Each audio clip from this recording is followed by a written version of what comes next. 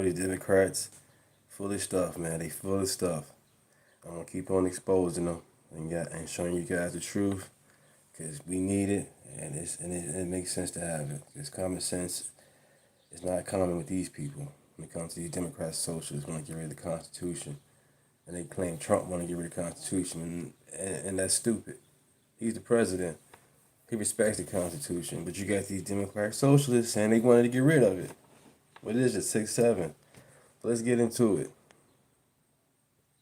Where are you on the question of whether or not DSA members or DSA adjacent candidates affect the broader ticket, affect the party? Look, they're going to be part of our coalition. We already have DSA members in Congress. I work quite well with them. In the end, we're going to be a big tent in the Democratic Party. And what people want right now in these primaries, you're seeing it across the country, is they want change. They want fighters. They want someone who will stand up. So some of these races have been less about ideology, more about style as well, and making sure you have someone who's going to fight rather than someone who will continue the status quo. Boy. So, we got to talk about and react to yet again another fiery Fox News interview featuring one of these far-left socialist lunatics who, for whatever reason, thinks it's a good idea to go on Fox News, which, by the way, I got to give them credit for, right? They're taking their cuckoo for Cocoa Puffs ideas to Fox News, right, to an adversarial platform. But I don't know. I don't think this is working out the way that they believe, because to me, it's like you're not sounding more reasonable, right? When you go on Fox News and you talk about this stuff, you're sounding more and more and more insane, to be honest with you, right? Yeah. Like the one socialist lunatic who claimed that we should cancel Thanksgiving. Do you still believe that Thanksgiving should be canceled? I'm a chef. And one of the first meals that I made that was for the community when I was 16 was a Thanksgiving meal. Thanksgiving is also a time that's incredibly painful for many people in our communities. And so I think I wanted to make sure that people understood that there are multiple views, but Nobody lived out back then. Nobody's in the past. We live in 2026. Thanksgiving is great. Who's depressed about Thanksgiving? Wow. Can evolve. My favorite holiday is Thanksgiving. Because I love it. Yep. I don't want to cancel it. I actually love it. What up? Actually, it's kind of in-laws and family members and their in-laws, and it's a big event. You know, I'm gonna be real. I'm kind of a curmudgeon when it comes to holidays in general. But right now, what we want to get serious about is making sure that we deliver a Democratic trifecta for the majority, for Democrats. And it's exciting to see more and more people join our movement, get engaged, get organized, and get to work to make sure that we have Democrats in the majority in the legislature and the executive this year. Right, that one. Yeah, I mean, saying stuff like that to a Fox News audience, I don't think that's winning over conservatives. I don't think that's winning over Trump supporters. I don't think that's winning over moderates, right? I don't think that's winning over anybody that's sane in this country, okay? So with that being said, this is Chris Rabb, who is from Pennsylvania. He is running for Congress. He's a Democrat nominee in his district, and he tried to take on Sean Hannity. And let's just say this didn't go too well. Anyway, Democratic nominee for Pennsylvania's 3rd Congressional District, Chris Rabb, joins us now. Chris, appreciate you coming. Well, let me just go through the DSA. Scott. My name is not Scott. My name is Sean, but that's okay. Apologies. Let's go. No worries. No worries. Let's go through the DSA beliefs. Yes or no? You want to eliminate the U.S. Senate? That's not really what I ran on. That's the DSA national platform. What's up, Chad? How you guys doing? This is crazy. Everybody was protesting that Trump don't respect the Constitution. Trump wants to be a king. He's a dictator. And you got this DSA people telling you they want to get rid of the Constitution. They want to get rid of the Constitution, but you guys mad at Trump. And Trump telling you guys these people is a piece of stuffing. They ain't no good for us. Now they in a panic mode. Now they losing their positions. They've been in their positions for damn near, for 10 years alone. Now they're getting kicked out for stupid people because they went so far left with it. Now they in panic mode. You can't blame Trump for this. But they'll find a way to blame Trump, though. And that's the crazy thing. They'll find a way to blame Trump. You guys voted for this insanity. Michael Rappaport in New York, you know what I'm saying? He had TDS. Even him is like, oh shit, you know, Trump is right. But Donnie's a goofy. Get this guy up out of here. Don't vote this guy in. They voted him in. So now he's trying his best to keep on pushing it out there. Hey, Madonna is bogus. You know what I'm saying? Now everybody's starting to see it. You know, I guess you got to do dumb stuff, you know what I'm saying, and to learn. You know, they say a hard head makes a soft behind. Now they learning.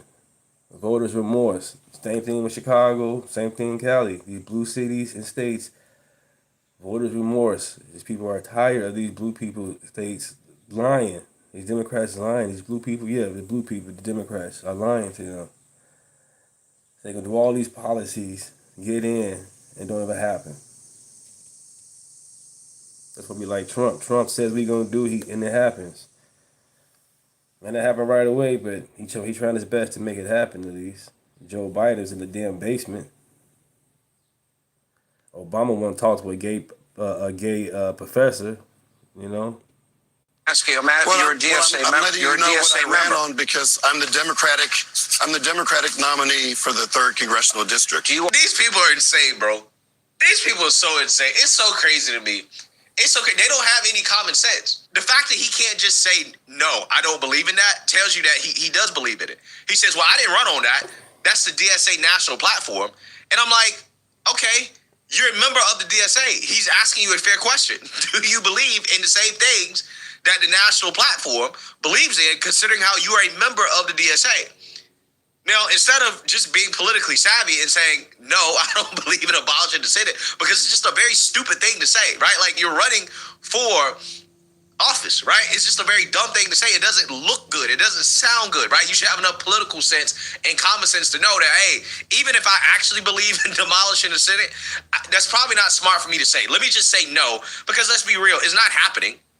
But again, these people, right, they're so radical that they can't even just flat out just say no. I don't believe in that, because they do believe in it, right? So believe these people when they tell you what they believe in, right? They believe in abolishing the Senate. They believe in all the radical lunacy policies coming from the DSA. This is why he tried to deflect to, well, I didn't run on that. Well, it doesn't matter if you ran on that. The question is whether or not you believe the organization that you are a part of, right? Your political organization, your political affiliation. That's a totally fair question. Do you want amnesty? Sir, I'm asking you quick questions, then we'll give you time. Do you want amnesty for illegals and to abolish borders? What are illegals? Illegal immigrants, people that didn't respect our laws, borders, and sovereignty, entered the country without permission. Illegally. I don't What up, accept the premise of that question. There are folks who have documentation, but these are not criminal acts. Excuse me. If you enter our country illegally, by definition, that is a criminal act. Do you want to abolish ICE? Absolutely, and dismantle the immigrant concentration camps. Do you want to defund the Department of War? We need to radically reduce how much money we're spending with the Pentagon. Absolutely. Our war budget is radically larger than every other country combined. Do you want to end all deportations? Do I want to end all deportations? We want to make sure that there's an immigration system that is fair, just, and efficient, and we don't have that system. There was a bipartisan bill that was moving towards that, but your he's using fake news to show a narrative, to show another side of it. Welcome to the chat. Enjoy the video. President tried to kill that in order to be president again. Now, notice how notice how this guy just can't give a simple yes or no answer to any question that is a potential political liability, right? In his mind, right? Notice how he can give a yes or no answer on abolishing ICE. Well, I want to abolish ICE and get rid of the concentration camps, right?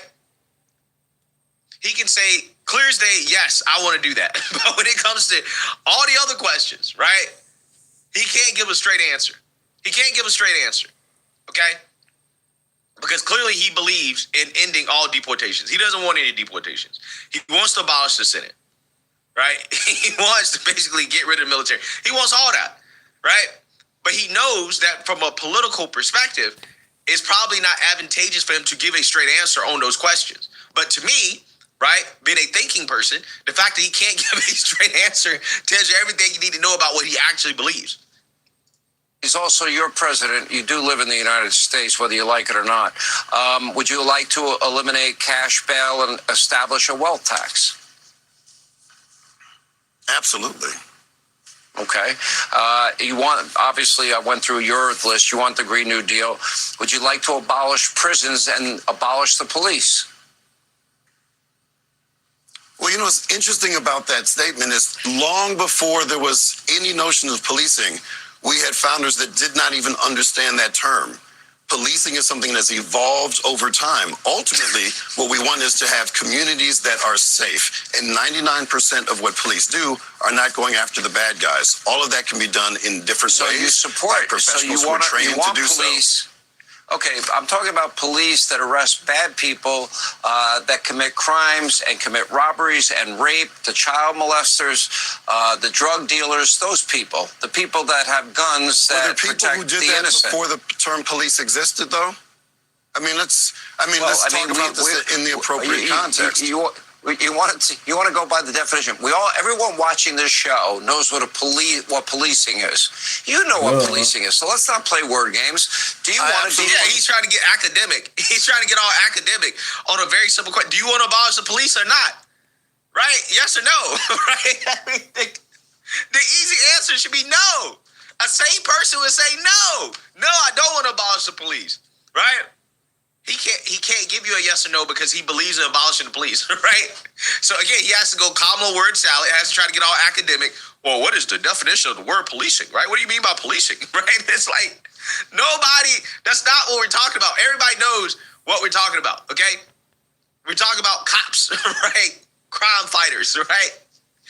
Again, he wants to get rid of it. These people are radical as hell. Believe them. I'm a state lawmaker who's represented 70,000 people for 10 years. No, do you want them safe and secure? What my point is, you do recognize there are murderers, rapists, child molesters, drug dealers, bad people in this world. Do you want to have people that are hired to arrest them? We need to keep our communities safe, and there are ways of doing that. Do you want the term police ever existed? Then how, if you don't have police, how would you protect the people in your district? State troopers, can they be armed in your view? USA, baby.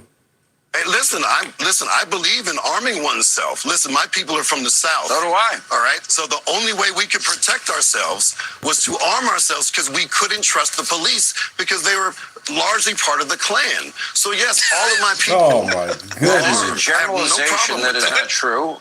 What is this guy talking about, bro? Right. Seriously, what is this dude talking about? I mean, this is embarrassing. These people are winning elections. I mean, like, seriously, as the average voter, how do you listen to somebody like this who can't even give you a straight answer on whether or not he wants to abolish the police or prisons? How do you listen to somebody like this and say, yeah, I want him to represent me? Right? He knows what he's doing. A much better day today. But he can't give you a straight answer on anything. It's crazy to me. It's absolutely insane. Let me ask you this. Universal basic income, the Green New Deal that you support, federal jobs, you want a guaranteed federal job, guaranteed income, guaranteed housing, guaranteed child care, government's grocery stores, no more oil and gas, etc. So my question for you is, we spend more per capita on education per child than any industrialized country, and we have the worst results. That's government run, government schools. Damn. We adopted Obamacare. The promise was keep your doctor, keep your plan. Average family saves $2,500 a year.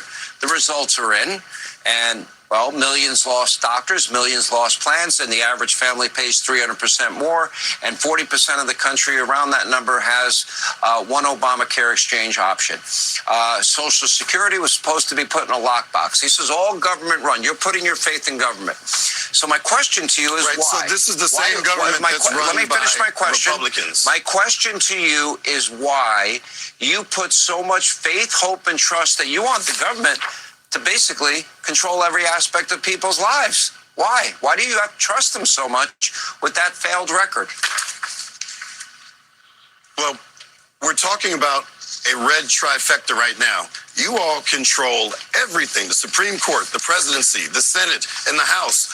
Where are your solutions? Elections. Why are we not doing so well? Well, we just had... Well, I mean, Democrats are blocking most of the solutions, right? To be honest with you, in the Senate, okay, they're filibustering, which, you know, I'm pretty sure this guy would support abolishing if Democrats were in power. But yeah, I mean, for the most part, everything that we try to do gets blocked by Democrats. So, I mean, this idea that we necessarily control everything is just kind of silly because, we don't, right? I mean, Democrats clearly have the ability to block what we're doing in the Senate, but again, that is kind of inconvenient to the narrative here that, Republicans are responsible for everything when, again, it's not like Democrats are willing to get on board with anything that the Trump administration is trying to do. 4 years of Biden and wide open borders and a president that didn't know what day of the week it was. So, I mean, I think we're doing a lot better off. Let me ask you, if I can, a last question. You're trying to talk so about the top 10% of Americans pay 50 to 60% of our tax bill. The top 20% pay nearly 100. The bottom 50% of wage earners pay 1 to 2% of the total income tax bill. Now, to me, that's redistribution. How much of every dollar that any American makes should they be allowed to keep without you and your fellow DSA members taking it? Let's just go back to the Reagan era. Oh my gosh, stay out the past. The Reagan era was he dropped the top That's the margin problem. rate. Okay. Democrats, socialists, Democrats, whatever you want to call it, these people, they stay in the past, man. Reagan was a good president. We give you that, okay. But see, here's the trick part. Sean Haney finna get his ass caught up. Watch this. Don't be quiet. Okay, well, he dropped the top marginal rate from 70 to 28%. You want 28%? You'd be okay with that? What I'm saying is there was a time under Democratic and Republican presidencies where the tax rate on the wealthiest Americans was much higher than it is now. Okay. And Reagan I think we should go back to that. Let me help educate you because I know a lot about Reagan. Like yourself and billionaires Let me educate to pay their fair share. Because I'm old school. I pay way more than my fair share. Trust me. The bottom 50% of wage earners pay 1 to 2% of the tax bill. But Reagan dropped the top marginal rate from 70 to 28%. It created 20 million new jobs, the longest period of peacetime economic growth in history. If you want to adopt Reaganomics, I don't know. I might consider your candidacy if you get rid of this other nonsense that you believe. That's I'm glad you found this humorous. Listen, I'm glad you're applauding Reagan. I feel like I've made progress with you today. Listen, 70 to 28% is probably things that we agree.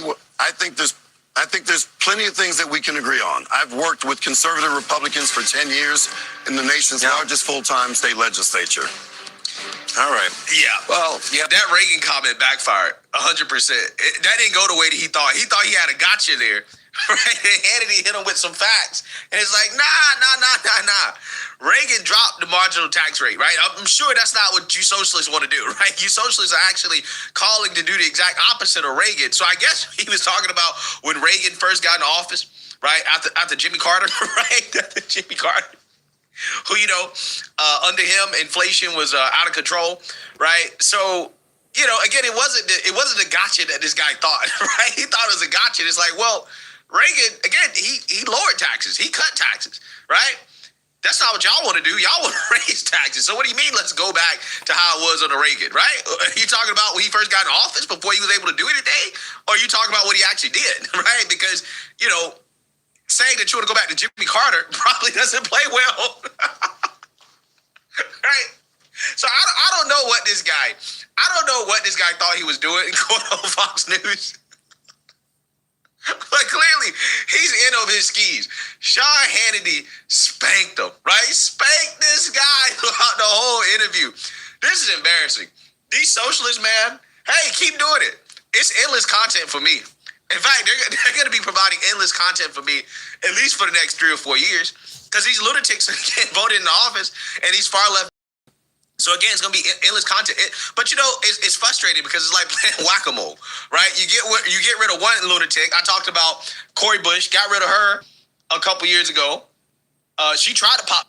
There's a lot less business. There are people who steal things. It's one of more than 15,000 storefronts standing empty across the city. Many of them have remained vacant for almost a year. Well, that checks out. The mayor's been in for almost a year, and we got a big problem of empty stores on our hands. And now the question is, what's the mayor doing about it? Well, he's doing something, but it won't help as the Mom Donnie machine is set to open city-run grocery stores with prices 30% less than what legitimate businesses offer while continuing New York's legacy of decriminalization, which means the thugs destroying these stores will continue fearing nothing.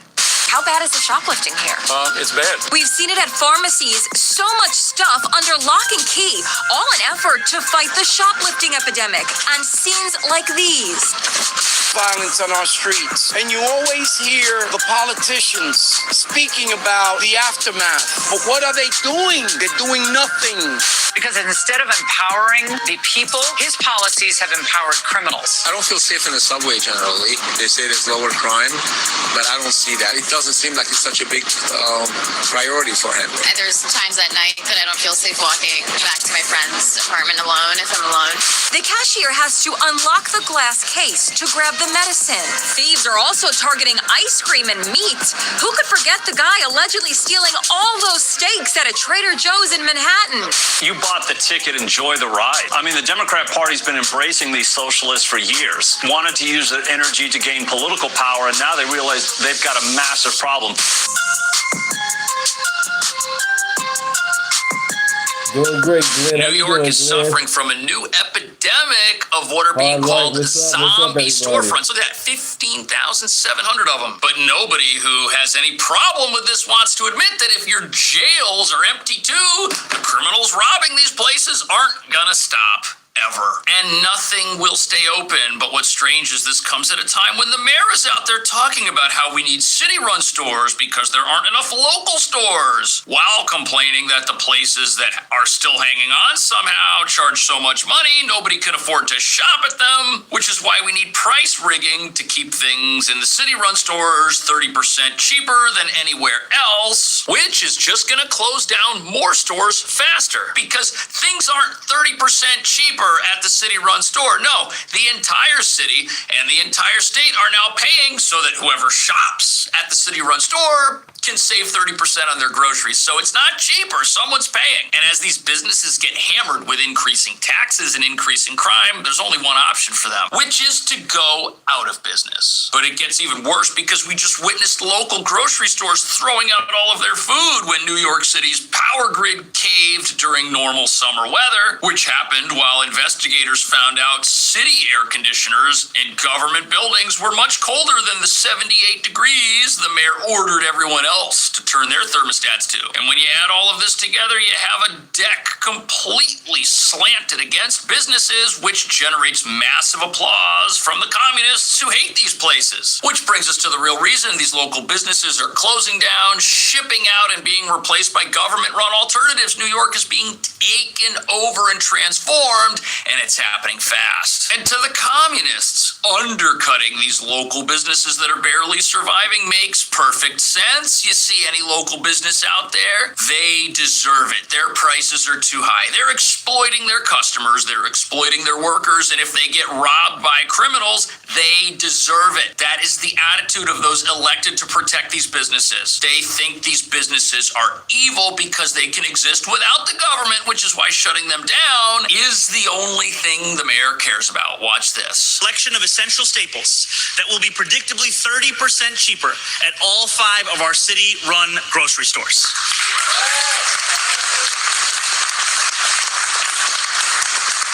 This core set of goods will include all fresh produce, meat, and seafood, along with 20 other essential items like cheese, milk, and bread. So here we have an announcement. Prices go down in the city-run grocery store, but all year we've had other announcements of how taxes are just going up and up and up, which means everybody else is paying for this, and that includes the very business owners that now have to compete with this and can't. Who can compete with 30% off constantly? Nobody. But then there's the crime. Check this out. Then they all have something to say, right?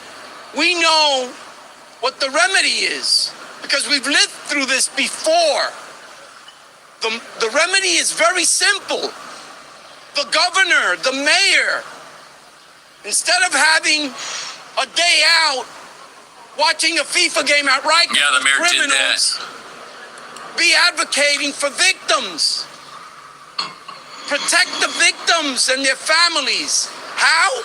Anyone that gets caught with an illegal gun in New York City should face a mandatory 3 to 5 years, the way Pataki had it years ago. So while the mayor is out there worried about who is going to get to buy his free groceries first, local business owners are worried that criminals, who are some of the hardest criminals anywhere in the country, are going to come into their stores and do whatever they want, which is what they've been doing. And they're worried that there aren't enough consequences. And they're worried that we have a revolving door justice system that cycles people through and doesn't teach them that what they've done is wrong and has a consequence, but instead gives them unlimited second chances that they just use to get better at committing crime. And when you add to that the fact that people who are under the age of 18 are not held responsible at all for criminal activity, you end up with a situation where by the time somebody graduates high school, they've had so many interactions with the police that they're now a professional criminal.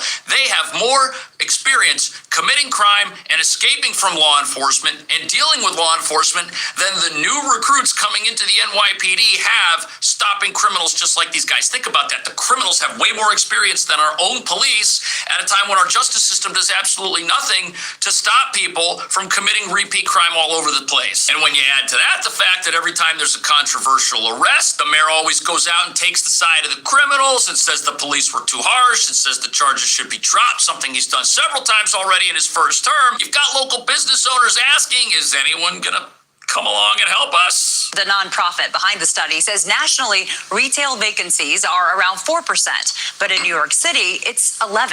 Wow, it's almost 3 times as bad. The real estate broker for this former all-you-can-eat hot pot business on Hester Street says the rent is $14,000 a month, down $500 from the prior tenant. It's been empty for 4 months, and the neighboring food store tells us through a translator, there's a lot less business. There are people who steal things. It's one of more than 15,000 storefronts standing empty across the city, according to Small Business United. The coalition of small business owners says many of them have remained vacant for almost a year. That's a crazy. New study from the group entitled Empty Storefronts, High Rents found over a 5-year period, the city's store vacancy rate increased nearly 30%. So the point of this report by this nonprofit is to make it look like you have these landlords who are just so greedy that they would rather have empty storefronts than thriving businesses. But the problem is, if you listen to the testimonies of these business owners, they'll tell us that there just isn't enough business and that there are criminals committing crime in front of these businesses. So if you're a landlord and this is your storefront right here at 69A Eldridge Street in the Lower East Side of Manhattan, which is a popular area with very expensive apartment rents, do you want a business open downstairs when you have apartments upstairs and that business is always getting robbed and that business just attracts criminals? Probably not. The city should be getting criminals off the streets, but they're not. The city should be improving these neighborhoods, but they're not. The city should be making sure that there's not crime being committed in front of where people live and where people are trying to work, but they're not doing that. But it gets worse. Watch. They dropped around 6%. Many of these storefronts initially become vacant in the first place because their previous tenants could not afford the new rent. I believe it. Stephanie Nelson is a real estate lawyer who works with commercial landlords. Commercial landlord owners are holding out because they know there is really no statute that governs what they can charge, unlike residential. The Real Estate Board of New York says it's a mistake to attribute retail turnover to rising asking rents. It says recent vacancies are tied to changing consumer habits. Right. This comes as state legislation was introduced earlier this year that would stabilize rent for small businesses. Okay. That would be a disaster. They've already frozen rents in the apartment market, and that's creating a lot of problems for people who are looking to rent a place because now there's nothing available and landlords are going broke. So if you're going to do that with these storefronts that are already empty, you're just going to create more problems. The real solution here is to put people in jail who commit crime, but nobody seems interested in doing that for some reason. Where there was respect for police officers, where they'd make an arrest and it would stick. Not make an arrest and minutes later the person is out because he couldn't afford bail. Yeah. Right? We're dealing with a very serious matter here that affects all the small businesses. When are they going to come out and say, if you get caught with an illegal gun in New York City, you're going to do 3 to 5 years mandatory? That's what we need. That's what New Yorkers need. But the problem is, the people running New York, they look at these business owners, and the last thing they care about is their stores getting robbed. The last thing they care about are criminals walking in the door and doing whatever they want. That is the last thing a bunch of college-educated communists care about, what's happening to actual working people, because they despise these working people. These bodega owners, they don't need them. Many of them make more money than people who are now hundreds of thousands of dollars in debt because they went to college and learned about communism. So you've got major resentment here between the elite ruling class that is setting itself up to take over New York and transform it and the people who actually make the city work. They look at these guys and they say, you know what? Their high prices, I don't care if they're the result of crime. I don't care if they're the result of landlords who are asking enough money to make sure they get tenants that can really afford to stay there and can afford to do more than they're supposed to do, which is just running a business. Oh, I don't care about that. I don't care if products cost more because we've got things like congestion pricing that jack up fees on the trucks that are delivering food to these places. I don't care if it costs them more to operate because every time there's a heat wave, they got to throw out all their food because the electricity goes out. They don't care about any of that stuff. In fact, what they do care about is transforming this place at all costs, which is why their policies empower criminals. Check this out. Because instead of empowering the people, his policies have empowered criminals. I don't feel safe in the subway generally. They say there's lower crime, but I don't see that. It doesn't seem like it's such a big priority for him. And there's times at night that I don't feel safe walking back to my friend's apartment alone if I'm alone. Yeah, this is a big disaster. New York is not a place where people feel safe. Now, we've been told for years that, the crime stats are dropping, and if people don't feel safe in New York, well, that's just all in their head. There must be something wrong with your thinking. You might have a prejudice or something that you need to get rid of in order to start feeling safe. But people know the reality of what happens. They know that there's no law enforcement mechanism that tells a criminal in this place to be on their best behavior and change their ways. Therefore, the criminals don't. And now average people are suffering with the results of that because they don't feel safe walking to their friend's apartment. They don't feel safe taking the train to go to work. And the idea that these criminals don't prey on businesses, that's ludicrous. Right now, the subways and all of the areas of the train that have stores, those are all shut down. The MTA cannot make money with the subway infrastructure that they have. Why? Because there's criminals everywhere. There's criminals below ground, there's criminals above ground, and as you're about to see, in areas where crime is highly concentrated, businesses can't survive at all, which is not only what we're seeing up on the streets, but also somewhere else. Look at this. Would you buy food and drink from one of these vending machines down in the subway? Have you seen them? They're new. Maybe what's that, Grandma's? Yeah, see, that was good. Look at this thing. It's brand new. Do they actually work? It works. They don't think it works. Because nothing down there works. I love this. Crazy, right? I need this in every train station. This is on the F line at 2nd Avenue. The F at 2nd Avenue. She's getting water. Oh my gosh. Back in the day, the little newsstand stores were in almost 300 train stations. That was in the 80s. Now there are just a few dozen. Yeah, and you know why that is? These places, they try to exist in the subway. They were trying But guess what started happening? The criminals figured out that they could do whatever they want to these places. And this is a major issue. Crime happening at these little stores, it kicked them all out. It shut them all down because crime is worse underground. There is more lawlessness down here than there is up on the streets. These places got hit the hardest first, and they were the first small businesses to close, and nobody cried for them. So now we get vending machines. And listen to what the MTA says about this. We love the old school news.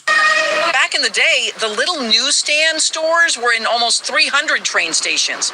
That was in the 80s. Now there are just a few dozen. We love the old school newsstands. The economics of the old school newsstands eroded during COVID, and most of them didn't want to come back. I started punching in different options. It looks like the food runs around $3 a piece. The most expensive drink is $4.50. That's for the protein drink.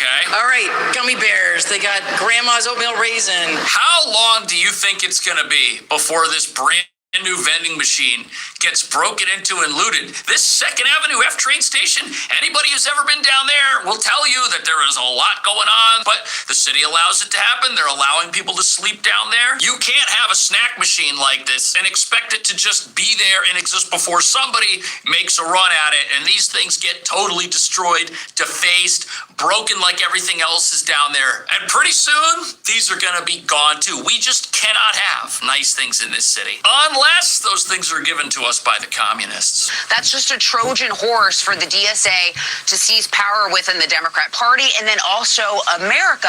You can look at the DSA's own survey from 2021. 80% have degrees. Most are white-collar workers. Only 4% have blue-collar jobs. And then you look at the real platform, that's what really tells the story about what they want to do. And what they want to do is destroy America by stealing from us the things that we have earned, by abolishing private property, destroying the things that keep us safe, like the police or prisons or wanting open borders. And what do you think these businesses have a problem with? They have a problem with all of the things she just mentioned. The socialists are allowing this to happen because they look at these private businesses that are making a profit and they say that's wrong. Shouldn't happen. The only way there's profit in a capitalist system is if somebody's being exploited. They reject the idea that capitalism lifts people out of poverty and creates jobs for people, something the government can't do. What the government can do is come in and shut these places down by spending all the money that they're supposed to spend on police, on city-run grocery stores that are just going to put these things out of business faster. They do not care about the plight of the people who make this city work and work hard every single day without them. You bought the ticket, enjoy the ride. I mean, the Democrat Party's been embracing these socialists for years, brought them in, wanted to use their energy to gain political power, and now they realize they've got a massive problem. First of all, the far left is never going to be content with not having full power inside the Democrat Party. So moderates and the establishment are starting to realize we're next on their list. They're going to take us out as well. They welcome the Viper into their embrace, and the Viper's going to take them out. And the other thing, too, is they realize this is not going to be a winning campaign. Well, it is going to be a winning campaign if your goal is to solidify power. If your goal is, you know what, I'm okay with losing on a national level if I can get myself a stronghold, if I can get myself a New York City and bring communism to New York City and totally take that place over, because from there it's only a matter of time before the virus spreads. And that's a very shrewd point. These pro-business Democrats, if there ever even is such a thing, because remember, it's the pro-business Democrats and progressives that decriminalized everything and brought us the communism we have today and brought us all these empty storefronts that are now never going to reopen and are just going to compound as communists come in and say, well, we see these empty stores, capitalism's not working, time for something else. These are the people that brought us this. And now the problem for them is they really can't backtrack. Their policies got us here. They can't go join Trump because they've already said Trump is unacceptable. They've already said America as founded is unacceptable, which means they have to embrace communism. That's why you have people like Governor Newsom over there in California who's looking at these communists and who says, you know what, I better get on board with this. I better get in favor of a billionaire's tax. Democrats. America, I'm so sorry. apologize. America, I'm so sorry. I apologize. I take full responsibility. I am partly responsible for what's happening in America, for what's happening in Dearborn, happening in New York City. We left Iran. We left Islamic Republic for exactly this reason, because radical terrorists took over the country and are literally raping, torturing, and executing innocent people right now as we speak for the past 47 years. And I thought by voting Democrat, liberals, every single year, every single time there was an election, that meant we are going to make America, keep America great. We're going to definitely not negotiate with terrorism. That's exactly what the left media made me believe. And I'm here to say I apologize. I was brainwashed this whole time. It took me over 20 years to realize that Democrats and liberals are the reason this country is the way it is. They're the ones that are okay with the American flag being burned in New York City, that the American flag is okay to be burned. It's part of democracy. It's the most anti-American thing to do. And wishing death upon America is the most anti-American thing you can do. It has nothing to do with democracy. And I'm here to apologize and let my husband know that he was right. He was Rura. I'm gonna let my husband know that he was Rura. I don't know why it's so hard to say this. I am here to announce that my husband was Rura. It's very painful. I'm here to announce that my husband was right. Oh, that took everything I had. That he was right about everything. That Republicans are the ones that are gonna help make America great again. I also believed that make America great again meant make America white again. That's because the left media wanted me to believe that. I am here to announce I'm sorry, and I will be part of the group that will make America great again. And I will proudly vote Republican from now on.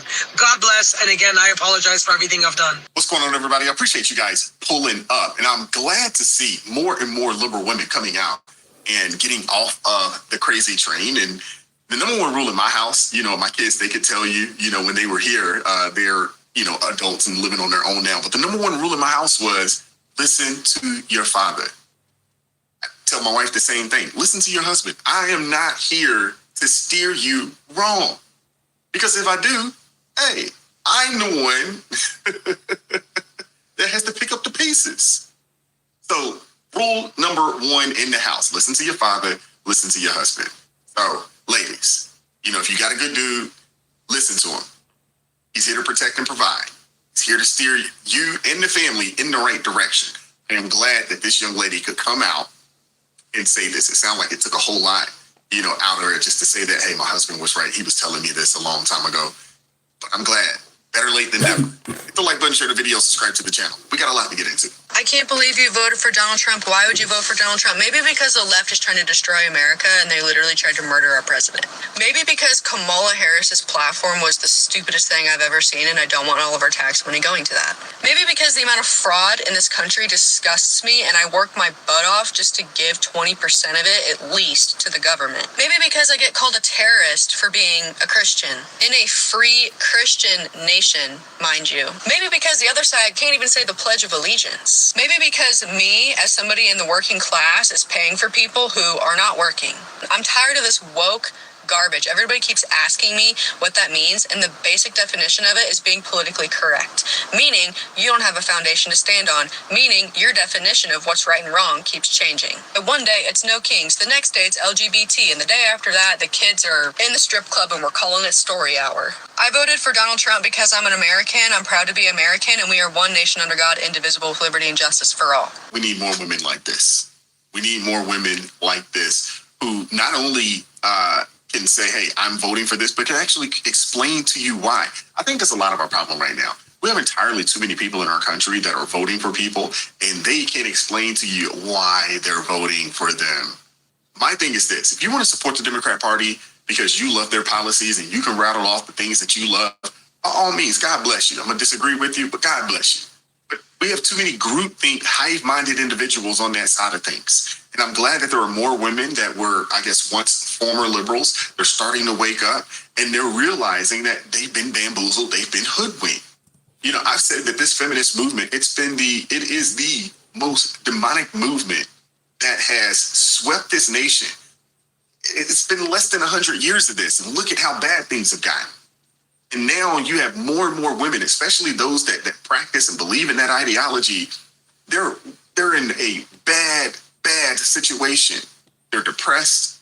They're anxious. They're suffering from all types of anxiety or all types of medication. Mental health issues are through the roof. It is a mess. It is a mess, out there. We need more and more women, man. Get off that daggone Democratic plantation, man. Get off that feminist plantation. It's not helping you. Honestly, I don't think it was ever meant to serve you. I'm going to be voting for you. I've been a lifelong Democrat, and I'm 72 years old, 72-year-old white male. And I've been a Democrat my whole life. This past primary in Ohio, I went and asked for the Republican ballot, which makes me a Republican now. There's many reasons for that, but if I could just be philosophical for just a minute, and thank you again for taking my call.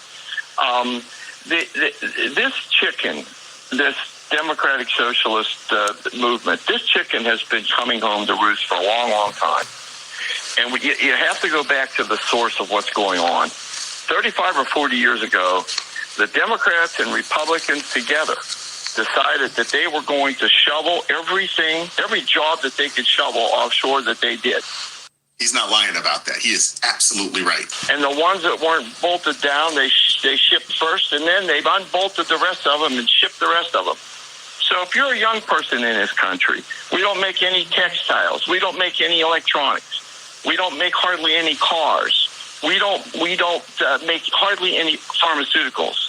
And so you've got a lot of young people who are seeing this wage gap. And by the way, I'm a Republican, and you're seeing this income gap. And so essentially, they're fair game for this movement. They see this movement as an opportunity, if not to gain back some credibility or some life, a better life. They look at it as a way to burn the system down. Okay. And Jeffrey there in Kent, Ohio, Republican. He was cooking. He's absolutely right, though. I didn't hear a lie. Did you hear a lie? And Manu. Thank you. Is the rise of the DSA good for your party? Look, we are a big tent party.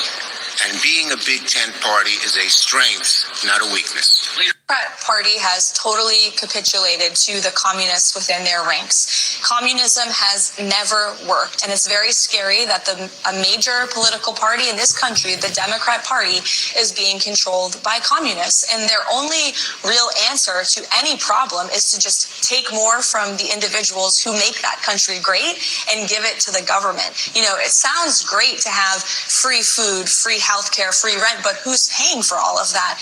We are. You will be. It's easy to sell, but it doesn't work. And I think, unfortunately, so many people in this country are falling for it because of our liberal, biased education system. We live in the best country in the history of the world. That's what our children should be taught. That's why so many people from all over this world are dying to come here, literally traveling from all over the world because they believe in the promise of the American dream that was built on capitalism, on the free market, on small business enterprise, and all of that will go away if we turn into a communist state. History tells us so.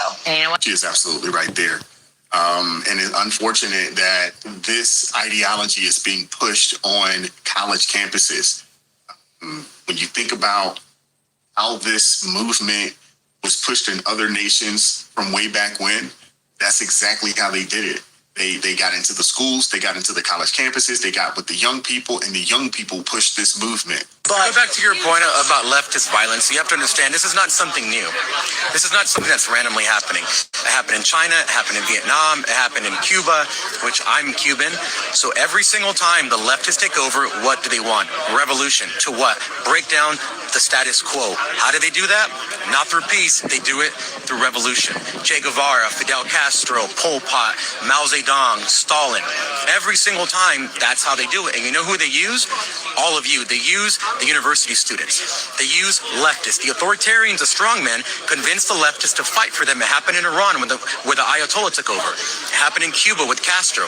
They get the leftists to disrupt and cause destabilization. Once they take power, they get rid of all of the leftists that helped them get in power. Mao Zedong created the Red Guard. When he got in power, he said, all universities canceled. I want you to get my book. It's called The Little Red Book. Put it in your pocket and go around. And if any teacher has spoken out against me, I want you to tell the communist commissar we're going to arrest him and kill them. They did that. The army didn't step in. They allowed the the protesters and the revolutionaries to do what they want. You know what Mao did after he got power? He said, I don't need any more destabilization. He sent them out into the fields to work, and 9 million of them died. That's what he's done. The Shah did it, the same thing to the leftists. The leftists are always, we call them the useful idiots. Not all of them, but the ones who are revolutionary. They are used to destabilize, to go after the young people in universities every single time, hundreds and hundreds of years. This is the same thing happening over again. This is not new. What you're experiencing is not new. It's just new to you. It's new to our age. Yeah. There is nothing new under the sun. This is the same playbook, the same exact playbook. These people have been playing a 100-year game in the United States of America, and they've been playing it while most of us are asleep. Most of us have been asleep at the wheel. And now look at them. They've seized power in cities. They're trying to get states, as meaning become governors, because each state has a certain amount of autonomy, right? Each state has states' rights.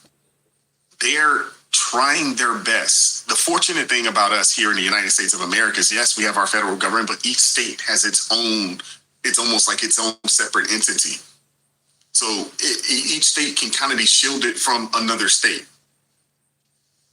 But nothing, the game plan is the same. Nothing's new here. The only difference is the only thing that's different is the people. These young people who hadn't been taught much, they hadn't really been educated, they won't pick up a book and read, the history of socialism, the history of communism. So they're easily duped. And when you send your kids off to these indoctrination camps, when their frontal cortex hasn't been fully developed, so they can actually challenge, these statements and this ideology from these professors that are being used. And then they come home back to you and they're telling you how great this socialism and all this other kind of stuff is. Those will be the people. It will be the young people that will be turning you in to the government.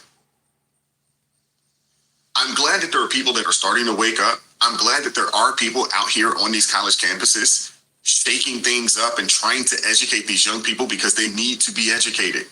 There's no such thing as a free lunch out here. There's no such thing. Somebody will pay for it.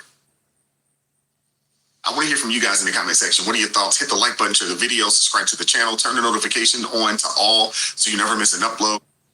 Democrat nomination for Senate, defeating Haley Stevens, it came in at a razor-thin margin. That might have caused some sense of humility for a winner, but not every winner. As bitter and as divisive and as cynical as the campaign against us might have been, I want us to realize that there is so much more that unites us now. Because the campaign that Mike Rogers and Donald Trump and their GOP MAGA allies are launching is already more bitter. They think that you want to use my whole name against me. Mike, listen, man, if you can't say the name, it's Abdurrahman, keep the name out your damn mouth. Classy. While that might have been fighting words for Republicans, you heard there at the beginning a call for unity among Democrats. That, though, is not a view that is equally shared by his campaign running buddy, Hassan Piker. Everyone being like, Abdullah's a ton of work to do mending bridges. Here's the take nuke for you, okay? You are all unbelievably Islamophobic pieces of okay? You literally called the dude a terrorist for months on end. Working with us. We don't want the next administration, whoever, God forbid, you're going to have President El Sayed in 3 years. We don't want him to undo all the incredible work that we've been doing when we've been taking out the fraudsters and saving the American people money. And if El Sayed wins, I will not vote Democrat. I'll switch over and I'll vote for a candidate with character, whoever that might be. I believe that Abdul will make a lot of headlines and lose in November. And we need a winner coming out of Michigan in November, and that's not Abdul. Boy. So, we got to continue our coverage of the most entertaining reality show on cable news. Yes, cable news is like a reality TV show to me, right? It's mainly entertainment, right? News for me is entertainment for the most part, right? I don't watch reality TV, okay? Because I consider politics to be my reality TV, right? Like actual real reality TV that unfortunately does have an effect on our lives, right? So that's why I feel like covering this, talking about it every single day, it never gets old to me because it's like, well, this is real life, right? This is real life stuff, okay? It's not low IQ content, right? Reality TV, which again, that's most of reality TV is low IQ content. You know, stuff like Love Island, which I've never watched, right? I've never watched an episode of that. But I hear people talk about stuff like that all the time, you know, and from what I have seen of it, again, I've never watched a full episode of like, why do people watch this, right? I'm like, I would rather watch, you know, something entertaining that actually, you know, affects my life, right? Even if it makes me mad and upset. But anyways, that's me going off on a diatribe that doesn't really have that much to do with what we're talking about here. But yeah, the Democrat Civil War, okay? You have socialist lunatics winning these primaries left and right. Okay, we've talked about this a lot. And what I've also talked about is the fact that these individuals, some of them are smart enough to understand that this isn't going to play well in general elections, right? Especially when you talk about swing states like Michigan, like Wisconsin, that are not far left states, right? They basically are more moderate states. Again, they're swing states. They can be center left, they can be center right, just depending on what's going on at the time, right, in the country, how things are going. And when you're running these far left lunatics, it's going to be really, really, really hard to win general election races against strong Republican candidates, right? And that is the situation Democrats are facing out in Michigan, specifically the Senate race, okay? Abdul El-Sayed, who's a socialist, right? Even though he's claiming that he's not a socialist, we're going to get into that. But he is facing Mike Rogers, the Republican GOP candidate, who almost beat Alyssa Slotkin last time he ran for Senate. So you had somebody who almost beat a moderate Democrat in a swing state, in a moderate state. Now he's running against a far-left lunatic who is trying to run away, desperately run away from the label of socialist, okay, because he knows that in the general election, that is not going to play well in a state like Michigan. Take a look. With the positions that you've had on Medicare for All or abolishing ICE or, you know, a billionaire's tax, what do you think that looks like in terms of going forward? You know, we've heard some people, Van Jones, saying there are some positions that you have that you have to moderate on. Is that your plan? Is that your takeaway from what the margin was last night? Or what does that look like over the next 90 days? Look, I think we've built a movement around the idea that we can get money out of politics, put money in pockets past Medicare for All. I think right now the question that people are asking is not where do you stand on the left-right spectrum on a series of issues that people talk about on CNN. I think the questions that people are asking is who's going to help me afford my housing? Who's going to help me afford my groceries? Who's going to make sure I can see a doctor if I get sick? I'm interested in answering those questions. I'm not a socialist, but I am a scientist. And so I like empirically driven answers to hard problems. I like to solve them. I'm not a socialist. I'm a scientist, right? I'm not a socialist. I'm a scientist. So what do we have here? We have an individual who walks like a socialist, talks like a socialist, but claims that he's a scientist, not a socialist. Fascinating, right? Very, very, very fascinating. Now, again, what is the reason why he's doing this? Well, he's doing this because he knows that that socialist label, that democratic socialist label is like poison, right? It is poison in a general election. Democrats know this, right? And this is why Democrat operatives are currently freaking out over El-Sayed and his campaign because no matter how much he tries to run away from the socialist label, he still has a bunch of socialists backing him. Tell us who Hassan Piker is, James. Oh, he's some guy that's got a podcast and he's out there campaigning with El-Sayed. He's going to his events.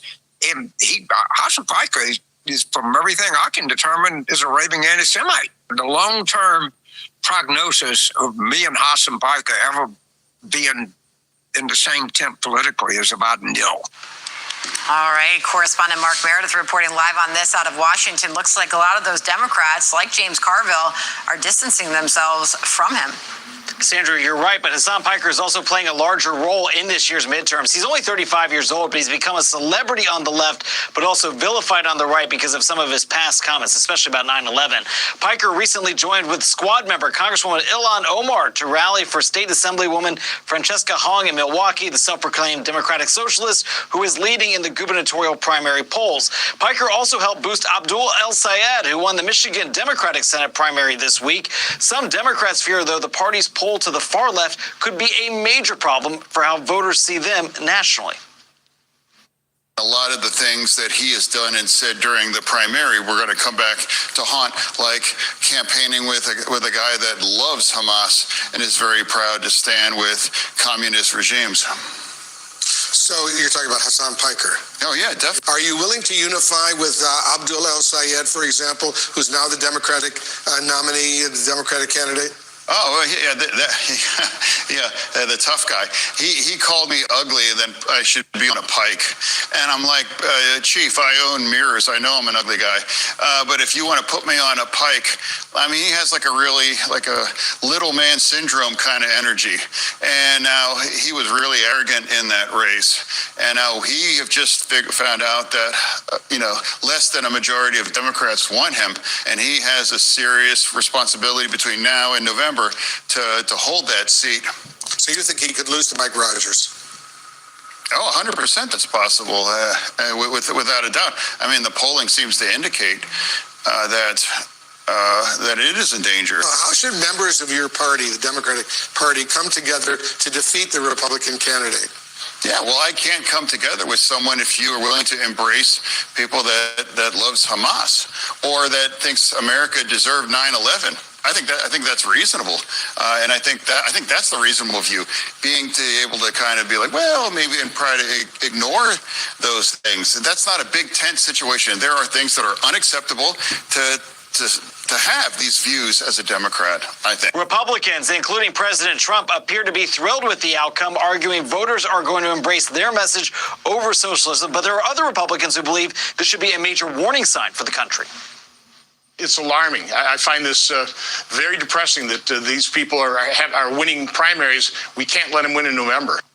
So Republicans are already ready to spend big on the anti-socialist message. But as you mentioned, the centrist group Third Way tells Fox it wants to spend $15 million to keep Democrats focused on mainstream issues. So we're going to see this collide happen here in real time. Yeah, again, the most entertaining reality TV show on cable news. By far, right? By far.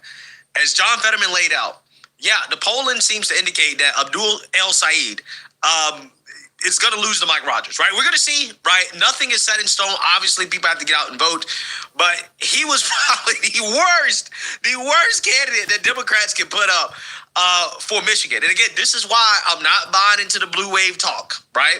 Not yet. I'm not buying into it because Democrats are going to lose winnable races because of these radicals that they've allowed to take for their party. And I'm here for it. I mean, I do agree. It's absolutely terrible for the country as a whole, right?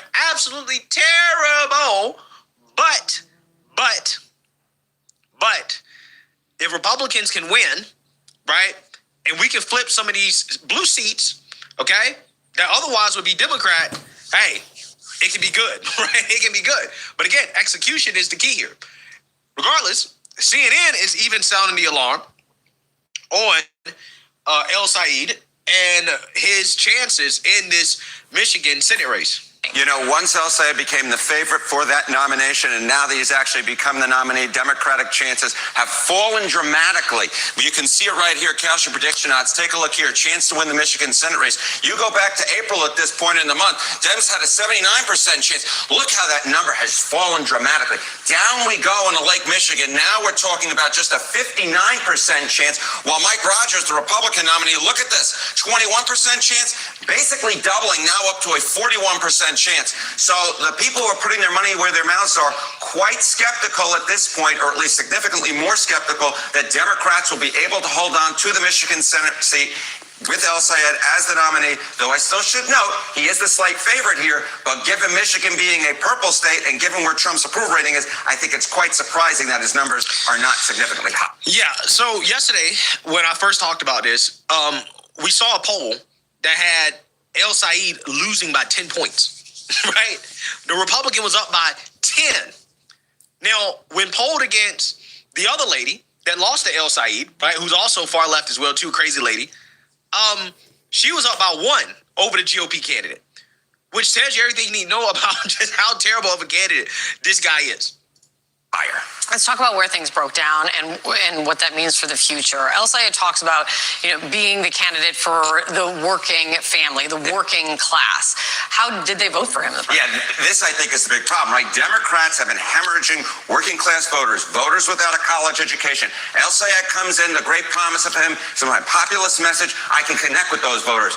Well, in the primary, it didn't happen. Take a look here. Okay, counties El Sayed won in the primary. 0 of 15. 0 of 15 with the lowest share of college degrees. Ergo, he did not win in those working class areas. Where he did win, he won 13 of the 15 counties with the highest share of college degrees. So you're thinking about Democrats. AKA the most brainwashed people, right? The most brainwashed individuals. I saw a chart. I saw some data about these people who are voting for these socialists. Apparently, they are overly educated, underpaid liberals, right?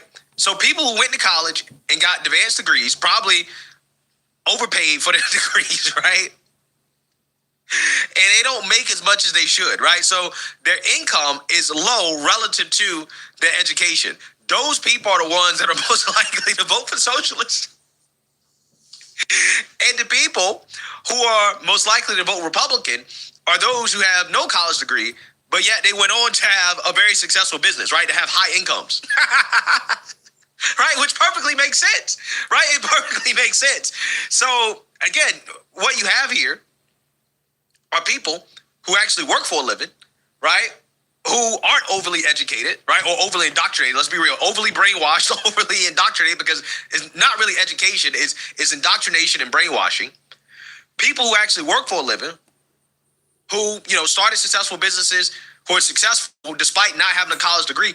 Yeah, these people, they didn't vote for El Sayed. They don't go socialist, right? They're like, no, we don't want socialism. We want to keep our money. The people who went and got college degrees, but don't make as much money as they believe they should be making, right, despite their education, those are the ones that are so pissed off with the billionaires and the millionaires and people who got more than them. I think it really says a lot, right, about the mindset, the psychology of the individuals voting for these socialists. And then they'll turn around and say, well, we were sold a scam, right? We were told to go to college and blah, blah, blah. Well, look, nobody told you to go pay $200,000 for a degree in underwater basket weaving, right? Nobody told you to do that. You did that. You made that decision. Now, I don't think that people should make that decision at such a young age, right? But a lot of these people, they'll make the dumb decision to go to college and to major in something stupid and overpay for it, and then they'll go back to school, right? And get more overly educated, right? More overly indoctrinated, more brainwashed with another useless degree. So you end up racking up hundreds of thousands in debt, and then they work in some lab or something, and they're not making that much money. They're making like $40,000, $50,000 a year, which, isn't super terrible depending on what part of the country you live in, but it's very terrible if you're $200,000, $300,000 in debt and you went to school for 8 years. And that's a lot of these people who are now voting for socialists. They're blaming everybody else for the bad decisions that they made, right? And they want people who actually work for a living, right, who earn everything they got and they were successful, they want those people to pay for it, to pay for their bad decisions. That's what a lot of this stuff comes down to. Democrats having real trouble amongst the working class. El Sayed support came dramatically from those areas. In fact, not where there is working class folks, but where there are highly educated folks, more from elite circles than from the working class circles. And I think there's real worries among Democrats. Will that transfer over to the general election and El Sayed continue to have the problems that prior Democrats have had with the working class? You think that's not the only worry the Democrats should have here? No. He's cooked, bro. Seriously, think about this. The whole socialist message is that, our policies are good for the working class. But again, when you think about people who actually can work for a living, right, they don't want to give up all their money to people who don't want to work, because that's what these socialists are pushing for. Because let's be honest, socialism isn't affordable without taxing the working class. Let's be real. It's not affordable. And that's my biggest thing about these con artists, because that's what they are. They want to sell this stuff as free. It's not free. None of the stuff that they talk about is free. It's all very expensive, right? It's not affordable without heavy taxation. Now, if they were honest and say, look, we want to provide all this stuff, but there's going to be heavy taxation on the middle class, I will look at it a little bit differently, right? I'll say, hey, I disagree, but at least you're being honest about what this is, right? You're not selling us something that is not, right? When they come out here and they say free healthcare, that's a scam because it's not free, right? It's not free at all, okay? So, you know, he got some problems. He got some real problems because I think actual working class people don't want what socialists are trying to sell folks. No, it's not the only worry because, I mean, the polling estimated El Sayed's primary margin by about 10 points. And I think there's a real question, will that happen in the general election again? Because the general election polling is quite tight. And what we know in Michigan is the candidate of the college degrees tend to be overestimated. Will that happen with El Sayed? Maybe, but I think it's just another worry in why this race has closed dramatically and the folks who are trying to handicap it. Yeah. So he underperformed in the primary. Right, he was supposed to win by 10. He was supposed to blow out his opponent. Couldn't do that. Now he's going into a general election where his Republican opponent, they're in a tight race, right? Depending on how you look at it, what polls you look at. Yeah. Democrats can't afford. They cannot afford to lose a seat that they already have, right? Like there's no blue wave if they lose Michigan, right? I am watching everything my ancestors built being shit on or destroyed. And you expect me to be like, oh, but the tribal behavior of third world immigrants is acceptable because they're traumatized? I don't care. Kick them out, send them back to their third world countries, give me back my money and my taxes. I really don't care. American taxpayers have an absolute right to know how much of their tax money is being spent to bring foreigners into America. And if you take a look at this, it's $200 billion plus per year in recent years has been spent of our tax money to bring in immigrants that nobody here actually wants. And how much is that per person? It looks like we are spending about $80,000 plus per person to be brought into America and be taken care of. A high-end public estimate is about $150 billion per year in annual burden for unauthorized immigration. This is money that we are all having to pay with taxes, with inflation that nobody wants. Send them all back. Now, I would assume those numbers came from the Biden and Kamala Harris administration because Uncle Trump is most certainly deporting all types of folks. So much so that Democrats are, continuously trying to fight this man in court, left, right, and center, because he is attempting to send so many people back home to their home countries. They even fought him over what was the recent one? The temporary protected status for the Haitians, right? They fought him over that. They are literally trying to fight him over every single one of these things. And so it's taken a lot longer than what we would have expected. But I mean, what can you do? When Democrats are literally fighting every single one in court, it's just naturally going to take longer than expected. But he is getting the job done, even with that being said. But, you got a lot of folks out here who are still waking up and realizing how terrible this Democrat Party truly is, and it is beautiful to see. And I got a couple of clips to show you highlighting that. So make sure you guys smack that like button, subscribe if you are new. Also go and subscribe to my second channel. It is called Extra Rich. That link is down below in the description box. Matter of fact, here, I'll just throw it up on the screen for you real quick. Bam! Extra Rich right there on your screen. Pause it if you need to. All right. Hope to see you guys over there, and let's hop into this, shall we? America, I'm so sorry. I apologize. I take full responsibility. I am partly responsible for what's happening in America, for what's happening in Dearborn, Michigan, for what's happening in New York City. We left Iran. We left Islamic Republic for exactly this reason, because radical terrorist Muslims took over the country and are literally killing, raping, torturing, and executing innocent people right now as we speak for the past 47 years. And I thought by voting Democrat, liberals, every single year, every single time there was an election, that meant we are going to make America, keep America great. We're going to definitely not negotiate with terrorism. That's exactly what the left media made me believe. And I'm here to say I apologize. I was brainwashed this whole time. It took me over 20 years to realize that Democrats and liberals are the reason this country is the way it is. They're the ones that are okay with the American flag being burned in New York City, that the American flag is okay to be burned. It's part of democracy. It's the most anti-American thing to do, and wishing death upon America is the most anti-American thing you can do. It has nothing to do with democracy. And I'm here to apologize and let my husband know that he was right. He was gotta let my husband know that he was I don't know why it's so hard to say this. I am here to announce that my husband was it's very painful. I'm here to announce that my husband was right. Oh, that took everything I had. That he was right about everything.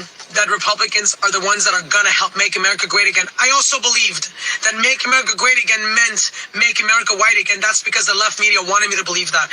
I am here to announce I'm sorry, and I will be part of the group that will make America great again. And I will proudly vote Republican from now on.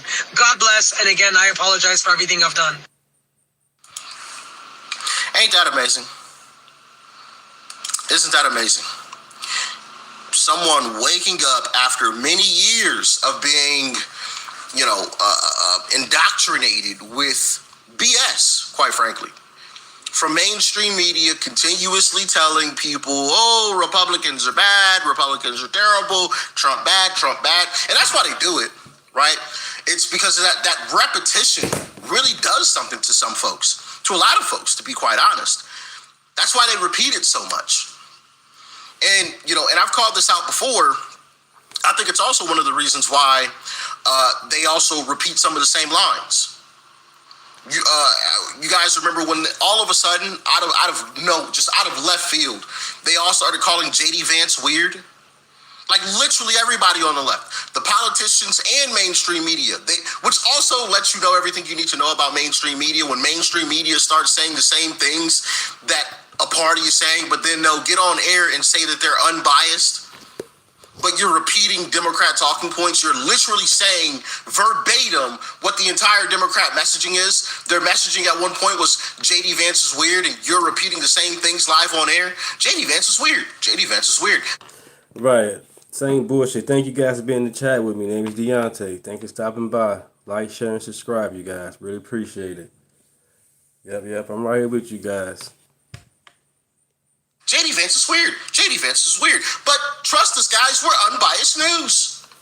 How does that even equate when you're literally saying the same thing that Democrat politicians are saying, And so I think there's a reason why they do that, and it's because it sticks with folks, right? When all they're hearing is Trump bad, Trump bad, Trump bad, Trump bad, Trump bad, well, then they start assuming that Trump is actually bad, But I'm thankful that there are some folks that are still waking up and realizing that that is not the truth. They're being lied to. All right?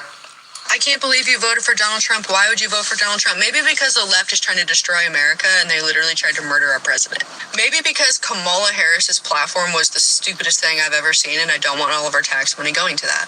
Maybe because the amount of fraud in this country disgusts me and I work my butt off just to give 20% of it at least to the government. Maybe because I get called a terrorist for being a Christian in a free Christian nation, mind you. Maybe because the other side can't even say the Pledge of Allegiance. Maybe because me, as somebody in the working class, is paying for people who are not working.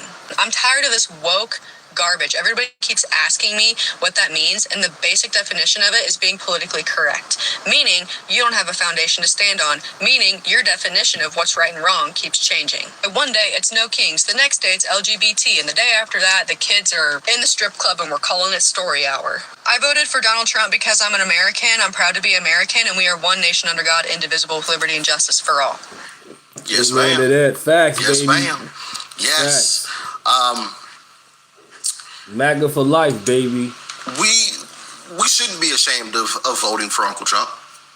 Not at all.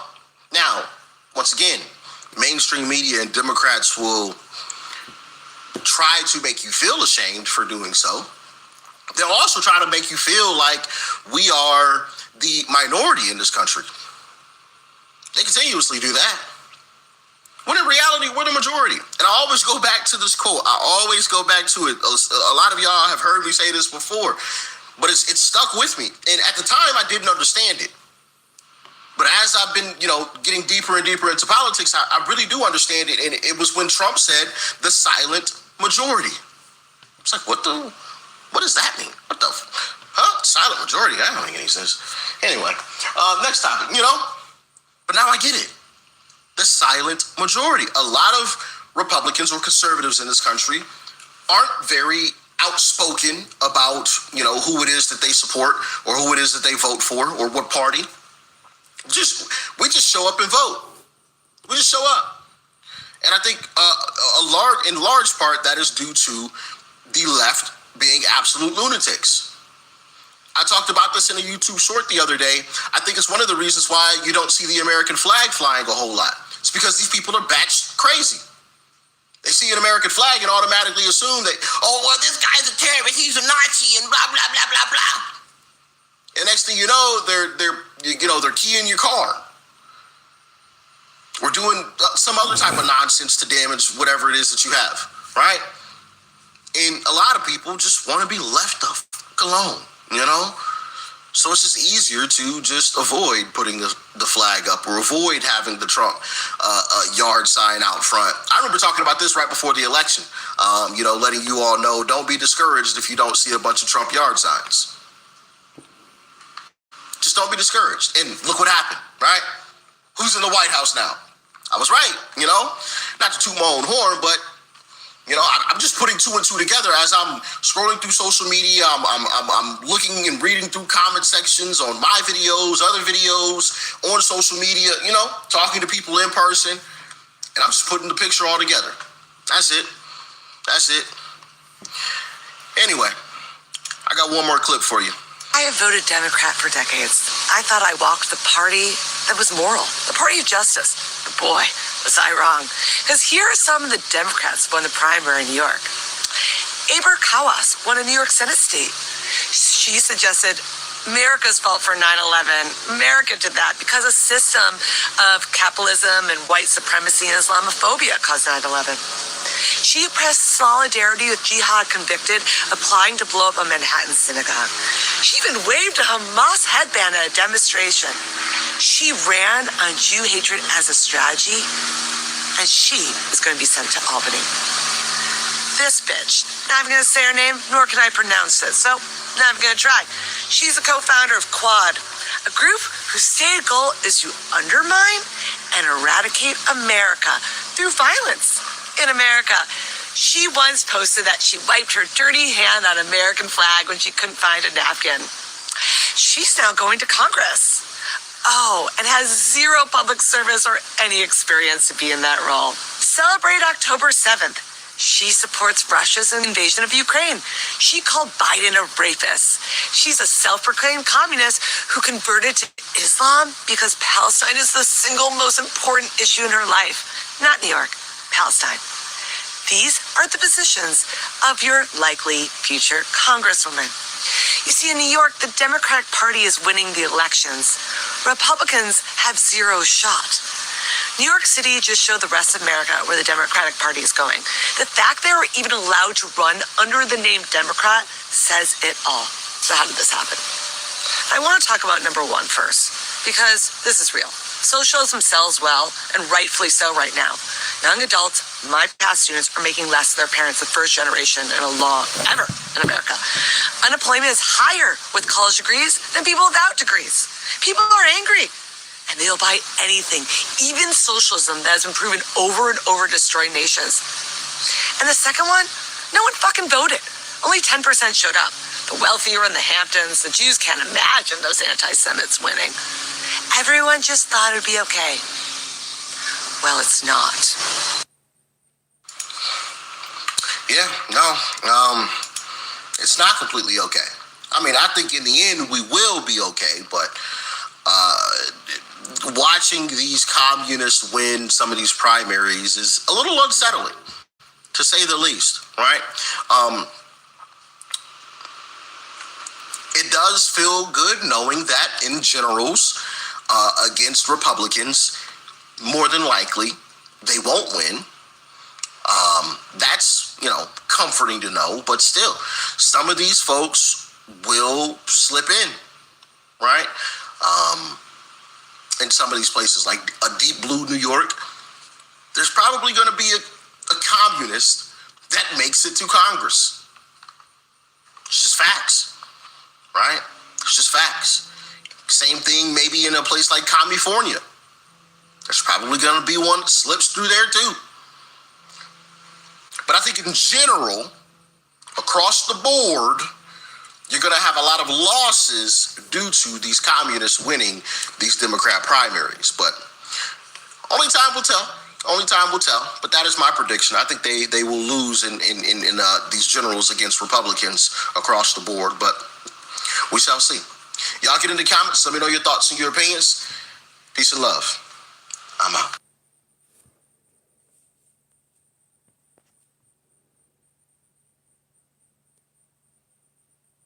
My guest is a former federal and state prosecutor, best-selling author, and now a senior legal analyst for CNN. He's here to break down the Senate panel's vote today to hold Dr. Anthony Fauci in contempt of Congress after his recent appearance before the Senate on the handling of the COVID-19 pandemic, where he invoked his Fifth Amendment rights over 100 times.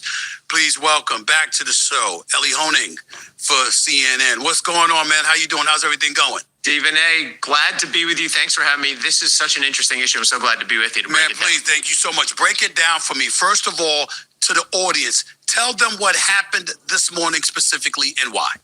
So Dr. Fauci has now been held in contempt of one Senate committee chaired by Senator Ron Paul.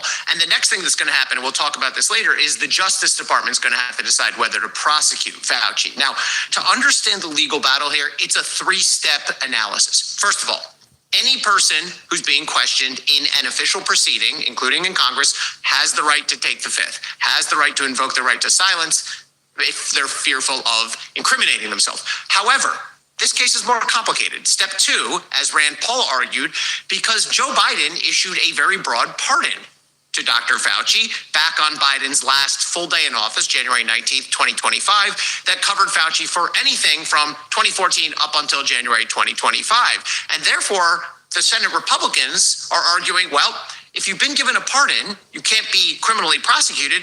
Therefore, you have no right against self-incrimination. You can't take the Fifth. Now, on to step three, though. What Dr. Fauci's lawyers and Democrats in the Senate are saying is, okay, that's true. However, Dr. Fauci still has potential exposure here to things not covered by that pardon, including potentially state charges. We know there are various state AGs that have open investigations of Fauci, and that pardon ended. It goes up to January 19th, 2025, but Fauci can still be prosecuted for things after that date, and therefore he has a right to the Fifth Amendment. And so that's sort of the standoff we're in now. Rand Paul's not buying it. Republicans in the Senate are not buying it, and that's why they've held him in contempt. What kind of case do they have against him if that's his premise? That anything that I say, I can no longer be protected under because the pardon expired in January of 2025. I think Fauci is legally correct to invoke the Fifth. And by the way, Stephen, anyone in that scenario, anyone in Dr. Fauci's scenario would take the Fifth. And any lawyer who comes on here and tells you Fauci should not have taken the Fifth, you ask them, would you have advised someone in Dr. Fauci's situation to take the Fifth? Because the answer better be yes. And if it's not yes, then they're not a competent lawyer. So I think Republicans are wrong here. I think Fauci, like it or not, and I'm not arguing for or against Dr. Fauci as a doctor, his science, his medicine, I'll leave that to other people. But legally, he had the right to take the Fifth. And now, if DOJ chooses to prosecute him, I think that case will crash and burn. Because DOJ, if they prosecute Fauci, is going to have to show beyond a reasonable doubt, that's the highest burden in our legal system, that he did not have the right to take the Fifth. There's maybe some debate here, but they're not going to be able to prove beyond a reasonable doubt that he was not legally entitled to take the Fifth. Is there a specific charge that realistically Dr. Fauci could be charged with? Beyond, well, look, he could be charged with contempt. I think the other thing that Rand Paul has said, there's a couple things. Rand Paul has suggested that he could be prosecuted for perjury, that some of his prior testimony, he's testified in front of Congress hundreds of times, including, I think, dozens of times about COVID. There's some suggestion by Rand Paul and others that perhaps he lied in those, that when you take his diaries, the thing he was writing to himself on his government computer, which is why we see it now, but when you take his diary entries and put it up against his testimony, I think they'll argue that he committed perjury. The other thing is, remember, part of the questioning of Dr. Fauci is that he used government employees under his control to put in for these awards of money for his scientific work, and then he kept that money for himself. I think there's some argument that maybe there was something shady there. I think Fauci's team will say he got approval to do all of that. But those are the things I think beyond contempt that Rand Paul has suggested he might be looking at. Elliot Honing right here with Stephen A., straight shooter style. I would ask this question. I mean, I had Senator Rand Paul, who chairs the committee, that's really against Dr. Fauci right now. He came on this show just a few days ago, and he said, listen, the man is in his 80s. He's 85 years of age, to be exact, just so the audience knows. He said the man's in his 80s, not looking to put him in jail. Just want the truth. I would have been very, very satisfied had he apologized. He said these were false statements. These were statements that were made by me that weren't based on science, and tell us enough where we're able to make sure that his behavior isn't replicated. His stances aren't replicated by somebody on a follow-up in the future. That was Senator Rand Paul's position. Sounds a little bit different than Senator Hawley, who was all over him, Senator Moreno, who was all over him and dropped the F-bomb while he was doing so. What's your thoughts about that position that Rand Paul articulated, and how reasonable is it for Fauci to expect that that would be the position the GOP of the Senate would take against him? First of all, when you look at the hotter rhetoric coming out of Senator Moreno and Hawley, that's why Fauci took the fifth. They're threatening him with criminal prosecution. And the more you think Dr. Fauci may have committed a crime, the more justified he is in taking the fifth. Now, to Rand Paul's point, he absolutely could have achieved exactly what he told you, Stephen A., that he wanted to achieve, which is, I just want answers. And the way they could have done that is by giving Dr. Fauci immunity. That happens in Congress sometimes. Now, if they gave him immunity, it would have meant a couple things. It would have meant he cannot be prosecuted based on his testimony, or really for anything relating to his testimony. But then he does not have a Fifth Amendment right anymore. Then he has to answer questions. I did this, Stephen A., all the time. When I was a prosecutor at the Southern District of New York, we'd have sometimes people who were sort of mafia adjacent. I was a mob prosecutor, and they'd be scared. They would take the fifth and hope we would go away. Your counter move, if you really want answers from that person, is you give them immunity.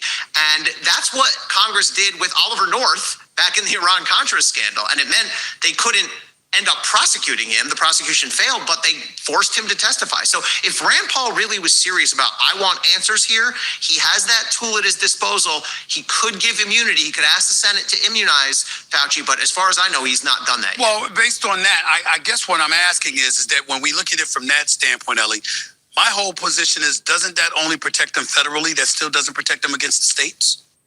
Oh, if he's given immunity. So the Oliver North case actually told us that once someone's given immunity in Congress, they're essentially covered. They essentially can't be prosecuted by anybody because they've been given this pass. The idea is you don't want to trick someone. You don't want to lure someone in and say, well, you have immunity, so you can go ahead and testify. And then they testify and say, aha, but we still got you here, or those guys are going to come get you. So when you're given congressional immunity, you really do have very broad coverage. Tell us the difference between congressional immunity being granted and the pardon from the president being given, like Joe Biden gave him, just so the audience understands.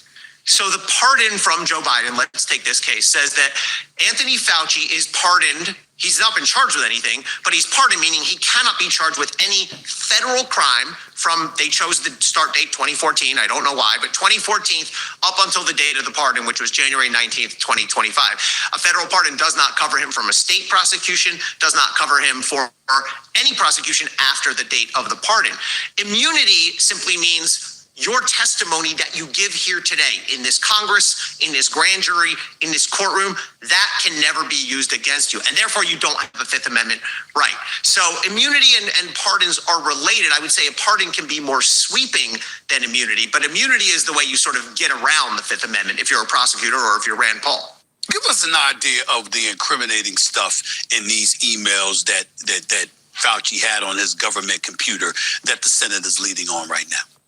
So I'm not exactly sure whether it's incriminating, but I'll tell you the main areas of apparent contradiction contradiction that Rand Paul and others have said they want to get into is, first of all, the lab leak theory. Apparently, Fauci publicly was saying there's nothing to this. Anyone who believes that this virus started in a lab is a conspiracy theorist and is a wacko. However, if you look at Fauci's notes, there are indications that he did believe there could be some credence to the lab leak theory. As one example, in one of his early notes in his diary, he notes that one of the first reported cases actually dates back, I think, to December of 2019.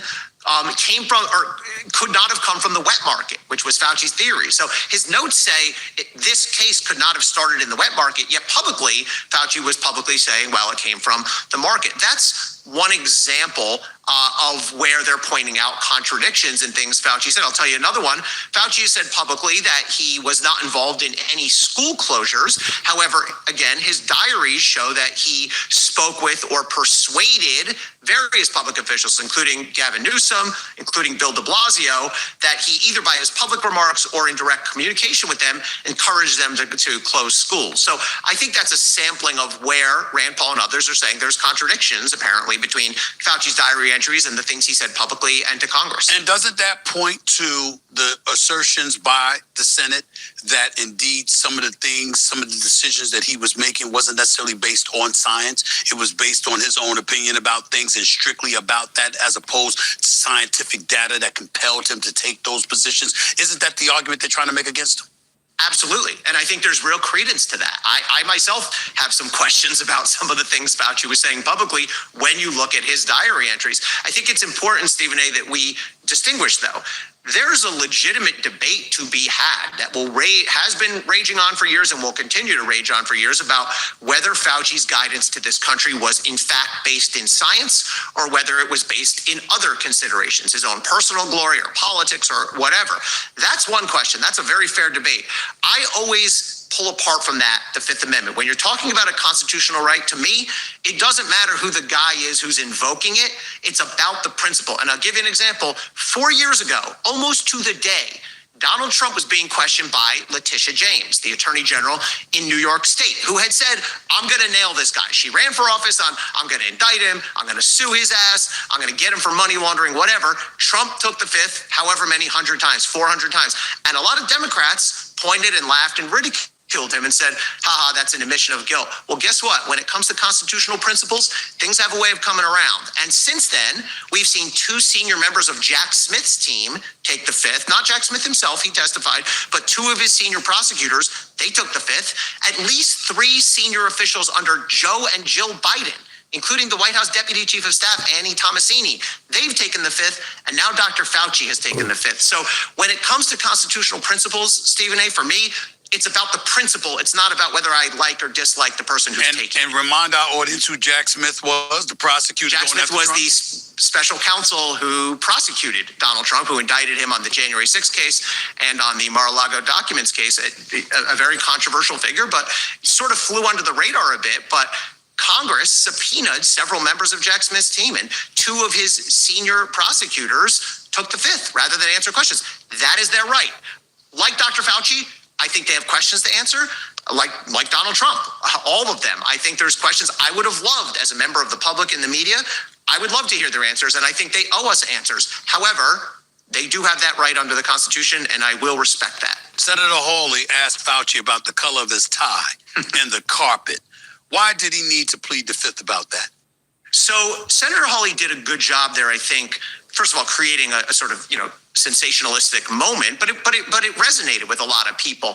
What Senator Hawley was doing there was trying to expose the ridiculousness of when you take the fifth to the ultimate degree. Now, I'll tell you why Dr. Fauci didn't just answer, I'm wearing a red tie and the carpet's green or whatever, because if you're a lawyer advising someone in that situation who's going to take the fifth, you have to tell them you are taking the fifth across the board. Because if we get into the game of listening to each question and deciding, could that incriminate me? Maybe that would incriminate me. Maybe that one wouldn't. You're going to end up in a gray area. You're going to end up with some questions where maybe you're not sure if that's going to incriminate you or not. And so rather than play that question by question game, which is inherently risky for any witness, any competent defense lawyer is going to tell their client, you're going to go in there and you're going to take the fifth. But even across the something board. as basic as that, when it's obvious that you look bad, when they ask you, Stephen A. Smith, could you tell us your name under the advice of my attorney? I'm exercising my Fifth Amendment rights. I can't even answer what my name is.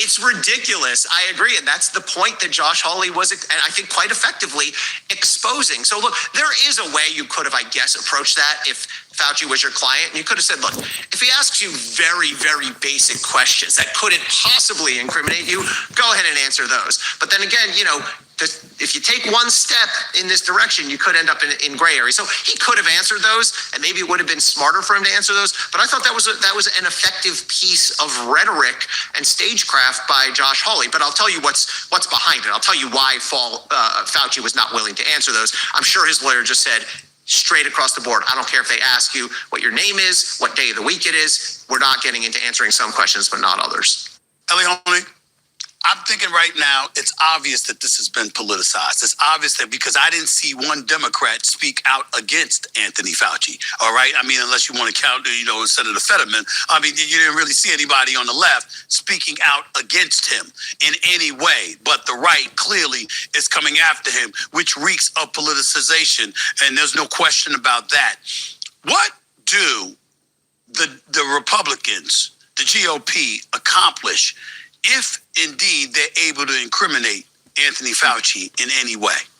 Well, I'm sure there's political benefit, right? Dr. Fauci is an enormously polarizing figure. I've seen this myself, Stephen A. I mean, when I've talked about this on CNN or written about it for New York Magazine, enormous response. And people they just want to move past the legal part, and it just comes down to do you love the guy or do you hate the guy? But the stakes, speaking of politicization, the big decision now rests with the Justice Department as to whether to prosecute Fauci for contempt. And you know who gets to make that decision, Stephen A? By law, the U.S. Attorney for the District of Columbia, who right now is Jeanine Pirro. And what a situation she is in, because you know that just the other day she dismissed the reflecting pool case and caught holy hell from Donald Trump. Trump said she, quote, folded like an umbrella. He brought her into the White House and berated her for giving up on that case. So now let's be real here.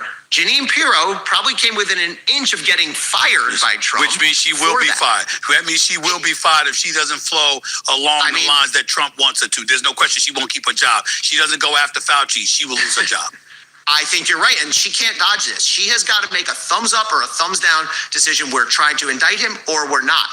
And I mean, look, how does she possibly say, I'm not going to indict Dr. Fauci and keep her job? I agree with you on that. What level of culpability do the Democrats have for the power that was bestowed upon Dr. Anthony Fauci during COVID? Trump was in office when it originally took fold.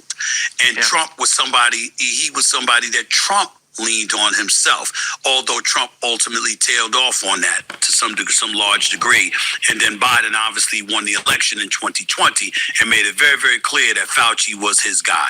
What level of culpability or stain does the Democrats have on them because of this stuff that's coming in Fauci's direction?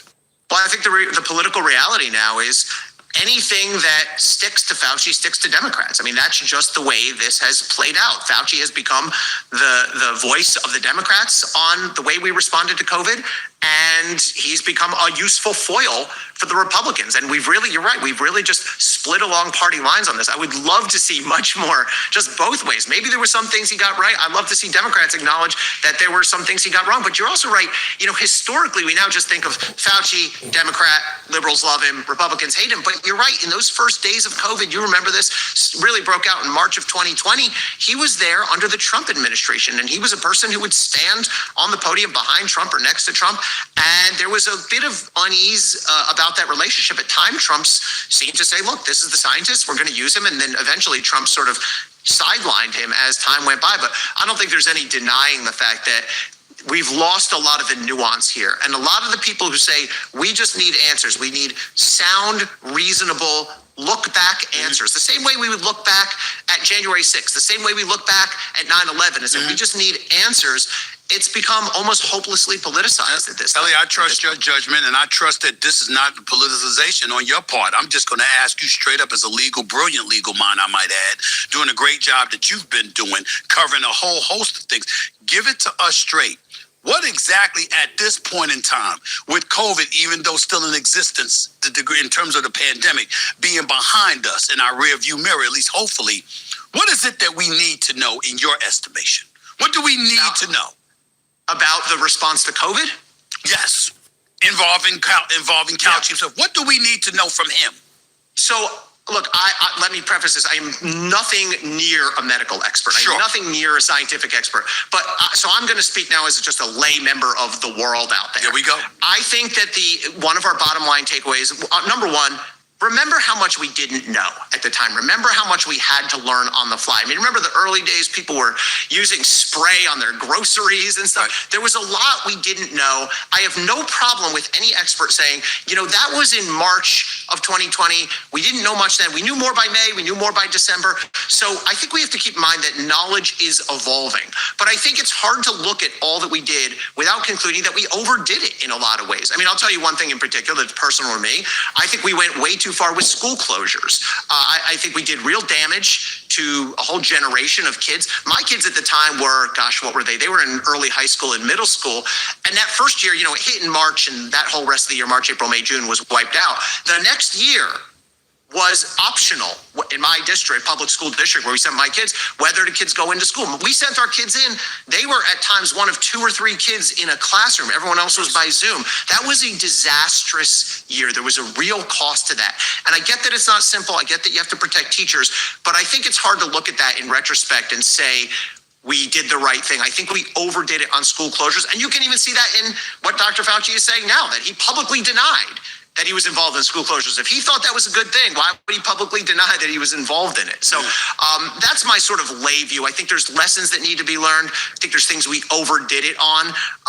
But the way we would get there would be if people could just drop the politics and just give us a real, fair, non-hysterical question and answer between the Senate and between an expert like Dr. Fauci. Well, last question. Will prosecuting Fauci establish real accountability or turn what some would say is a political or is a legitimate investigation into the perception of political vengeance? It's going to make it worse, because I'll tell you what happens if they indict It's going to make what Fauci. worse?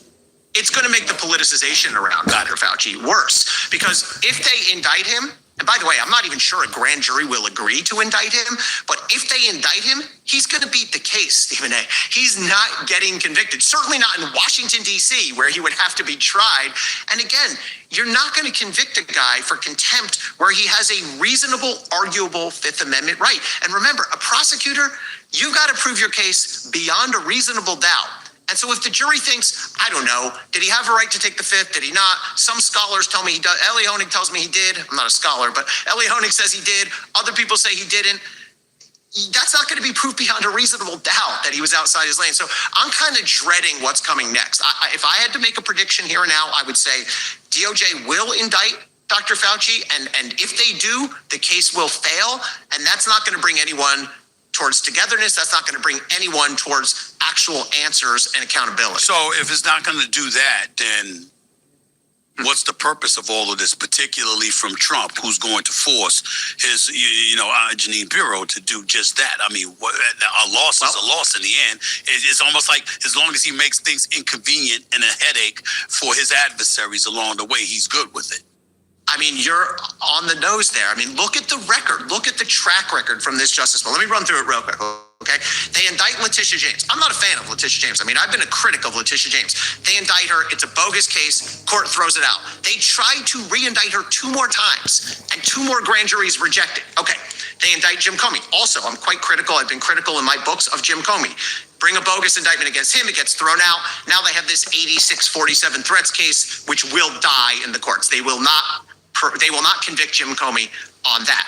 They did indict Kilmar Abrego Garcia. That case got thrown out as a vindictive prosecution. They tried to indict Senator Mark Kelly, Senator Alyssa Slotkin, and other lawmakers. A grand jury rejected that. They subpoenaed the Fed. They went after Jerome Powell. That got blocked by a judge. That case is gone now. They subpoenaed the New York Times reporters. That case was blocked by a judge. That case may be ongoing, but a judge has blocked that. The reflecting pool case. I mean, what a joke. They charge this guy. Janine Pirro comes out and says it's the crime of the century, and 2 weeks later she's throwing it out because even she realizes. So this DOJ has a dreadful, objective, bottom line, results-oriented track record when it comes to this stuff. And you're right, I've asked the question, Trump hates losing, doesn't he? I mean, he can't accept losing, yet he doesn't seem to care that his Todd Blanche and his others are losing case after case after case. It seems to be the thrill is in the charge itself, but that's a terrible way to handle prosecution. And basically, it just further proof that he's weaponized. He's weaponized law enforcement for his own bidding. This is just because he keeps losing and he keeps pushing the envelope, knowing there's a dead end lying in wait. So you're absolutely right, Ellie Honig for CNN. Appreciate you, my brother. Thank you so much. It's good seeing you, man. Thank you for all your. Thanks, Stephen A. All right. Always appreciate being with you. Absolutely. The one and only Ellie Honig for CNN, senior legal analyst. You heard him break that down. Basically, as much ado about nothing in the end when it comes to Fauci, other than embarrassing and smearing. I'm worried that El Sayed can't beat Mike Rogers. That's my main concern. So for you, in a lot of ways, this is more about November than it is about August. Absolutely. I'm independent. I've got history with the Republican and the Democratic Party, but I tend to vote Democrat. But what do you say to Democrats who right now are still making up their mind about what matters most in the primary election here in Michigan? Choose the strongest candidate. And even though the Democrats have a lot of momentum, you still have to choose a person, because Mike Rogers is no joke. He's a strong candidate. He sure is. And we got to talk about the Michigan primary because we have news, ladies and gentlemen. As promised yesterday, I'm going to be speaking about the Michigan primary where you had the establishment versus the communists. And who is going to come out on top was going to be big news because it's going to determine the direction of the Democrat Party, at least in the near future. And we have our answer. Take it away, CNN. CNN cannot project that progressive Abdul El Sayed has clinched Michigan's Democratic Senate primary, defeating Congresswoman Haley Stevens in what was a very bitter and contentious race. El Sayed will advance to the midterm elections and take on Republican former Congressman Mike Rogers. That's coming up in November. Voters in 5 states punched ballots yesterday in several key primary races across the country. We're also keeping a very close eye on races in Missouri, Kansas, Virginia, and Washington State. Let's begin this hour, though, with the major breaking news coming out of Michigan right now. CNN anchor John Berman is at the Magic Wall. John, walk us through the latest numbers because now CNN has made its projection.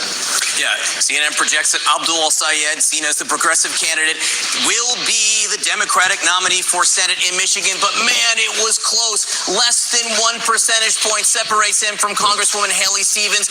The vote difference right now, less than 15,000 votes separate these two candidates. It was very close. And if we just look back over the course of the night until this moment, Abdul El Sayed led when the polls first closed substantially. He's the light blue line. Haley Stevens was the dark blue line. But as the night went on into the morning, it got closer and closer until these lines were almost touching. But right now, we are projecting that they are wide enough apart that Abdul El Sayed will be the winner there. As we look at this race and maybe look for signs about what it might mean in terms of strengths and weaknesses for El Sayed as he heads to the general election against Mike Rogers in November, he did very, very well in the more educated counties. Washington County is where Ann Arbor is, University of Michigan, Wolverines. You can see he ran up the score there by more than 24 points. But right next door in Wayne County, which is the most populous county in the state, about 18% of the vote, it is where Detroit is, also where Dearborn is. Haley Stevens actually won. Wayne County, it has working class voters. It also has a large African American population. If Abdul El Sayed wants to do well, wants to win in November, he is going to have to make up ground in Wayne County with some of these voting groups where maybe he was not quite as as strong in the primary. He'll need to heal some of those rifts. And one other thing I just want to point out here, again, you can see how close the margin is there, 48% to 47% roughly. There was a third candidate in this race, Mallory McMorrow, who dropped out. A number of people still voted for her, more than 60,000. You can see the share of the vote here. You can see El Sayed, 48.5, Haley Stevens, 47.5. Others, and this is mostly Mallory McMorrow, she had 4%, well over the margin that separated these two candidates. Would it have made a difference if she had jumped out of the race earlier? We just don't know. One of the remaining questions, but now, of course, the issues are all surrounding what happens in the general election when Abdul Al-Sayed, seen as a progressive, takes on Mike Rogers, who has secured, Wolf, the Republican nomination. Well, that leads to my point. So as you guys heard there, the communists have won. Abdul El-Sayed has defeated the establishment candidate, Haley Stevens. I was going to say moderate, but Democrats are not moderate whatsoever. The establishment candidate by a narrow margin. Now, what's interesting about that is he was supposed to blow her out. Okay, that's what a lot of these polls were showing, which also leads to another great point. These polls are terrible still. Okay, because the polls were showing that he had a comfortable lead against Haley Stevens. And as you guys saw, that's a really, really close race. Really, really close. 1%. Probably will finish closer than 1%, under 1%. Okay? But it is projected that he's going to take the win. But like I said, the communists have won. They've won. They have taken control of the Democrat Party. And so with that being said, I don't expect to hear anything crazy from Chuck Schumer. As a matter of fact, I saw a clip from Chuck Schumer the other day talking about, oh, well, we're a big tent party, and that's a good thing, not a bad thing. Yeah, I expect to hear the same type of stuff from Hakeem Jeffries as well, even though we know that behind the scenes, that is not the case. We know that behind the scenes, Hakeem Jeffries was contacting Bernie Sanders and telling him, like, yo, stop with this communist stuff.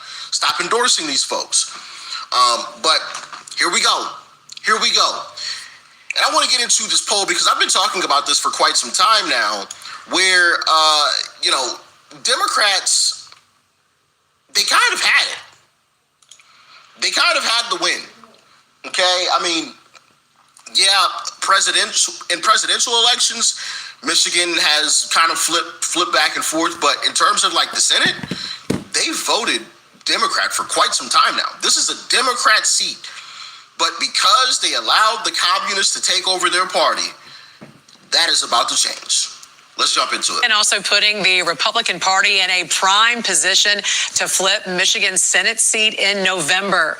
As Democrats fight over their party's direction, polling does show Republican nominee Mike Rogers has a better chance against El Sayed than he would have against Haley Stevens. A Michigan survey taken before the primary showed Rogers beating El Sayed by 10 percentage points in a hypothetical general election matchup, whereas against Stevens, the biggest warning sign for Democrats, though, came from independents, where Rogers led El Sayed by more than 27 points. Well, look, you never take anything for granted, but obviously he's much further to the left, much farther outside of the political mainstream. I mean, you talk about the world being in chaos. During the campaign, a leaked audio from his campaign came out, Abdul El-Sayed, in which he was worried about commenting on the death of the Ayatollah because he didn't want to offend his supporters. Yeah, the world is in chaos, and this guy can't figure out what side of the ball he's on. And so I think Republicans look forward to running against this because there won't be a brighter line than between Abdul El-Sayed and Mike Rogers. The numbers also show why Michigan does remain a true battleground. Back in 2024, President Trump flipped the state back red, beating Kamala Harris by more than 80,000 votes. 44,000 residents voted for third-party candidate Jill Stein, though, in protest of Harris. Exit polling showed most of those were progressive Muslim and Arab voters in areas like Dearborn. So therein lies the problem. As you guys saw, Mike Rogers. Now I don't know. Did it show where that poll was from specifically? No, it doesn't say who actually conducted that poll, but it lines up with all the polls that I had seen previously as well, and I've talked about it. Mike Rogers defeats Abdul Saeed, whatever his name is, comfortably. Defeats him. Against Haley Stevens, he loses by the slimmest of margins. By the slimmest of margins. It's razor thin. So honestly, it could have gone either way, but according to the polls, he loses by the slimmest of margins. Against this Abdul Saeed guy, he beats him comfortably. And so, and even if you want to talk about the independents, which, I showed you guys that poll as well, probably about a week ago, independents and their support of the communists. Most of them don't. 80% of independents will not vote for this type of individual. And so there, you heard her say that there's a 21-point lead, I believe it was. As far as independents go, I would say that it's probably bigger than that. So yeah, they're cooked. They're cooked. And it's by their own doing. This is the monster they made. Instead of putting the monster in its place, right? The communists in their place, they chose to coddle them. And now they're about to lose because of it. Now, of course, we still got to show up and vote, of course. We still have to show up and vote. All of this means a hill of beans if we don't show up to do our part in the equation. But if things go the way that they're supposed to go, if people show up in the numbers that we're supposed to show up, we got another win. Now, that's adding a seat because this is currently a Democrat seat. So we're padding the stats now, as well as getting rid of some rhinos like Tom Tillis and Iran, you got the message. Iran, a deal is allegedly quite close, though, for the Strait of Hormuz. That's what's being communicated today. If you look at oil markets today, you see that oil is continuing to move down because negotiators are getting allegedly rather close to a deal with Iran to open the Strait of Hormuz. So wouldn't that be great? Look, I say this with a level of caution. And I say that because every single time we're reporting, yeah, they're close. What do you know? They're lobbing a few drones and boom, they try and take out some ships. And the next thing you know, we're back to square one. So deep breath. If you're an investor like me, maybe you even after 2 days of oil trading down, you went in and bought just a little bit just to hedge it because I feel like I need to hedge right now because I don't really know where this is going. I really don't because I don't trust Iran. Fundamentally, do not trust Iran. They want some kind of deal here where they're going to get access to the strait. They're going to be able to yay or nay any of the boats that are going through. They're not going to actually be able to collect tolls. Marco Rubio was very forthcoming on that yesterday, and it stands by that. You're not going to be able to collect any tolls, but they have some kind of deal that they've worked out with Oman. And so they're basically with Oman going to pair up and they're going to be able to decide on who actually is coming through. And part of that negotiation process for them is basically getting some sanctions relief because they want to be able to sell their oil to everybody, right? And hey, like in a perfect world, great. Yeah, you sell your oil to everybody. It would be really nice because that's really going to bring the oil price down. It would, okay? It's a global commodity. But at the same time, we got to be cautious about this because we don't want Iran making more money hand over fist that's going to land us in a situation where they're then able to use those funds to build up their nuclear arsenal. So part of this deal is going to be, hey, Iran, you have no chance in ATLL of ever getting anywhere near any kind of nuclear weapon. I kind of look at what we're doing with Saudi Arabia. If you notice, you have American nuclear power plant companies coming in. They're going to help them with uranium that they're going to be able to use for a nuclear power plant there. It's a very interesting, very telling situation. It may be something that they're doing in part to kind of counterbalance any threat that they may see coming out of Iran. But Iran is getting closer and closer and closer to a deal that would allow for the opening of the Strait of Hormuz, would not allow them to charge any tolls, and would not allow them to engage in any kind of nuclearization process. Let's go to the president who spoke last night with Fox on the issue. Take a listen. Iran, as an example, will never have a nuclear weapon. They already can't, but it's going to be formal. The strait's going to be open very soon, or they're going to get hit very hard, and then the strait's going to be open. We were going to a tremendous attack, the biggest since World War II. Very politely, please, can we talk? Can we talk? They didn't want. And I said, yes, we can talk. Let's get it done. Finally, let's get it done. This should have been done by other presidents for 50 years. You know, you keep hearing 47, but that's been for 3 years now. It's been over 50 years. Other presidents or other countries should have been able to do this. And I did something that I had to do, because if they had a nuclear weapon, this whole world would be a different place. You better believe that. You can play it again, Sam, right? If they had a nuclear weapon, this whole world would be a very, very different place.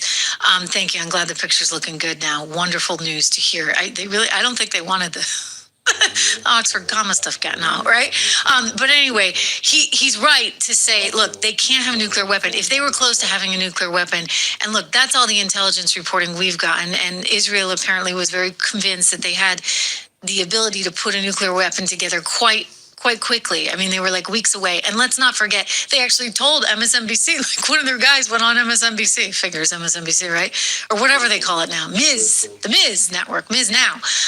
So he went on MSNBC, you know, I still call it, what can I say? You know, I'm a creature of habit. Goes on MSNBC and says, yes, you know, I don't want to brag, but we're like at 60% enrichment for uranium, which puts them very, very close to really and truly having a nuclear weapon. And that's what they want, right? Because they want to dominate the whole darn region.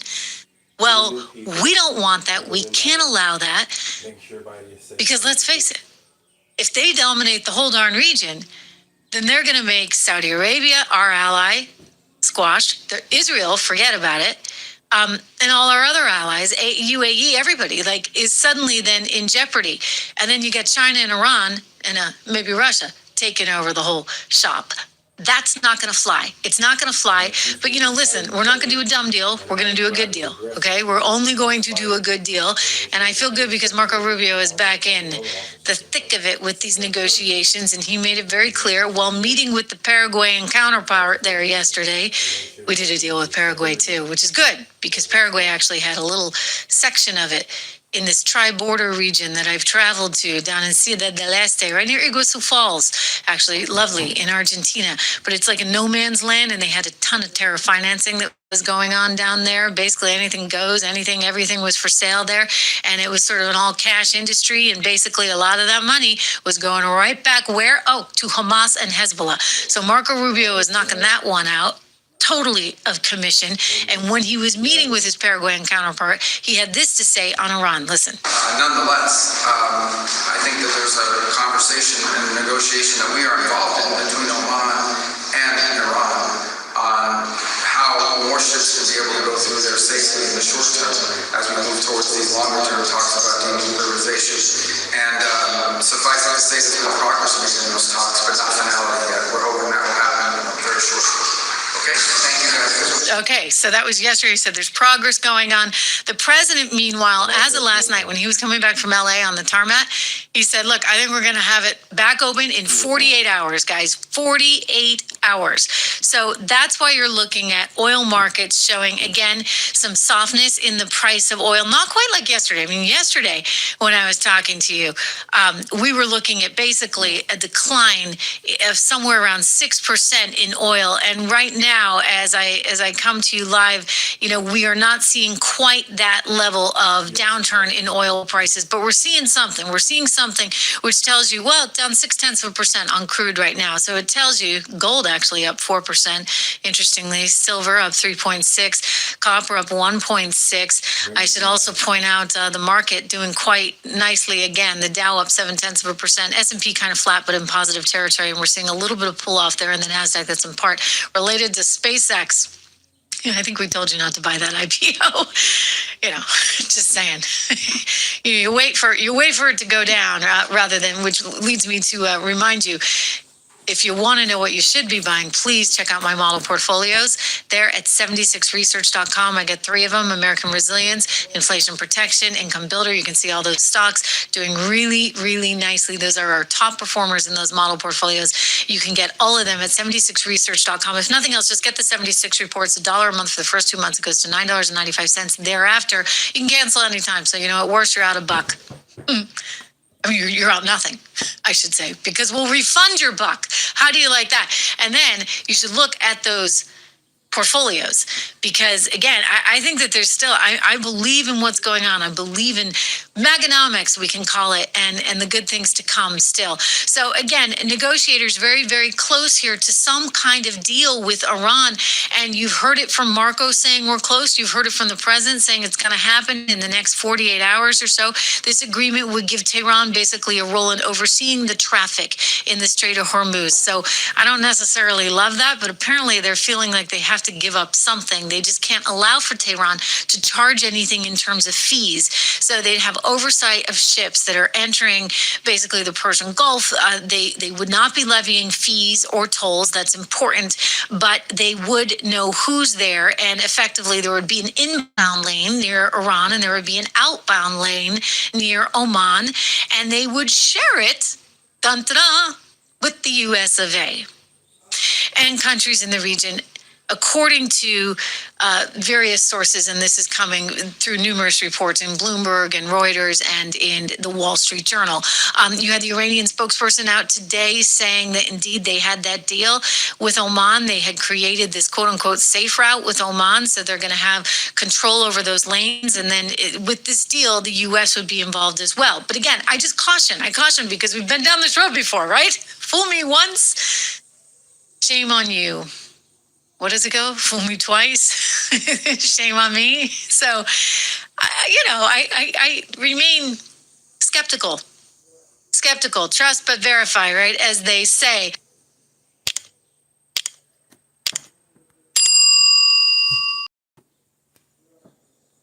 When it comes to Spain, I can't trust a darn thing this guy says. Pedrito Sanchez, little Pedrito Sanchez is at it again. He keeps saying that, you know what, they're doing fine. They got them all out of Ceuta. I think the accent's on the first syllable there. Ceuta. Ceuta? What do you guys say? Do we have any Spanish speakers in the audience? I actually speak Spanish, but, I'm not as clued in on where exactly. I think the accent is on the first one. So in Ceuta, which is on the Morocco, which right near Morocco. So it's right on the African coast, on the northern coast. I'm actually really close to it right now. I'm actually going to be going into Andalusia, which is Andalusia, basically. It was the area that was first conquered by the Moroccans tomorrow. So I'm right nearby this whole area, and I want to show you, well, first on the map. If you've been watching every day, you've seen this map before. I really love it. So Ceuta and the Melilla is the other little, do you see it says SP next to it? That's the other little town that is owned by Spain, that is under Spanish control and has been for years and years and years. They've also, over the last week, seen an influx, not to the extent that Ceuta has, but certainly they've got a lot of people coming in there too. And so people are like, why is it happening now? I've been asking this question. Why is it happening now? And why is the president of Spain is Andalusia, basically. It was the area that was first conquered by the Moroccans tomorrow. So I'm right nearby this whole area, and I want to show you, well, first on the map. If you've been watching every day, you've seen this map before. I really love it. So Ceuta and the Melilla is the other little, do you see it says SP next to it? That's the other little town that is owned by Spain, that is under Spanish control and has been for years and years and years. They've also, over the last week, seen an influx, not to the extent that Ceuta has, but certainly they've got a lot of people coming in there too. And so people are like, why is it happening now? I've been asking this question. Why is it happening now? And why is the president of Spain, the prime minister, little Pedrito Sanchez, trying to tell us that everybody's gone when you can still see them, right? Like, you can still see them. They are all there. They are all there.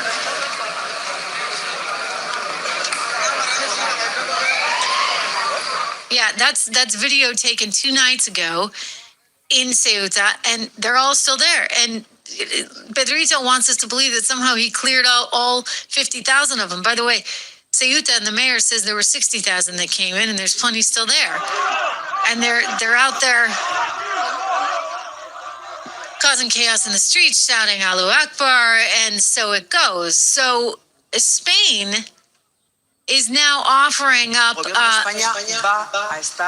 ha estado y va a seguir estando con Ceuta. Y buena prueba de ello es offering up money. Let's listen. You know, I realize she's speaking Spanish, and forgive me for not having subtitles, but you're gonna get the part. Like, you don't even need to speak Spanish.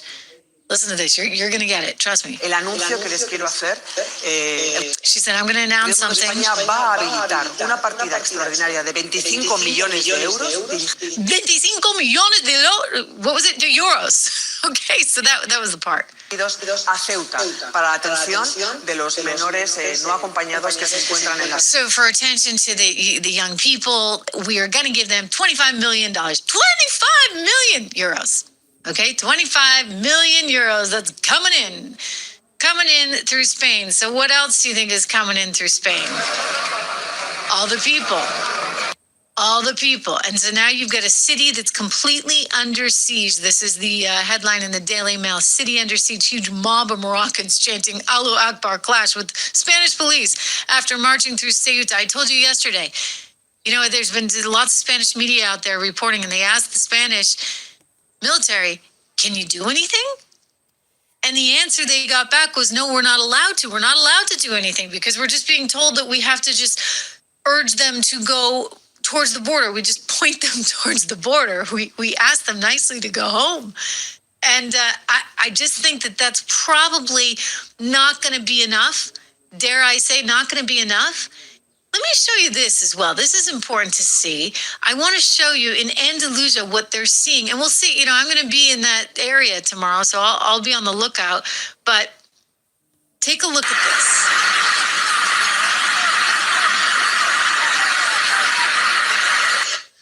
Boy, that was loud. So this is just some cell phone video that has come in, and I want to turn it down a little bit, but we can watch it. Apparently, these are boats that are coming into the Andalusian coast. So I don't know if that's Marbella. I don't know if that's, I don't know exactly where that is. It might be around the Marbella area. And you see all these migrants coming. So this is circulating out on X right now. And it's like, whoa, whoa, whoa, whoa, whoa, whoa, whoa. I thought that the migrants left, right? And I thought, Pedrito Sanchez, you told us that they couldn't actually come in to mainland Spain.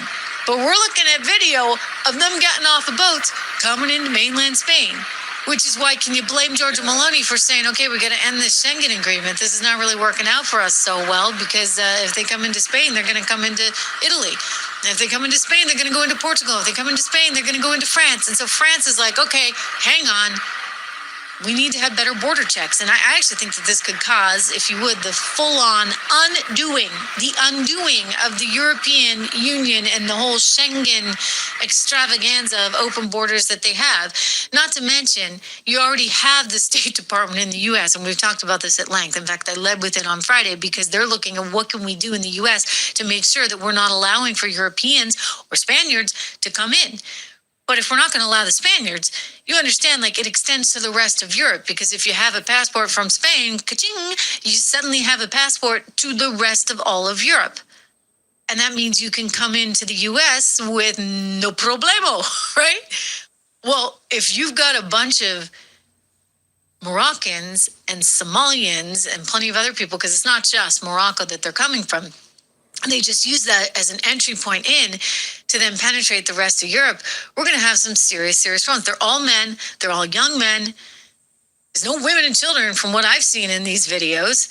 And, you know, I'm not the only one. You had Nick Shirley over there doing an interview just yesterday, and he's seeing all men too. And he talked to some guys there, and they're like, yeah, it's men, because the women stay home. So Pedrito Sanchez, the PM of Spain, is getting $25 million to take care of the young people. Clearly, they got a lot of young people there, and a lot of middle-aged. No, forgive me, no middle-aged. I mean, those look like young men, right? What does that look like to you? 88 dead, says Michael Meeker. I know. And he also writes, that is an act of war. More than the U.S. has lost with Iran. This, you know what, is crazy. I hear you. Listen, man, I hear you. Marxism is a disease, William Surge writing. And by the way, it is a disease, and it's creeping right back onto our shores, as we saw last night in Michigan. And I'm going to get to that because Marxism has penetrated Spain. Now, I happen to think that little Pedrito Sanchez will not get to live many more days as far as his, I mean, metaphorically, not literally, as far as his tenure is concerned there as the PM of Spain. I mean, a lot of people are really upset. I showed you the protest video over the weekend in Madrid, and that comes on the heels of a huge protest that happened maybe about a month or two ago. People were really upset because they saw that his wife was being indicted for fraud and that his mentor had been indicted for fraud, and then they were combing through his offices. By the way, did you know that he's on vacation right now? He's like on his little summer break. Yeah.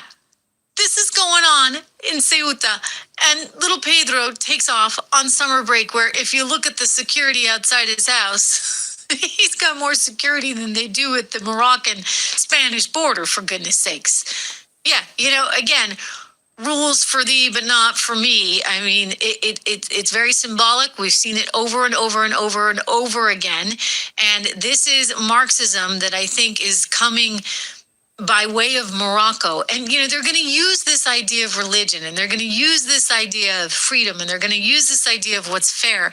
But really, it's an attempt to conquer, really, and take over. I mean, they've taken over this beach.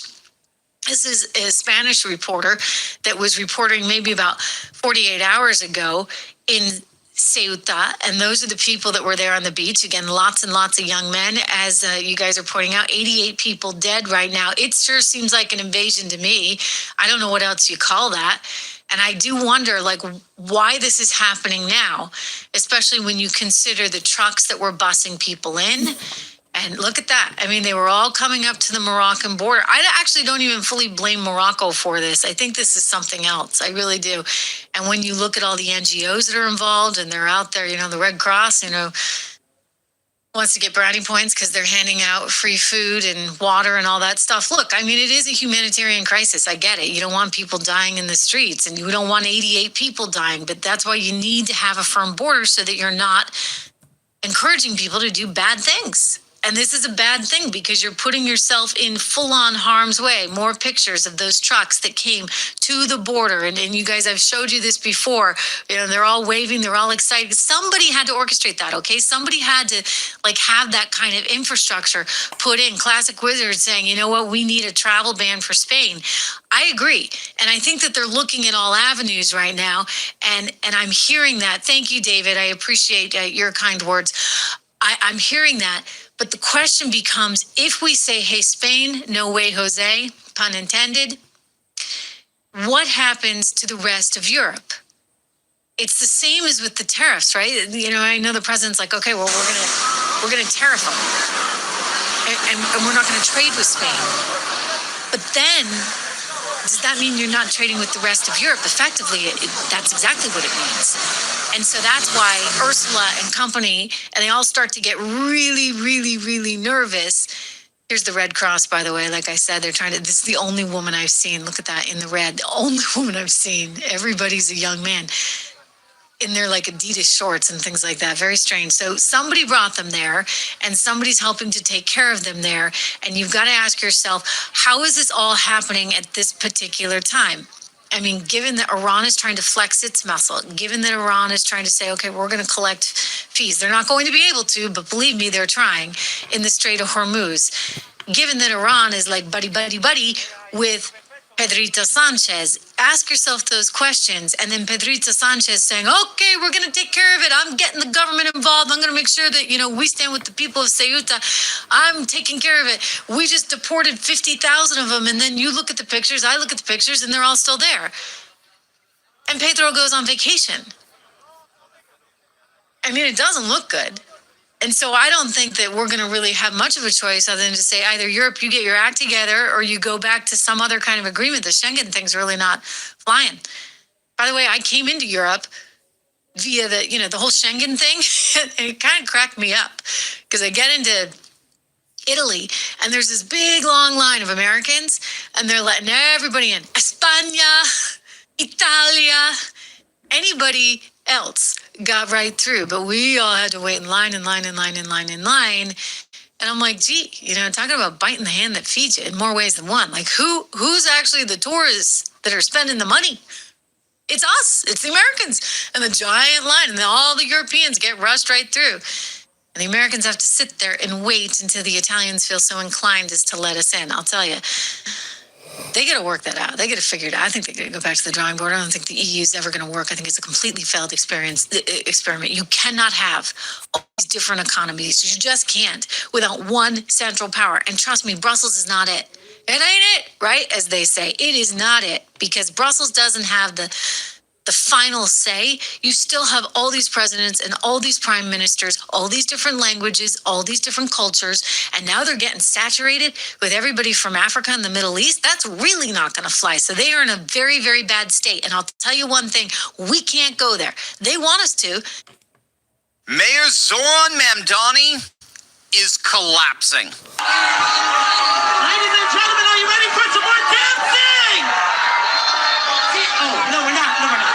We're getting awards. Somebody's getting an award. You want to see who's getting an award? Come on, guys. I want some energy here.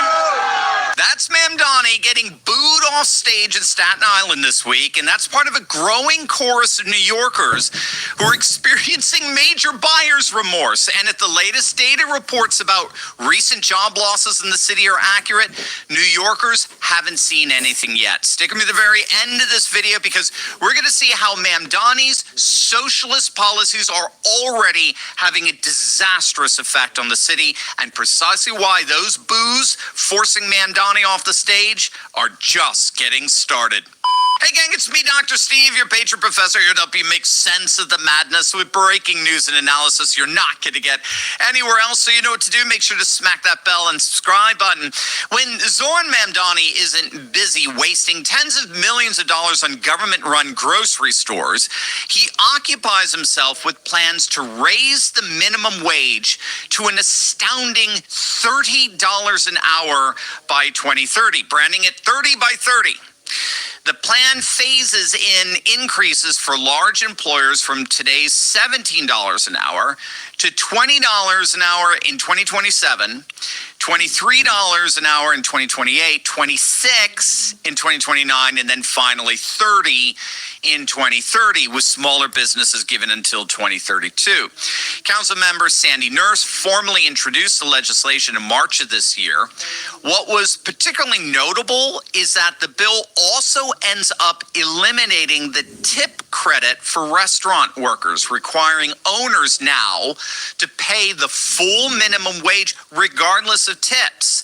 And that is precisely where restaurant owners in particular are crying foul. In fact, they're crying foul over the whole 30 by 30 nonsense in general, and that's because it's being widely recognized that restaurants in particular simply cannot sustain or absorb that massive cost increase.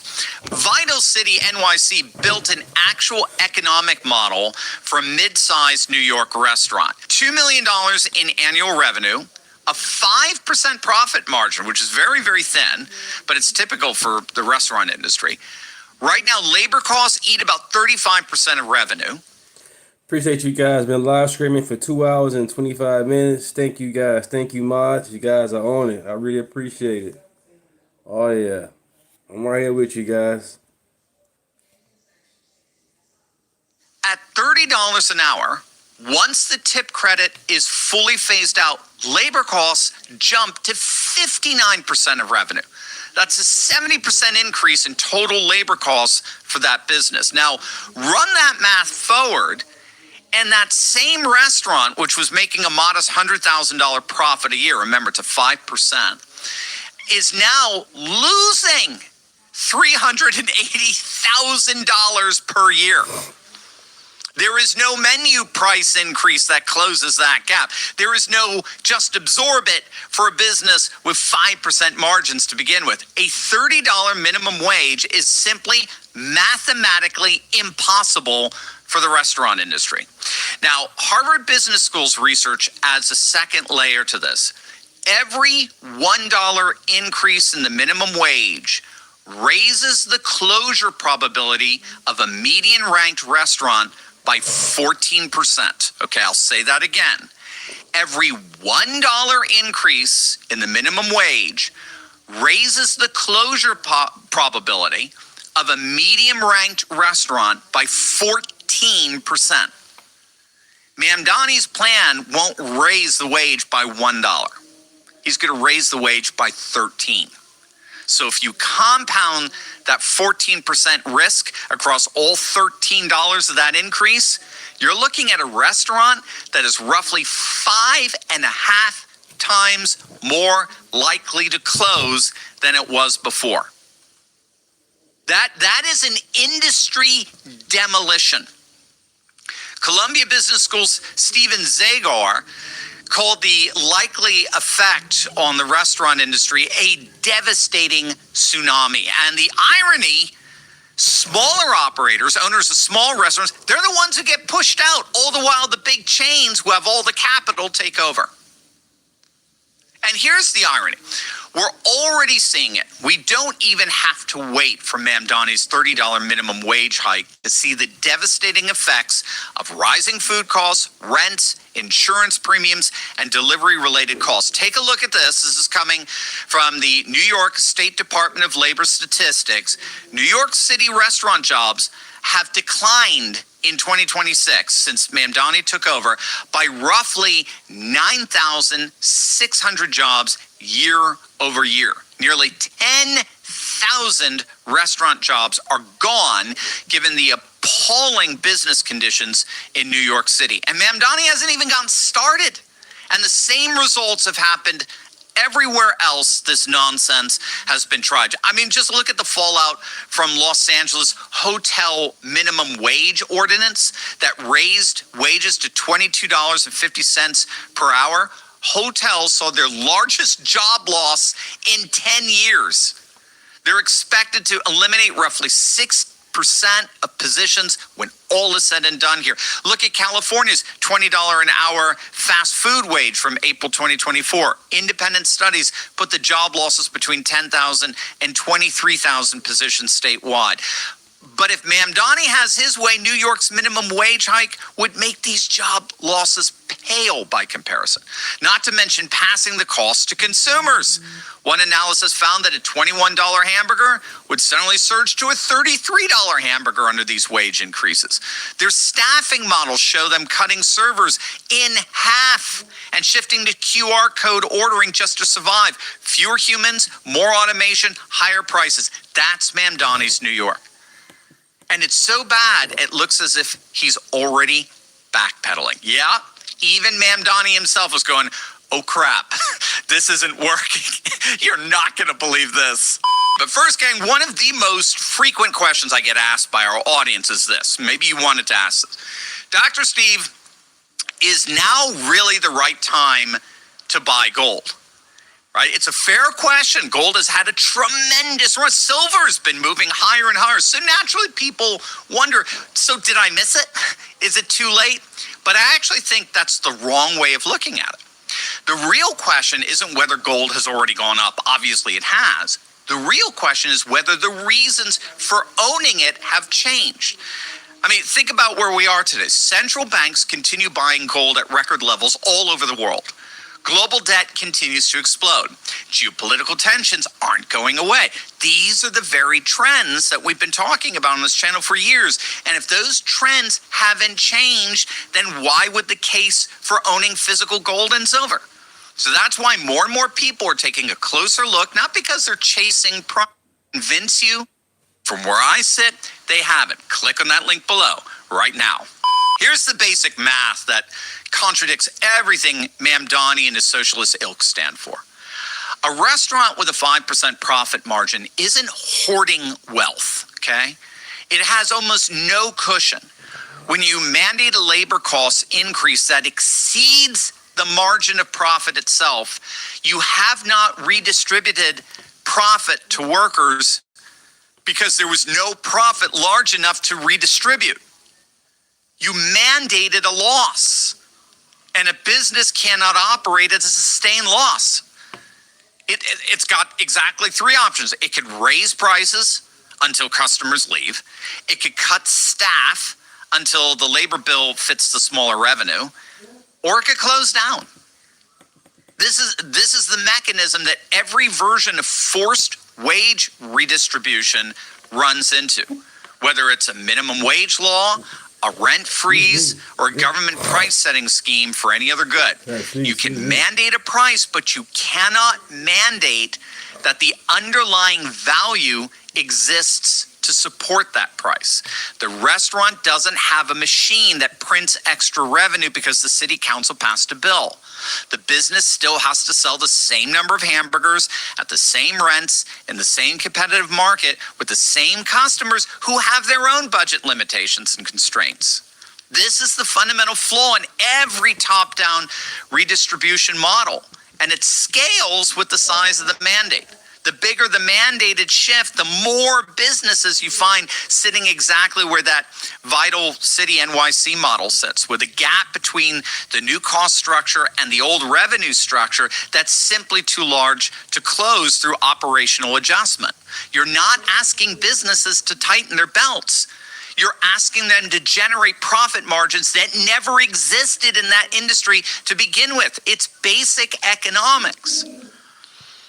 This is why the same governments that champion these policies always end up needing the second and third order interventions to paper over the failures of the first one. When restaurants can't survive the wage floor, what happens?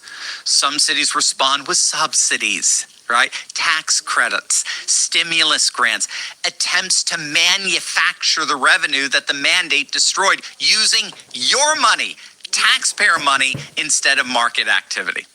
New York's own $2.3 billion stimulus projection tied to this policy's rollout is exactly that kind of patch, an acknowledgement built into the government's own fiscal note that the mandate alone does not work without an artificial cash injection to offset the damage it causes. That's the tell. When you need a multi-billion-dollar subsidy program to make your wage mandate survivable, you haven't found a way to redistribute wealth. You found a way to spend money replacing the jobs and businesses your policy destroyed. And you're spending someone else's money to do it.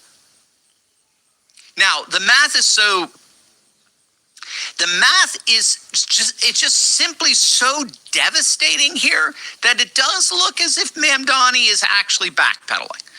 So far, he has not publicly endorsed the specific council bill that was introduced back in March. In fact, his office has consistently avoided taking a public position on that specific legislation. Fox News reported that Mamdani's office refuses to respond when directly asked repeatedly whether he intends to sign the bill if it ever reaches his desk. And many are arguing that Mamdani doesn't even have the authority to do this. He can't raise the minimum wage. New York's minimum wage is actually set in Albany at the state level, not in City Hall. So legal experts question whether the city even has the authority to enact this. Regardless, the impossible math here is the same pattern that shows up from Venezuela's price controls to Argentina's wage mandates. That's, of course, before Javier Milei took over, to California's own minimum wage experiments. The model itself assumes that value can be legislated into existence. It cannot. Value comes from productive capacity, from capital investment, from a business's ability to generate more than it spends. Forced redistribution doesn't create that value. In fact, it doesn't create anything at all. That, unfortunately, is the ultimate lesson that New Yorkers are learning here.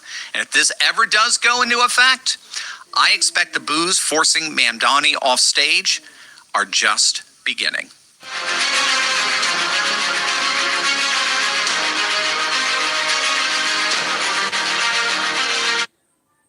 Fauci just got hit with something he never saw coming. Seeing no other motions, the question is on reporting of an original resolution regarding contempt of Congress. The clerk will call the roll. Senator Johnson. Yes. Senator Langford. Aye.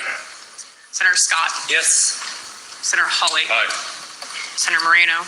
On behalf of the millions of people harmed by Anthony Fauci, resoundingly yes. Senator Ernst. Senator Moody. Senator Peters. No. Senator Hassan. No. Senator Blumenthal. No. Senator Fetterman. Senator Kim. No. Senator Gallego. No by proxy. Senator Slotkin. No by proxy. Senator Paul. Yes. Mr. Chairman, on the vote of those present, the yeas are 8, the nays are 5. On the vote by proxy, and for the record only, the yeas are 0, the nays are 2. On this vote, the yeas are 8, the nays are 5, and the motion is agreed. That's the moment a GOP-led Senate committee voted 8-5 to hold Dr. Anthony Fauci in contempt of Congress. This is not some symbolic slap on the wrist. This is a formal criminal referral heading straight to Trump's Department of Justice. And if you could believe it, it gets even worse. Stick me at the very end of this video because we're going to see how this contempt vote is just the tip of the iceberg and how Fauci's worst nightmare from multiple angles is about to come true. Hey gang, it's me, Dr. Steve, your patron professor, here to help you make sense of the madness with breaking news and analysis you're not going to get anywhere else. So make sure to smack that bell and subscribe button. So, as I'm sure you all know, last week, Dr. Anthony Fauci sat down in front of the Senate Homeland Security and Governmental Affairs Committee, chaired by Senator Rand Paul, and he absolutely humiliated himself in front of the entire nation, pleading the fifth 111 times. Every single question about his handling of the pandemic, every question about gain-of-function research, every question about the origins of this virus that killed over 1 million Americans, stonewalled with, on the advice of my counsel, I plead the fifth. And already at that hearing, Senator Rand Paul reminded him that a presidential pardon waives the right to appeal to the fifth, since the pardon protects Fauci from self-incrimination, and therefore his refusal to answer their questions is a blatant obstruction of a congressional investigation and a clear contempt of Congress. And that is exactly what was just fulfilled today. This morning, the committee voted 8-5 along party lines to hold Fauci in contempt of Congress. Every single Republican voted yes. Every single Democrat voted no. And that tells you everything you need to know about who's still trying to protect this man. This vote was a formal legal finding, officially declaring that Anthony Fauci obstructed a lawful congressional investigation, and it sets in motion a referral straight to the Department of Justice for potential criminal prosecution. I don't think I need to remind you that Steve Bannon and Peter Navarro were sent to prison for the very same offense, contempt of Congress, and it'll be very interesting to see what Todd Blanche at the DOJ decides to do here. If he's proved anything over these last several months, he's certainly not shy in prosecuting.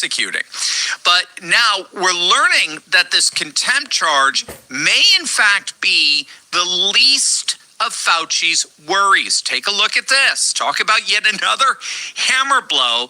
Fauci's own phone might have just sealed his fate. The Wall Street Journal is reporting, says Senator Ron Johnson, chairman of the Senate Permanent Subcommittee on Investigations, has announced he has obtained a full copy of Fauci's actual government cell phone straight from Bobby Kennedy's Health and Human Services Department.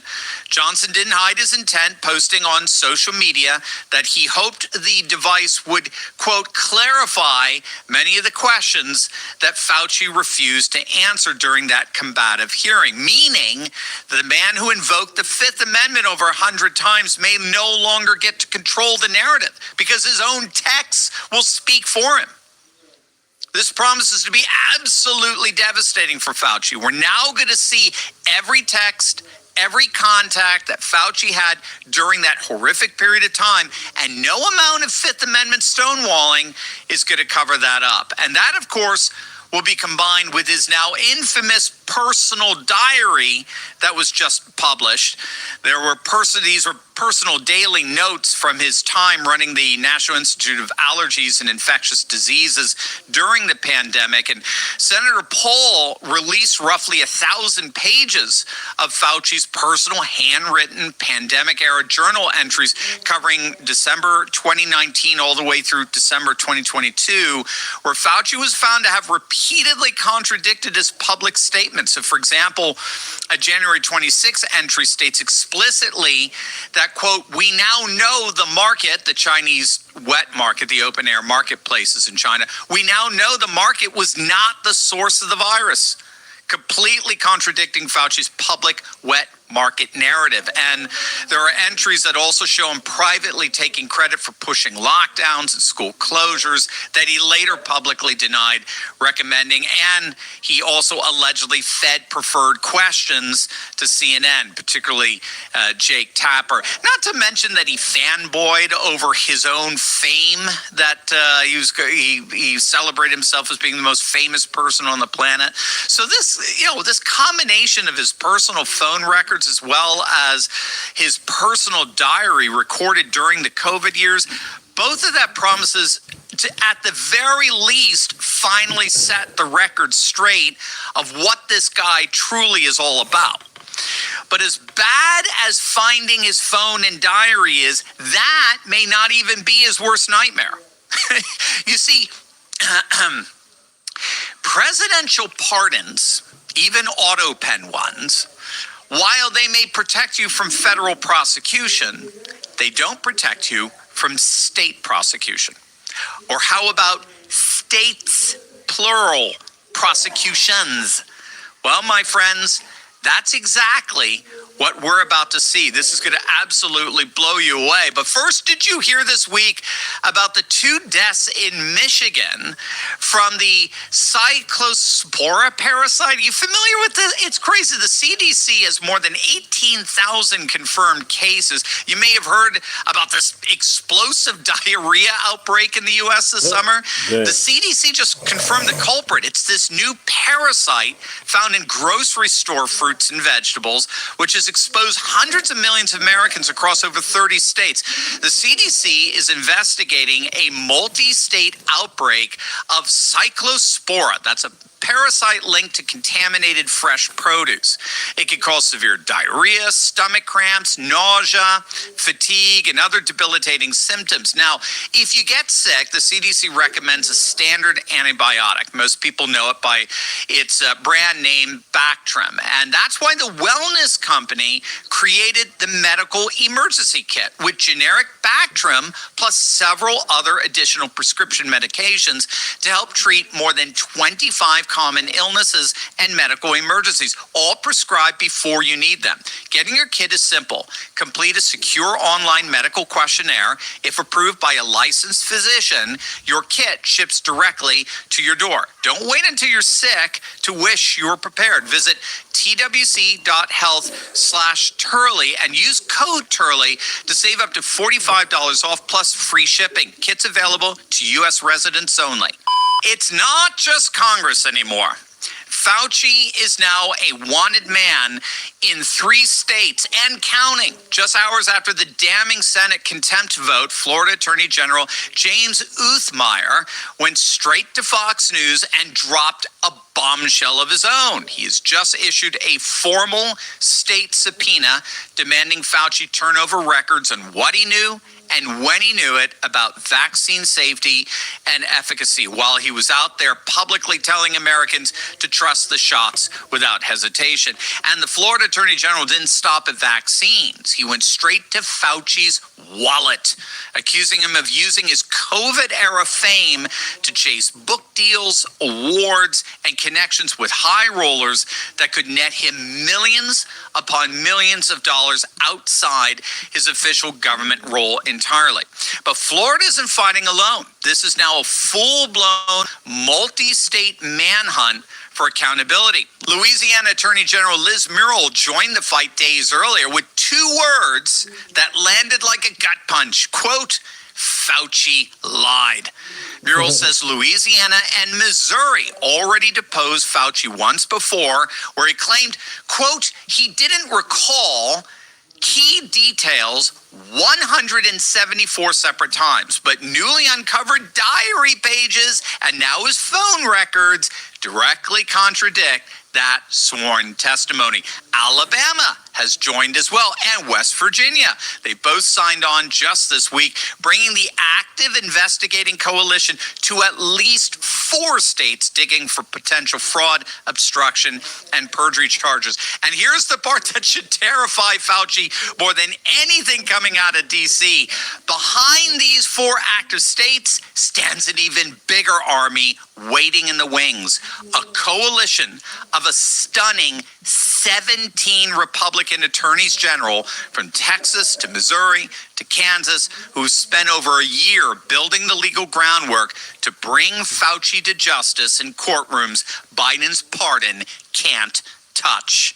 It's already being widely reported that more states are expected to announce action in the coming weeks, meaning that the walls aren't just closing in on Fauci, they're closing in from every single direction at once. After years of dodging, deflecting, and hiding behind the science, Anthony Fauci finally appears to be headed for at least some form of accountability. A congressional contempt vote and DOJ investigation, his phone records seized, and upwards of 17 state attorney general launching investigations. It's all coming crashing down. Fauci wrote in his diary that he was the most famous man in the world. Well, now, in what may be the ultimate irony of the entire pandemic, that same fame he savored in the pages of his own diary is about to become the very thing that ultimately buries him. You've got enough on your plate. You shouldn't have to babysit the news cycle too. Let me carry that noise for you. I'll sift it, I'll watch it, and I'll tell you what really matters for your home so you can lead in peace, not panic. Hit the link below to get my Patriot Alerts. A polling nightmare is shocking the Democrat Party to its core. Socialism is cratering with the American public, all as the Democrats are more and more embracing it. And it's causing a number of lifelong Democrats to say, enough, we're done, we're gone. Stick with the very end of this video because we're going to break down a brand new wave of polls showing socialism cratering with the American public and precisely why one lifelong Democrats party switch is the canary in the coal mine for a Democrat civil war that's about to blow up right in their face.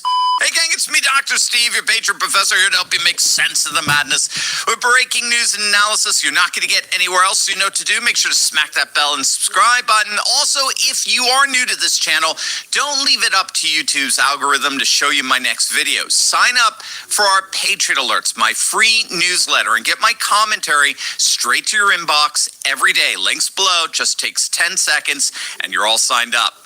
This past Tuesday, Democrats in the state of Michigan decided to double down on their latest absurd insanity by nominating the radical socialist Abdul El-Sayed for the U.S. Senate. But the key term here is just barely. El-Sayed's win was hardly something to celebrate. He beat the Democrats' establishment candidate Haley Stevens, but by just 1%, literally barely. He dramatically underperformed his polls, and he wasn't even able to crack 50% of the vote. It was a bruising primary that left this radical socialist bloody, broke, and bitterly divisive. Now, what's so key here is that this is inside the Democrat Party. That bruising, right? That bruising is happening inside a political party that is going through a very real civil war right now. It's a battle for its soul, and it's a battle between the establishment or the more traditional Democrats represented by the likes of John Fetterman and James Carville and Van Jones and Bill Maher versus the new Democrat Socialists of America wing represented by Mamdani and El-Fayed and Ilhan Omar and Crazy Katie in Seattle, who are all winning all of these primaries. And one of the major arguments that the traditional win is making, like James Carville and Bill Maher, is that there is no possible way that this radical socialist wing can win national elections. It's a mathematic impossibility. And as such, the Democrats, to the extent that they embrace this radical wing, are consigning themselves to the dustbin of history. The Democrats will simply no longer be a viable national party. And we're now getting a series of polls back to back that show that these concerns among traditional Democrats are absolutely valid. For example, a brand new Washington Post Ipsos poll just dropped this week, and it's an absolute disaster for the socialist wing of the Democrat Party. 55% of Americans say they would not even consider voting for a Democrat socialist president. They wouldn't even consider it, as compared to 39% who said they would. But here's where it gets interesting. When you break those numbers down by party, you see exactly why this is a Democrat problem and nobody else's. 88% of Republicans say absolutely not. 54% of independents say no, but 75% of Democrats say they're actually open to it. They're actually open to voting for a Democrat socialist for president. That's not a fringe faction anymore inside the Democrat Party. That's a full-blown identity crisis. Now, again, as we just saw in Michigan, not all of that 75% is ready to go there, but they are saying they're open. They're the ones who will most likely vote for El Sayed in the general, even though they didn't in the primary. So this is something that's very specific to the Democrat Party, and these are sentiments that are not shared by the vast majority of independents and, of course, not Republicans. And it's not just one poll. That was the Washington Post. The Washington Times has broke down Reuters Ipsos numbers showing 51% of all adults say Democrat socialist leaders have, quote, few or almost no good ideas. But flip it to registered Democrats only, and 53% say they actually think these guys have good ideas. So again, you could see a kind of double split forming here. Nearly half the Democrats in this poll are very concerned about this rise of socialism in their own party. All the while, the rest of the country is splitting away from this stuff entirely. So you kind of got this double split going on. But here's a number that should terrify every Democrat strategist watching the 2028 map. An Echelon Insights poll found socialism sitting at a negative 29 net favorability with the general public. Capitalism is way up. All right, Americans are overwhelmingly capitalistic, but socialism is way, way down. And the Democratic Socialists of America organization itself is sitting at negative 21. And when they asked about straight up communism, of course, negative 73. 5% favorable, 78% unfavorable. So that's not a coalition. That's a going out of business sale. This is what James Carville is screeching about. Rasmussen's Neapolitan News poll backs this up. 49% unfavorable to socialism versus just 31% favorable. And pollster Scott Rasmussen made an important point there. He said these numbers have basically remained unchanged over the last 5 to 10 years, despite all the media hype about Zoran Mamdani and these DSA candidates winning primaries. In other words, the media and political class think socialism is surging because they want it to surge. But the actual voters, especially the ones who don't obsess over politics every single day, they haven't moved an inch. They don't like socialism. Even Fox News polling found that while 1 in 3 Democrats identified explicitly as socialists, 61% of Americans opposed to the country shifting toward socialism. And among Republicans, that number, of course, jumps to a whopping 80%. Thankfully, the vast majority of the country is rejecting this nonsense, as they ought. These radical socialists capitalists are parasites. They don't build anything. They defy basic economics rather than simply tap into it, actually to build wealth rather than redistribute it through their own coffers, of course. That's why it's so much better to learn how to genuinely build wealth rather than despise it. So, for example, you want to take a guess as to where the big banks right now are quietly putting their money when the markets get shaky?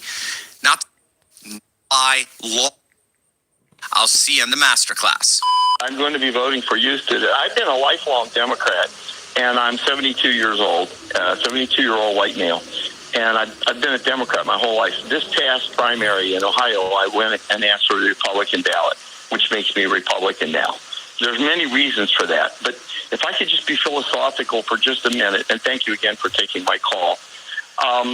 This chicken, this Democratic Socialist movement, this chicken has been coming home to roost for a long, long time.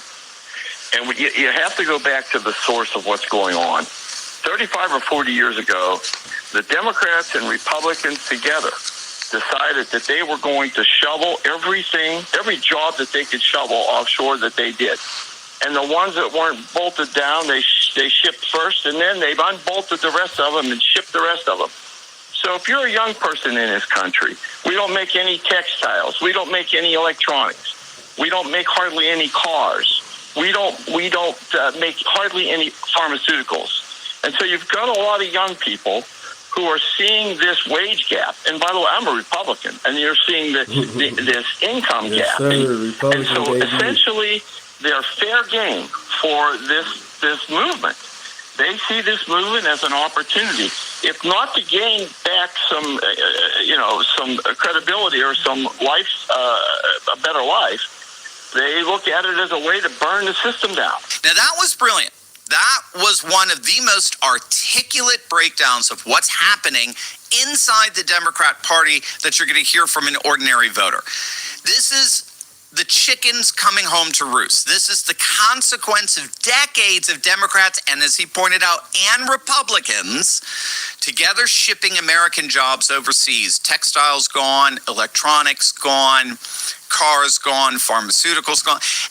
And with those jobs disappearing, a path to a better life also disappeared. So particularly young people are getting swept up by the Democrat Socialists of America because it looks like their only option is to basically burn the system down since it's no longer working for them. And you could be assured that's exactly what the DSA wants to do. Now, that's a stunningly honest admission from a lifelong Democrat, and it tracks exactly with what these polls are showing us. This isn't some Republican talking point. This is a 72-year-old man watching his own party get hijacked in real time by a charlatan movement that's basically bewitching his former party precisely because of the globalist anti-manufacturing policies that both parties pursued for decades. Now, the Republicans have gone through their post-globalist realignment.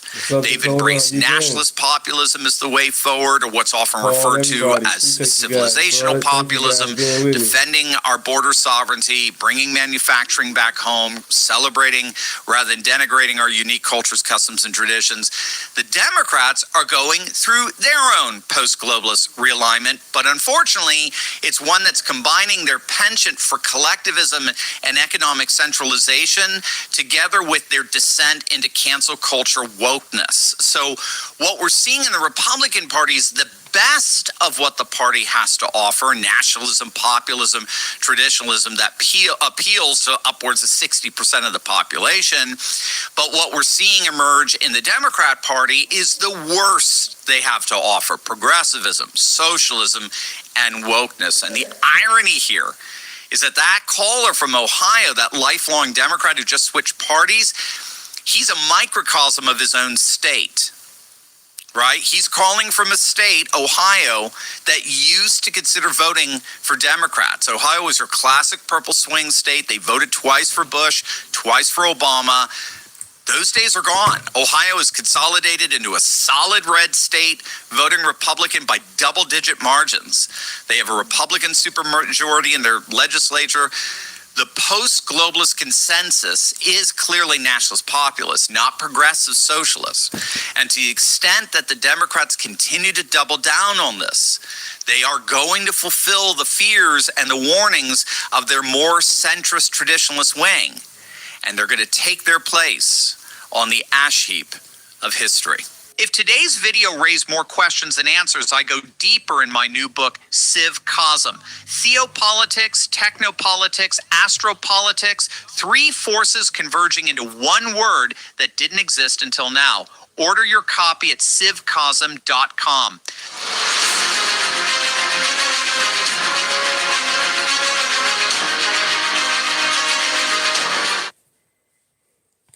If you haven't already, subscribe. 2,287 subscribers. Thank you, guys. We are definitely growing. Mamdani was just rejected. Mayor Mamdani was just rejected by his own voters. Look at this.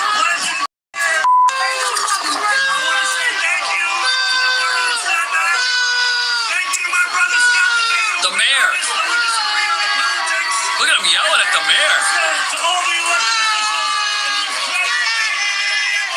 Oh, they're telling him to go. It's a real pleasure to be here. Happy Thank you. Wow. Thank you so much. Thank you. Wait, that was his whole speech. He only lasted 30 seconds. Oh, he's bowing out. Thank you for subscribing. Appreciate that. The crowd ain't bowing out, though. Ladies and gentlemen, are you ready for some more dancing? Whoa. They were there to have fun. Look at all the cops.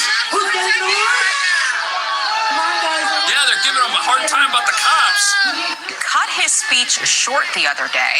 That's because a large crowd started booing him off the stage after less than a minute into the speech. Yeah. That was happening during a national night out against crime event. Our Brian Against Guest live crime. in our There's a newsroom. pro-police Hi, Brian. event. Hi, Aisha. Well, it has been a rough week for New York City Mayor Zohran Mamdani. Tuesday, the Democratic Socialist was booed and cursed at an NYPD community event on Staten Island. Oh, it's an the most NYPD conservative event. borough in the city. Yo, he hates the police.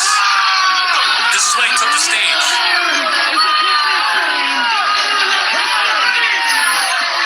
Mamdani is also facing criticism over his new pied-à-terre tax. Fresh accusations, his anti-Israel rhetoric is stoking anti-Semitism, and now growing questions about how Mamdani is going to pay for his $10 billion a year agenda that's projecting to cost more than he said. Let's start with free universal child care. The Center for New York City Affairs estimates the cost. Yeah, he's going to pay for all this stuff by defunding the police, and this was a pro-police event. And as you're about to see, New Yorkers are very aware that the mayor is using his platform here to bring communism to our entire country with who his new political allies are. Watch this. No, you're good. So with El Sayed's victory, this is maybe the biggest potential prize for the American left in November now. Do you plan on formally endorsing him, maybe even going to Michigan to campaign? My focus thus far has been on New York City, and what I will tell you is that I know that many New Yorkers were incredibly excited at the result. I tried to stay up until it was called, but then I eventually called it a day. But I do wish him the best. So not totally closing the door on maybe going to Michigan. I'm here right now. So he's open to campaigning with politicians that have views that are to the left of what he campaigned on. Listen to this. ICE has nothing to do with immigration. ICE has nothing to do with the southern border. ICE is about normalizing paramilitary force on our streets. ICE is about weaponizing the idea of immigration against the Constitution itself. That's pretty crazy, but it doesn't stop there. Watch this. To ask you, though, just about this victory. He did especially well in higher educated, higher income areas, whereas his opponent picked up more support from more low-income parts of Detroit, rural areas with a lot of working class residents. What do you kind of make of that dynamic, given that El Sayed very much campaigned on a working class event? Yeah, they rejected him. I will leave much of the assessment to pundits. What I will say is that When you are facing $60 million in outside spending, you are facing... So the people who didn't vote for the candidate Mamdani is very excited about for some reason. We're too stupid and we're too brainwashed to do what the socialists want. So he's writing them off completely. Meanwhile, this is what people are saying about his new political allies. Listen to this. Does Abdul El Sayed's candidacy for senator in Michigan concern you? Yes, sir, it does. Why is that? Well, to begin with, I look at the connections that his father-in-law, Chakaku Tayyib, has to Brotherhood-linked groups. This includes being the president at one time of CARE Michigan. I would also look at El Sayed's ties to a group called Engage, which purports to be a sort of get-out-the-vote or... I'm going to do a reaction video in a minute, you guys. Yep, I'm going to do a reaction video. I'm going to play this video and another one. And then with the reaction video. Candidate recruitment organization, but it has close ties to CARE. It was created by a former CARE member who at one time was on a watch list and was also a consultant to convicted. That's weird. And as you're about to see, this is part of the communist blueprint to totally take over and remake America as soon as possible. Watch this. First, I'd just like to congratulate Dr. Abdul El Sayed on his victory. Oh, he's a doctor. He ran a campaign where it was best described by his words of money out of politics, money in your pocket, Medicare for all. Except the rich people voted those for him. Simple commitments and beliefs are what drives Representative Johnson to these kinds of conclusions. I think it shows That's going to be his opponent. How out of touch the Republican Party is with the concerns of working class Americans. Because what we have seen is, despite him facing more than $60 million in outside spending, he was able to prevail with a focus on a cost of living crisis and the way in which healthcare is exceedingly out of reach for those who have helped to make this country what it is. But then why did the working class voters who didn't go to college and learn about how great socialism... So, Doof, you want free stuff, huh? You don't want to work, Doof? You want free stuff.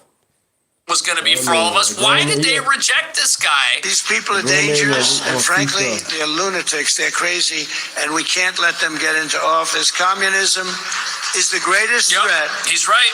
To our country in its history, including even World War I, World War II, Pearl Harbor. I think it's the greatest threat. Doofus, you've been in the chat for a while. If the chat is stupid, why are you still here? It makes no sense. You probably know what a woman is. You probably think you're getting pregnant, don't you? I could be the greatest communist in history. I tell everybody here, would you like a free house? Right. We'll take one from your neighbor. Would you like free rent? We'll take it from whoever. We'll take your building away from the landlord that makes 2%, and we'll rent the building ourselves. What they don't say, and what Republicans should say, is that at the end of a year, you'll have nothing but squalor, poverty. You'll have a life of hell. Right. Anybody in the chat going against what we going, talking about, where it's MAGA is right. Democrat Party's on BS. The TDS went too far. Now they need a cure. They went too far. I'm glad that people are waking up and seeing that the Democrat Party has lost its rabid mind. And you got people in the chat, you know what I'm saying the most stupidest stuff. You guys, for the last how many years, keep on saying Trump is destroying the Constitution. Trump is not respecting the Constitution. He's the worst president ever.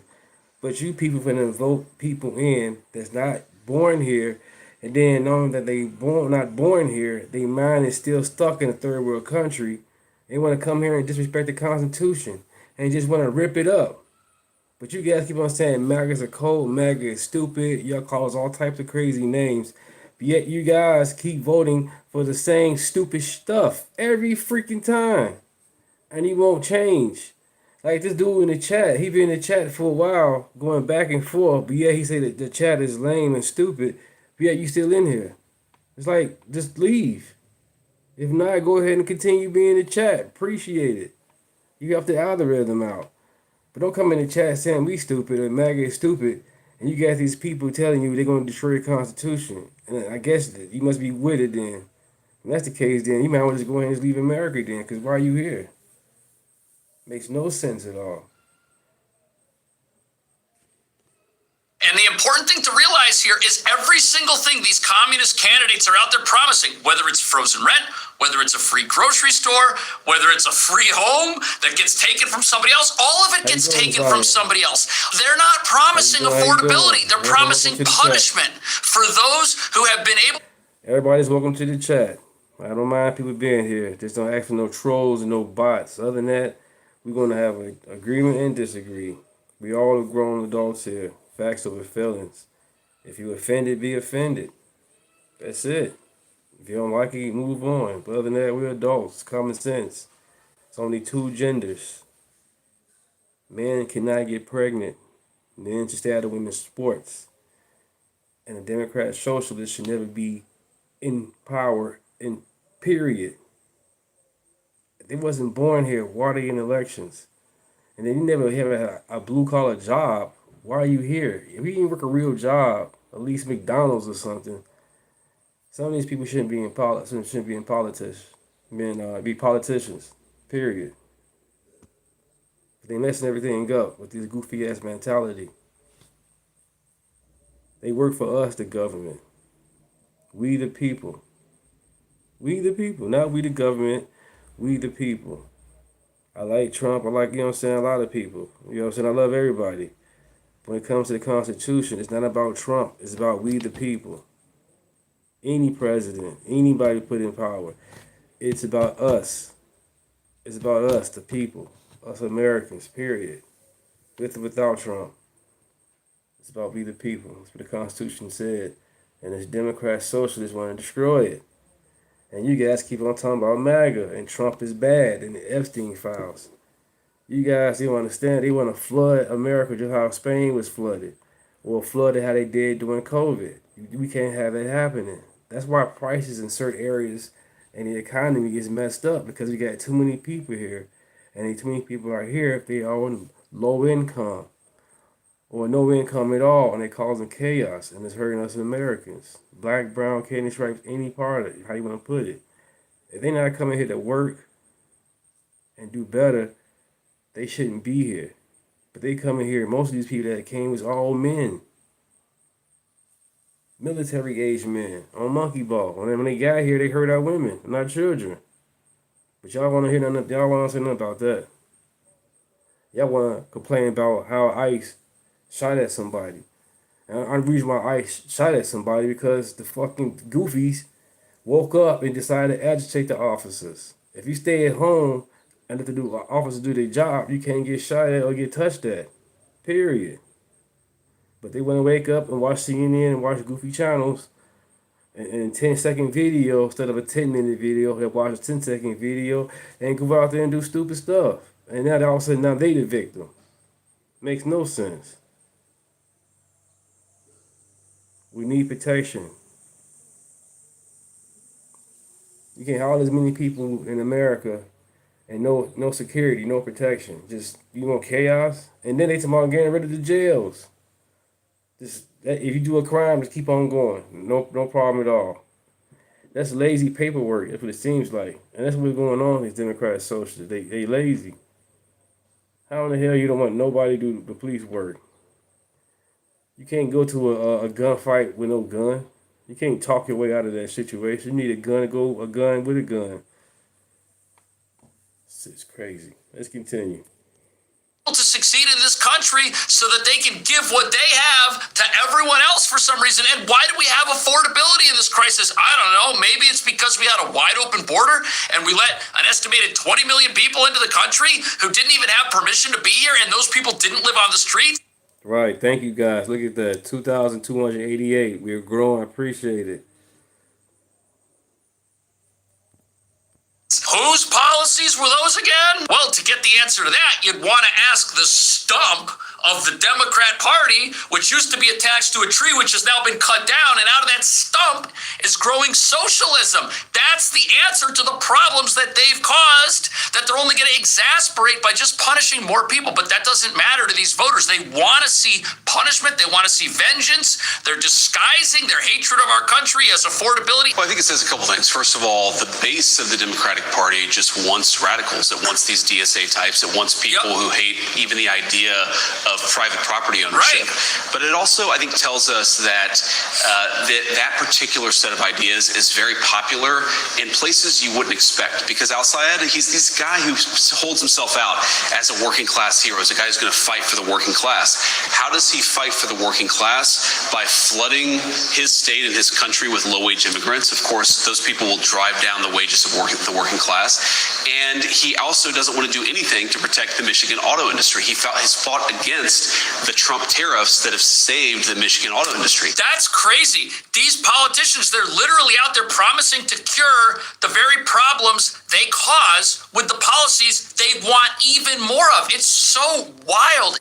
Right, the Democratic Party being in power way longer than Trump being in power. Yes, Trump being in power for 2 terms, but the Democratic Party held that way longer. They keep blaming Trump and MAGAs and us for problems, but they've been in power longer than that. Out of the 16, they've been holding it down for the last 12 years. Out of the 16 years, they've been holding it down for 12, if I'm saying it right. And they keep blaming Trump for everything. Y'all realize you had Nancy Pelosi and Chuck Schumer. The Democratic Party, you had way more people that stayed in power. Both sides stayed too long. Both sides. Mitch McConnell too long. Lindsey Graham all them too long. You know, but the Democrat on their side, it's way more of them that's been in power too long. Period. And it's radical, but it goes to show you, these people, these socialist candidates, they want a full-on revolution, and they are serious about it. They're not taking any prisoners, and to get you to get on board with it, they're going to say, hey, I care about you. Hey, Trump's ruining everything. Let me come in. Trump's capitalism, it's failed. It's time for something new. Let's erase that system, and let's bring in what we're going to do here, which has never worked anywhere. And now for a paid advertisement from Rumble Wallet. Quick question. How much control do you have over your money right now? Technology. You can buy Bitcoin, hold dollar-backed securities, and even buy digital gold backed by rules for details. Right, like for California, Nancy Pelosi, she's been in power for like damn near 40 years, and her district is terrible. But the people keep voting her in there. You know what I'm saying? That's crazy. So I'm hoping this gerrymandering thing get over with the Supreme Court situation, whereas the gerrymandering stuff is over with. Because Illinois is gerrymandered to death. It's just ridiculous with the gerrymandering. So if this thing worked itself out, man. Spencer Pratt, he should have won. It makes no sense. The man was winning. The lady conceded, and all of a sudden, a few days later, he in third, she in second. That makes no sense, man. That's straight cheating. Same thing in 2020. We all know Trump was winning. 2020, baby.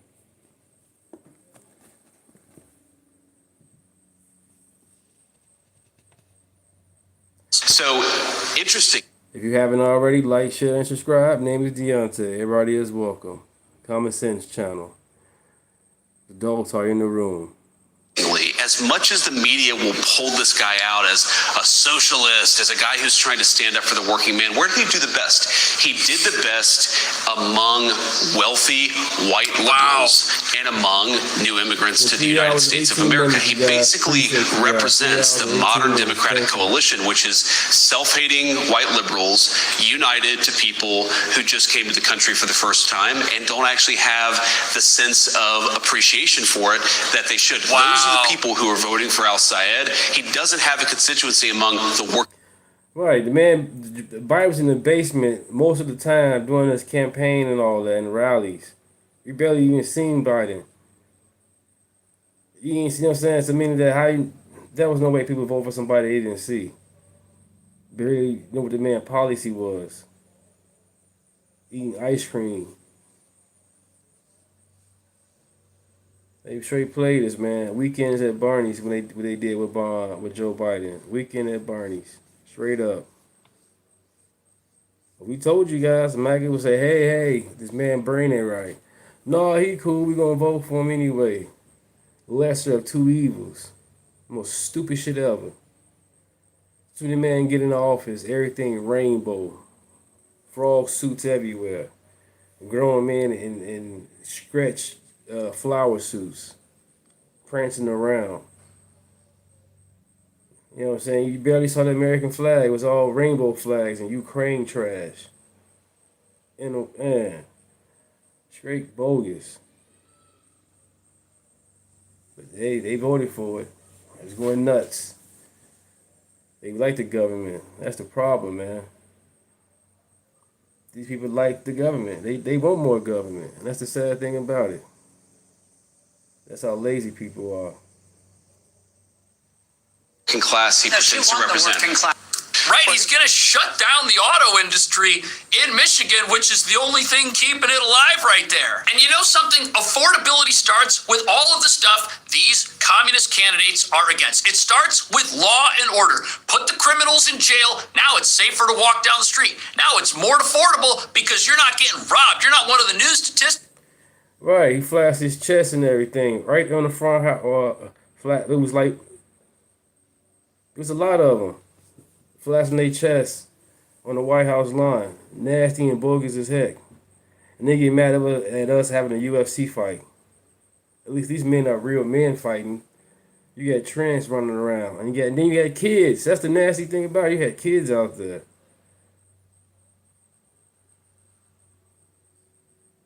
Easter Bunny had to tell you where to go. Yeah, that's embarrassing.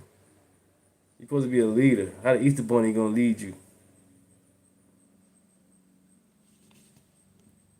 In the New York City subway as felony assaults and grand larcenies shoot through the roof. Grand larceny experiencing that doesn't make things more affordable for you at all. Second of all, we need more capitalism, not less. You know why your rent's so expensive in Mom Donnie's New York City? No one can build a building to compete with the four-story building right here that's got $5,300 apartments in it. You can't build across the street and make this guy lower his prices. No, that competition is not allowed. Where I live right now, I can drive to Walmart, I can drive to Costco, I can drive to Sam's Club, I can drive to a whole bunch of places. Target, I can go to Whole Foods, I can go anywhere in 10 minutes and spend the money in my pocket. And that means all the places that are around me right now, every single day they have to fight for my business because I'm one decision away from giving it to anybody else except for them. Right, capitalism, competition, those two things, that's going to make your life very affordable. But if we're going to eliminate that, if we're going to run a terrible transportation system in a place like New York where nobody can get anywhere and no one's got any autonomy,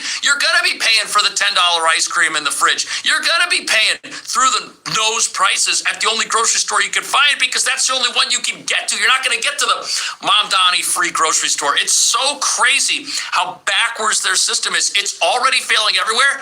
And here's why we need to watch out for this. 100% that's possible, without a doubt. I mean, the polling seems to indicate that it is in danger. So how should members of your party, the Democratic Party, come together to defeat the Republican candidate?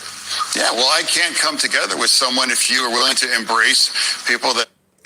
Yeah, I think the Frost represents the LGBT community, the gay community. Because remember they were talking about having frogs turning gay in certain injections or certain type of food, whatever. So I guess that's what they own. That loves Hamas. That's not a big tent situation. There are things that are unacceptable to have these views as a Democrat, I think. Well, not to the new version of the Democrat Party that's out there. Look. Hey, Chad. Benjamin Davis called me Sambo. Appreciate it. You know what I'm saying? Welcome to the chat. You know what I'm saying? I'm not on the Democratic plantation. You know what I'm saying? I'm not a victim like you are. You know what I'm saying? Look at you, Sambo. Using slave masters' names and words. Plantation shit. That's fucked up. Because I'm a free thinker. Because I love America. I'm a nigga with a white man hat on. Get the fuck out of here. Obama, who you voted for and I voted for, is a mixed president. He wasn't black. But either way it go, welcome to the show, though. We go show you that how racist you is and how slow you are. I've been called all types of names. The shit, you know what I'm saying, is fatigued, for real. You were about me wearing this hat. Are you paying attention with the Democrat socialists? They trying to take over fucking America with this Islam BS? Wake the fuck up, man. Grow the fuck up. How the fuck my hat bothers you guys? That's insane. I guess I need to put a rainbow hat on. You cool with that? Goof ass out of there, soft ass. That's crazy. A grown man get triggered by a hat. Look at this. U.S. Senate. Abdul El-Sayed won the Democratic nomination, defeating moderate Haley Stevens in a closer than expected race that exposed divisions within the party. Outside groups poured more than $60 million into advertising, backing Stevens, making it one of the most expensive primaries in the country. El-Sayed made that spending a central... Right, you know what I'm saying? You know it's MAGA, especially it's black MAGAs. You know, we get all types of crazy-ass names. Because they stuck on the plantation. They want to get off. Fucking betas. They love daddy government. And then they keep on saying white supremacy, the white man racist, but they voted for Joe Biden. It's like, come on, man, really? I get the excuse. It's all we had to do. That's all we had to go get for. No, y'all could have prepped somebody else up better than Joe Biden. But y'all didn't. Y'all don't do no research. Watch a 10-second video instead of 10-minute or longer. You see that, that's what you're going to run with it. Yeah, this is it. That's it. Issue throughout his campaign, casting it as a symbol of outside influence, and he returned to it in his victory speech today. What we showed is that the power of our many is greater than the power of their money. What we showed is that if you're willing to build a movement brick by brick, if you're willing to go and travel your state and have the conversations in rooms big and small, starting in moments when people aren't even paying attention to an election, but are paying attention to the price of gas and the price of groceries and the price of housing and the price of healthcare, that you can build a conversation that builds into a movement that defeats Goliath. Now, he's right about that. He had a whole lot of in-person campaign events. He ran a campaign that got people excited, and he talked about affordability. But these socialists, their answer to affordability is not any of the stuff that gives you affordability. What's their solution to gas prices they don't like? Cap that price. What's their solution to you not making enough at work? Well, force your boss to pay everybody $50 an hour. What they don't realize is that when you cap the price at the pump, you get gas rationing. What they don't realize is that when you do what California did and you start working towards these obnoxious minimum wages, all the workers lose their jobs because the businesses can't stay open. Their policies bring more of the disaster they have a problem with. If you want real unaffordability, vote for communists. You know where you don't see any capitalism? On the island of Cuba, and things are so unaffordable there. Nobody's got any money for food. It's literally terrible. This is literally where communism should have worked, because it's an island and no one can run away from it and escape from it, and everyone has to stay there and be punished by the communists economically, and it's failed there worse than anywhere else, and that's what these people want to bring to America. And we find out that the people voting for these candidates are the most educated of us all. I wonder why that is. Well, from when they were born until when they graduated college with a master's degree, they've been getting nothing but hatred for our country. They've been getting taught that capitalism has failed and that it's over and it's not a system that works and it's a system that's rigged. At up to $9.3 billion a year, 55% more than Mamdani said. Most of that pays for his promise of teacher-level salaries for child care workers. Then there's free and fast buses. Mamdani said that would take $800 million a year. The city's in... Sorry about that.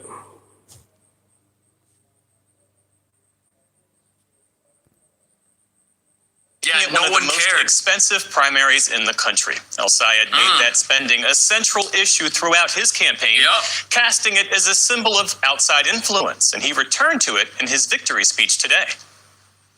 What we showed is that the power of our many is greater than the power of their money. What we showed is that if you're willing to build a movement brick by brick, if you're willing to go and travel your state and have the conversations in rooms big and small, starting in moments when people aren't even paying attention to an election, but are paying attention to the price of gas and the price of groceries and the price of housing and the price of healthcare, that you can build a conversation that builds into a movement that defeats Goliath.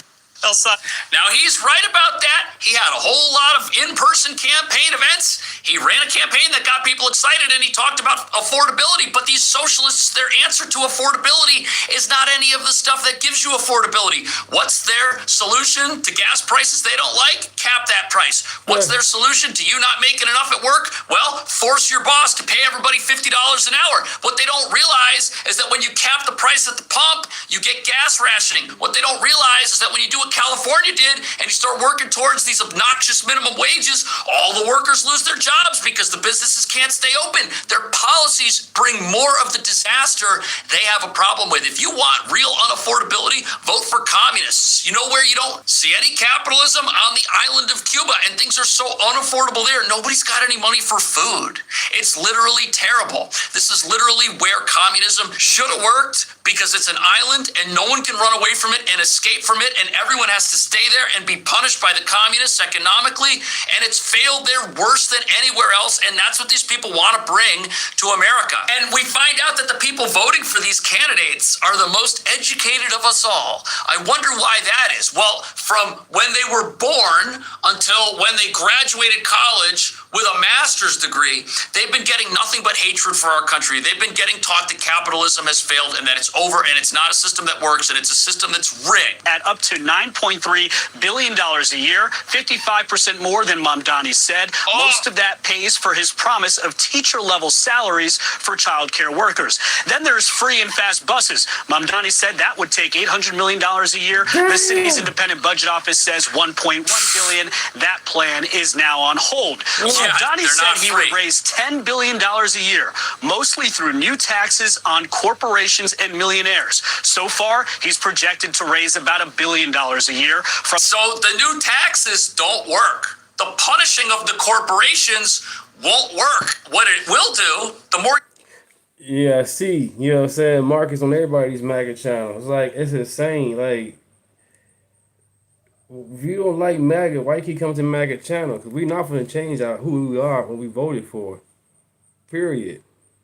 It's not a game. Y'all think MAGA is a game, or we like America is a game? We patriots. Common sense. Adults in the room. I don't understand how you guys don't respect that. We're not victims. We don't want to be victims. If you guys want to be victims, go ahead and be victims, but we not. You go ahead and see your psychiatrist. You go ahead and get your booster shots. You know what I'm saying? Pure blood here. You punish them, the less people they're going to be able to employ. The less money is going to filter down from the punishment given to these corporations to their actual employees who are working there, who are trying to pay crazy rents and buy groceries in New York City. The free grocery stores aren't going to help. There's only going to be 5 of them. How are you even going to get there? The subway never works. Not all the voters in New York are totally on board with this communism thing, especially those that support the police. New pied-à-terre tax and state aid. Here's the problem. Only the state can levy new taxes, and Governor Kathy Hochul has said no. She gave the city $1.2 billion over 2 years for childcare. Beyond that, neither of them can say how to pay for it all. Is it possible to fund QK going forward without increasing taxes on the wealthy? You know, I think the most important thing is that we fund programs like this. I am committed through the program next year. I can't commit future budgets at this time. Right. Making matters worse, Aisha, Mamdani's own budget office projects a $7 billion deficit next year. Where's that money going to come from? I'll tell you where it's going to come from. Mamdani has been on a tax crusade this entire year in New York City. He already came out earlier in the year.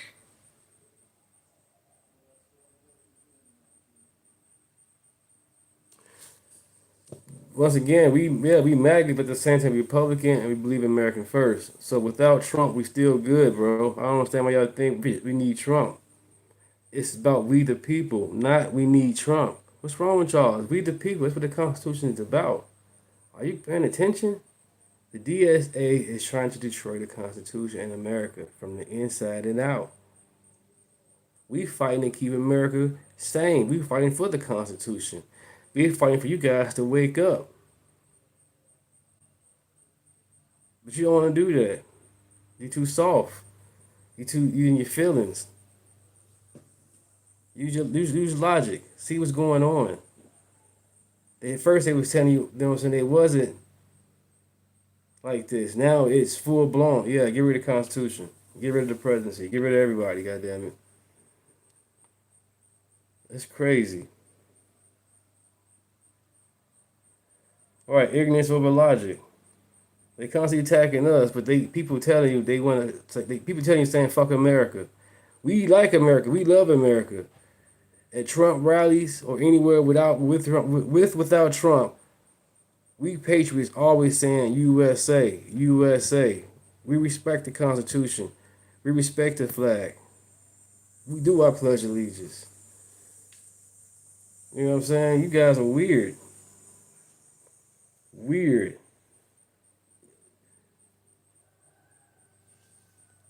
A lot of people forgot about this, but what did he say? He said, you know what? If I don't get my money from the governor, who is now my prisoner because I'm the leader of the Democrat Party. And hey, Marcus, if you're so smart about Trump borrowing MAGA from Reagan, you also know that Bill Clinton also said it too as well. So don't just say Reagan. Bill Clinton said it too as well. A Democrat said it. And I believe Hillary said it too in her campaign. Do your research.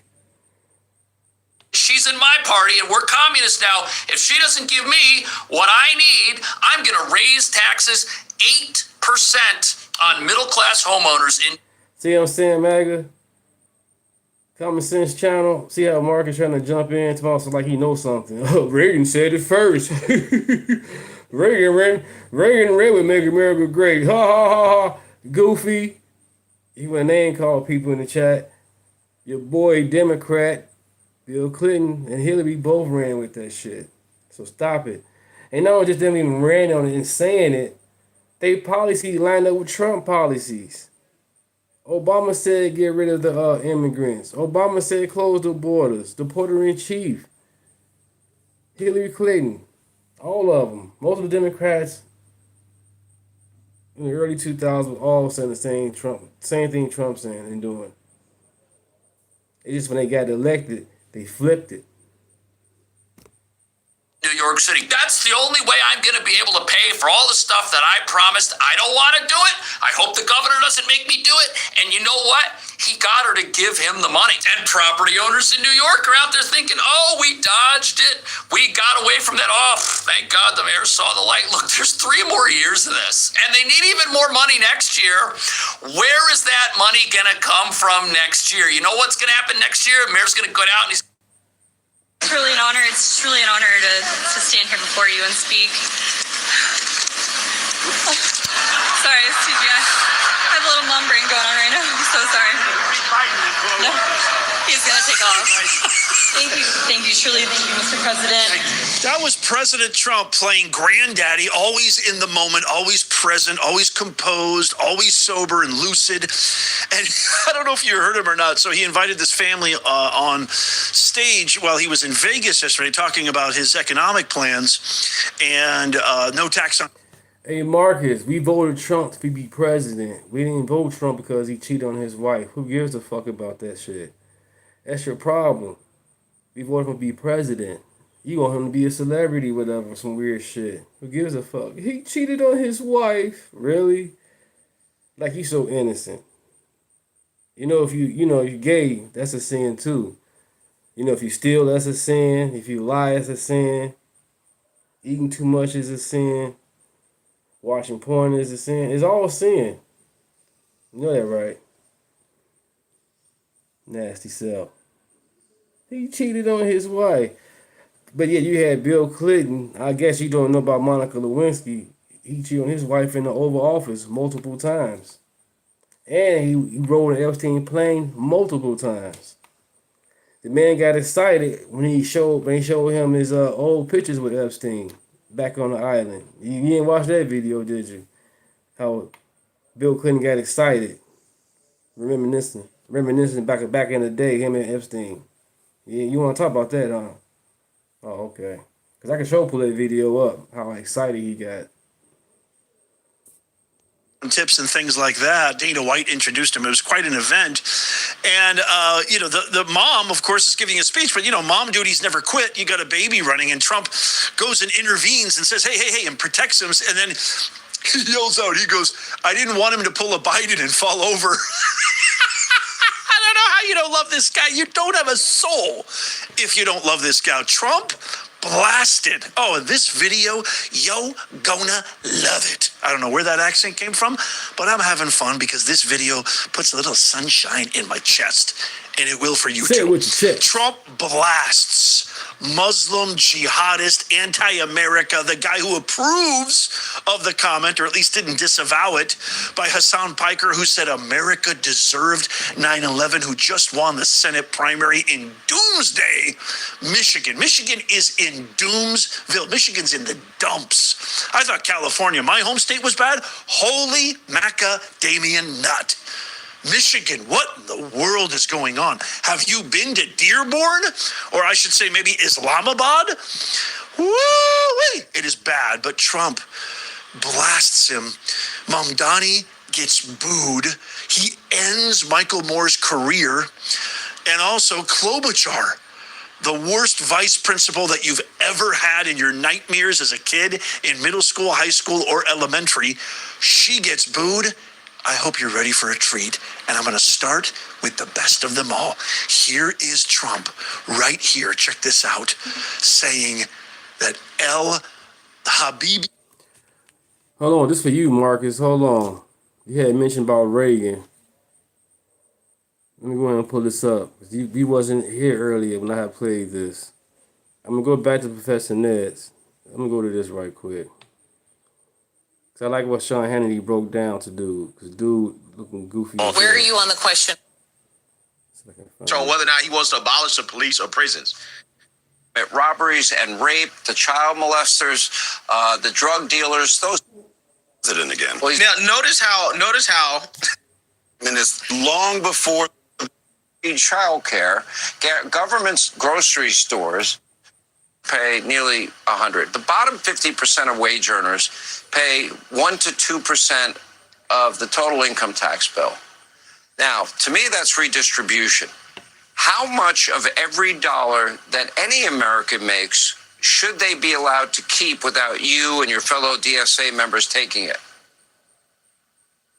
Let's just go back to the Reagan era. How about those taxes? Here we go, Marcus. Pay attention. Pay attention. Take your mask off. Take off the air suit so you can hear about the air being blown in your ear with your frog suit on. Here we go, right here. You mentioned about Reagan. Here you go. Era was he dropped the top marginal rate. Okay, well, he dropped the top marginal rate from 70 to 28%. You want 28%? You'd be okay with that? What I'm saying is there was a time under Democratic and Republican presidencies where the tax rate on the wealthiest Americans was much higher than it is now. Okay. And Reagan I think we should go back to that. Let me help educate you because I know a lot about multimillionaires Reagan. like yourself and billionaires Let me educate to pay their you. fair share. Let him educate you. I pay way more than my fair share. Trust me. Let him educate you, Marcus. Stop typing. 50% of wage earners pay 1 to 2% of the tax bill. But Reagan dropped the top marginal rate from 70 to 28%. It created 20 million new jobs, the longest period of peacetime economic growth in history. If you want to adopt Reaganomics, I don't know. I might consider your candidacy if you get rid of this other nonsense that you believe. Damn. Look at him. Look at him. Bless you, pardon this humorous. Listen, I'm glad you're applauding Reagan. I mean, I feel like I've made progress with you today. Listen, 70 to 28% is probably I things think that's that we weird. agree. I think there's plenty of things that we can agree on. I've worked with conservative Republicans for 10 years in the nation's largest full-time state legislature. All right. Yeah. Well, yeah. That Reagan comment backfired 100%. That didn't go the way that he thought. He thought he had a gotcha there. Right? Hannity hit him with some facts. And it's like, nah. Reagan dropped the marginal tax rate, right? I'm sure that's not what you socialists want to do, right? You socialists are actually calling to do the exact opposite of Reagan. So I guess... You heard what he talking about, Marcus? Are you paying attention, man? Put the phone down and listen. Your boy up here can't answer the exact damn question. Yeah. Y'all want Reagan, you want Reagan policies? Let me play it again. He was talking about... Listen, I'm glad you're applauding Reagan. The longest period of peace billionaires Let me to educate pay their you. fair share. Because I'm old school. I pay way more than my fair share. Trust me. The bottom 50% of wage earners pay 1 to 2% of the tax bill. But Reagan dropped the top marginal rate from 70 to 28%. It created 20 million new jobs, the longest period of peacetime economic growth in history. If you want to adopt Reaganomics, I don't know. I might consider your candidacy if you get rid of this other nonsense that you believe. That's a I'm glad you specious find this argument, humorous. Listen, I do. I'm glad you're applauding Reagan. I feel like I've made progress with you today. Listen, 70 to 28% is probably I things think that's that we weird. agree. I think there's plenty of things that we can agree on. I've worked with conservative Republicans for 10 years in the nation's largest full-time state legislature. All right. Yeah. Well, yeah. That Reagan comment backfired 100%. That didn't go the way that he thought. He thought he had a gotcha there. Right? And Hannity hit him with some facts. And it's like, nah. Stop the marginal tax rate, right? I'm sure that's not what you socialists want to do, right? You socialists actually calling to do the exact opposite of Reagan. So I guess he was talking about when Reagan first got in office, right? After Jimmy Carter, right? After Jimmy Carter, who, under him, inflation was out of control, right? So, again, it wasn't a gotcha that this guy thought, right? He thought it was a gotcha. It's like, well, Reagan, again, he lowered taxes. He cut taxes, right? That's not what y'all want to do. Y'all want to raise taxes. So what do you mean, let's go back to how it was under Reagan, right? Are you talking about when he first got in office before he was able to do anything? Or are you talking about what he actually did, right? Because, saying that you want to go back to Jimmy Carter probably doesn't play well. Damn. Right? So I don't know what this guy thought he was doing going on Fox News. But clearly, he's in on his skis. Sean Hannity spanked him, right? Spanked this guy throughout the whole interview.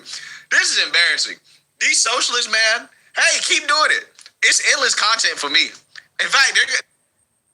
Well, Habibi, I'm pretty sure if you want to talk about Reagan, Reagan said that anybody that says I'm the government and I'm here to help, run away from them. I'm paraphrasing. I'm pretty sure Reagan said, if you want government, you won't need to be with this person. I'm paraphrasing. Help me out, chat. I'm pretty sure I'm saying it right, but I'm paraphrasing it wrong. Abdul Sayed is completely full of beep. Watch. What they don't say, and what Republicans should say, is that at the end of a year, even Kennedy said something about the government. Right, I'm from the government. I'm here to help. Right. Even Kennedy said, get your ass up and go to work. you'll have nothing but death, squalor, poverty. You'll have a life of hell. And that's what happens every single time. You look at Venezuela, where it was such a rich country 20 years ago, 22 years ago, and it happened, and we've really helped them. And we're going to help them. But, they're lucky because they're sitting on massive oil reserves. But we are going to help the people that we want to help. But every time this has happened, and you do that, you go through squalor, and add the word again, filth, crime, death, destruction, embarrassment. Right, we talking about today now anyway. We're not talking about the past. Stay focused. You lose your home, you lose your apartment, and that's where the communists will take us 100%. When I watch Abdul, he's full of shit.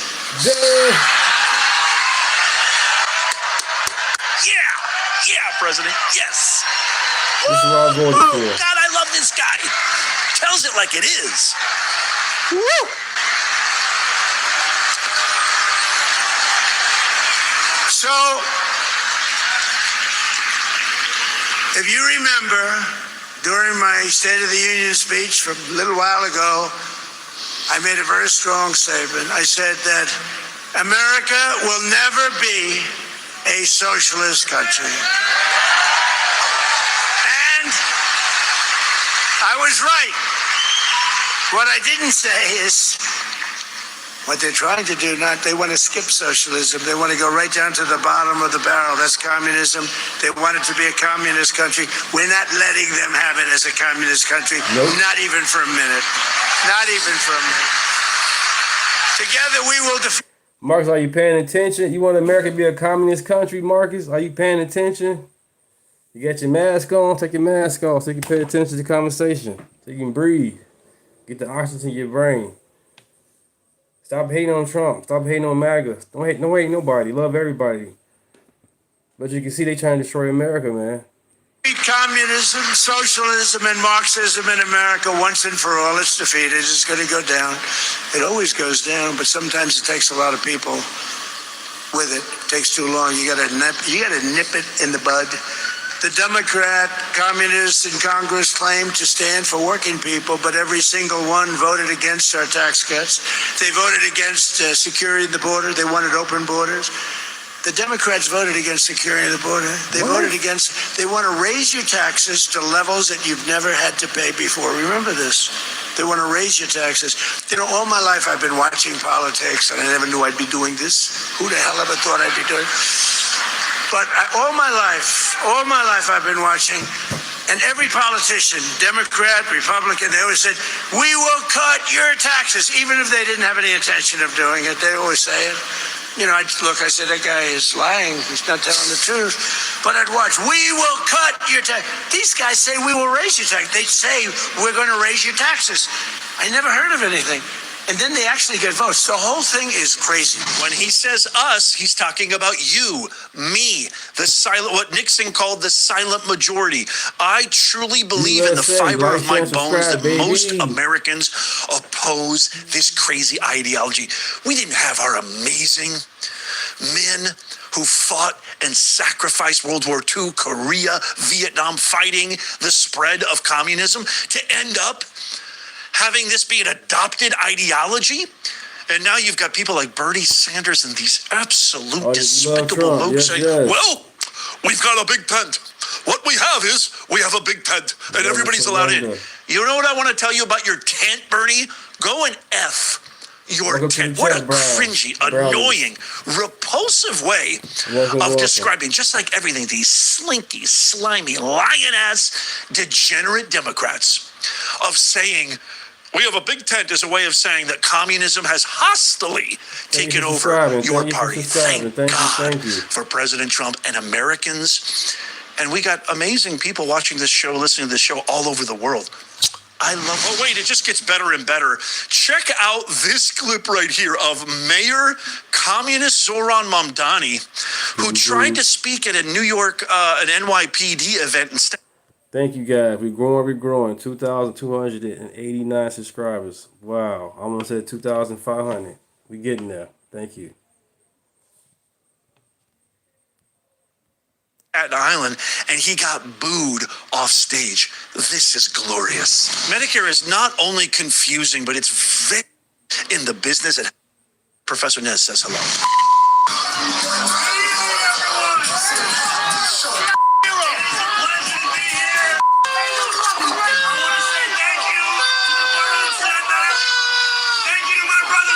Thank you, Dakota. Appreciate it, man. Thank you guys, man. Oh, yeah.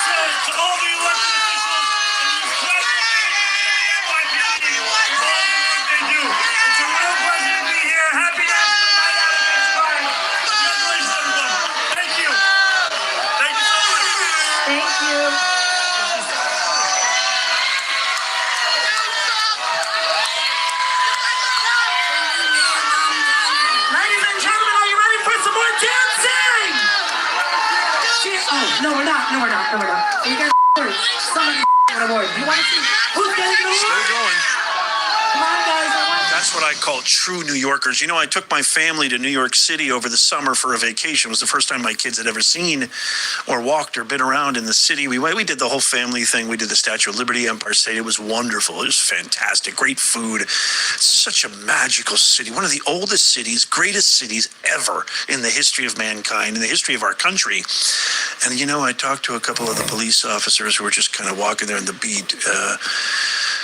And they're really, really fed up with this guy. And they just They have no alignment with him. You can see they're kind of protecting him sort of haphazardly there, or not with a lot of emotion. But the sentiment that I get in New York City is we're going to survive this scourge. He's going to come and go. He's going to get out of there as soon as possible. And the city will live on as a strong, mighty spirit. The spirit of 76 is alive and well in New York City. You got nothing to worry about. That doesn't mean we should not stop fighting. We need to fight tooth and nail. Okay. Because like my man Kobe Bryant, God rest his soul, said, job not finished. Here's another dumb communist mook who stands for nothing. Senator Amy Klobuchar. Listen to her get booed badly when she says, I have long believed and supported funding for our border. Maybe this is a sign, folks, America's waking up. This is delicious. Watch. I've long believed and supported funding for Order at the Border, and I have worked well with law enforcement in Minnesota for years. But what I ran the largest prosecutor's office in the state and was endorsed by police many, many times. So I don't know what it is, but call me crazy, but she just reminds me of every single vice principal in every high school that is completely devoid of everything that makes life beautiful, everything that makes life come alive and full of vivacity and realness and authenticity and joy. She is like the dark cauldron on administrative hell who does nothing but make everybody's life miserable. Am I the only one that thinks that? Let me know. But I love the fact that people are like, we're sick and tired of you guys lying to our faces. I mean, look at how stupid they think we are. They think they can actually tell us to our faces, we believed in a border. We had the worst border. Just look at the facts, the data. Over 20 million illegal. It was an invasion. What you think what happened in Ceuta, Spain, is just an accident? Was just happenstance? That's what they want to do here. That's a preview if the Democrats ever get power again. And speaking of Democrats, President Trump ending the career of ridiculous propagandist documentarian filmmaker Michael Moore in one post. Another work of art from our commander-in-chief. Watch. President Trump posting this today. Michael Moore, the failed political pundit who has been losing to me for years, was ranting that we lost in 2024 and just can't take it anymore. No, Michael, just get used to more losing. You've been a loser all your life, and nothing's going to change. Abdul, your new communist comrade, will not be able to save you. He knows you are a failed lowlife, and he wants to pick up where you have left. For thousands of years, the concept of communist policies have never worked, and they're not going to work now, especially under the tremendous transformational success that the Trump administration has brought forth for the entire world to see and follow. Best economic numbers ever, best trade numbers, best export, biggest investment in our country, and on and on. I can back all of that up numerically and through data. He continues, this is the golden age of America, and a small group of misfits like you, Abdul, and others won't be able to destroy it and change the course of history in so doing. It's too big. It's too powerful. Quite frankly, it's too good. See you on the political battlefield. Make America great again. President Donald J. Trump. That is American badassery. That is the spirit of our forefathers who fought against every odd imaginable and created the greatest country that God and man has ever conceived. I also have this clip I'm going to end you with, as if he wasn't badass enough. Check out President Trump speaking from his Los Angeles golf course, talking about the potential assassin who was just arrested prior to his arrival. I don't know where he gets this kind of energy, strength, steely resolve, and that sort of inner ironclad, impenetrable, unflappable will. But my goodness, are we lucky. Watch. There was a threat. There was a man who was arrested, seemed to be heavily armed near the property here on Sunday. It's an ongoing concern, sir. Talk about that for briefly if we can. Well, the only thing I get a little solace from is they say only consequential presidents. And I am definitely consequential. I mean, if you look at the economy, if you look at what's happening, Iran, as an example, will never have a nuclear weapon. They already can't, but it's going to be formal. The strait's going to be open very soon, or they're going to get hit very hard, and then the strait's going to be open. we were going to a tremendous attack, the biggest since World War II. And they called me and said, very politely, please, can we talk? Can we talk? They didn't want. And I said, yes, we can talk. Let's get it done. Finally, let's get it done. This should have been done by other presidents for 50 years. You know, you keep hearing 47, but that's been for 3 years now. It's been over 50 years. Other presidents or other countries should have been able to do this. And I did something that I had to do, because if they had a nuclear weapon, this whole world would be a different place. I want to end with this. I'm really curious what you think about this new sort of band of, I guess they're calling them the woke right, the Tucker Carlson, Marjorie Trader Greene, and Thomas Massey, and others who are saying that Trump betrayed them and MAGA has been betrayed and they're seemingly going to be starting a new party. What do you guys think of that? I, for one, I think it's preposterous. I think President Trump is the greatest thing that's happened to this country in decades. Ever since Obama took over in 2008, this country has gone absolutely downhill.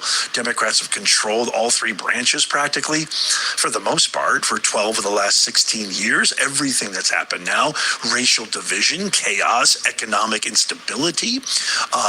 We have foreign disrespect. Our regard around the world has been toileted by the Democrats and Democrats like Obama, Kamala, Biden, etc. Our border has been decimated. Crime is up. President Trump's fixing all of that. And he's the only president who actually had the gumption to follow through on the Iran threat. Every president, going all the way back to Reagan, has said, Jimmy Carter, who really started this mess, has said that Iran is a huge major threat. But it was all talk. It was all talk. President Trump is a man of action. I can't wait to get your thoughts on this and everything else. Let me know what you think in the comments down below. Please tap that thumbs up. It helps us out so we can make common sense go viral. Share this every way. Watch until the end. Check out the videos coming up here. Tap my face right here to subscribe.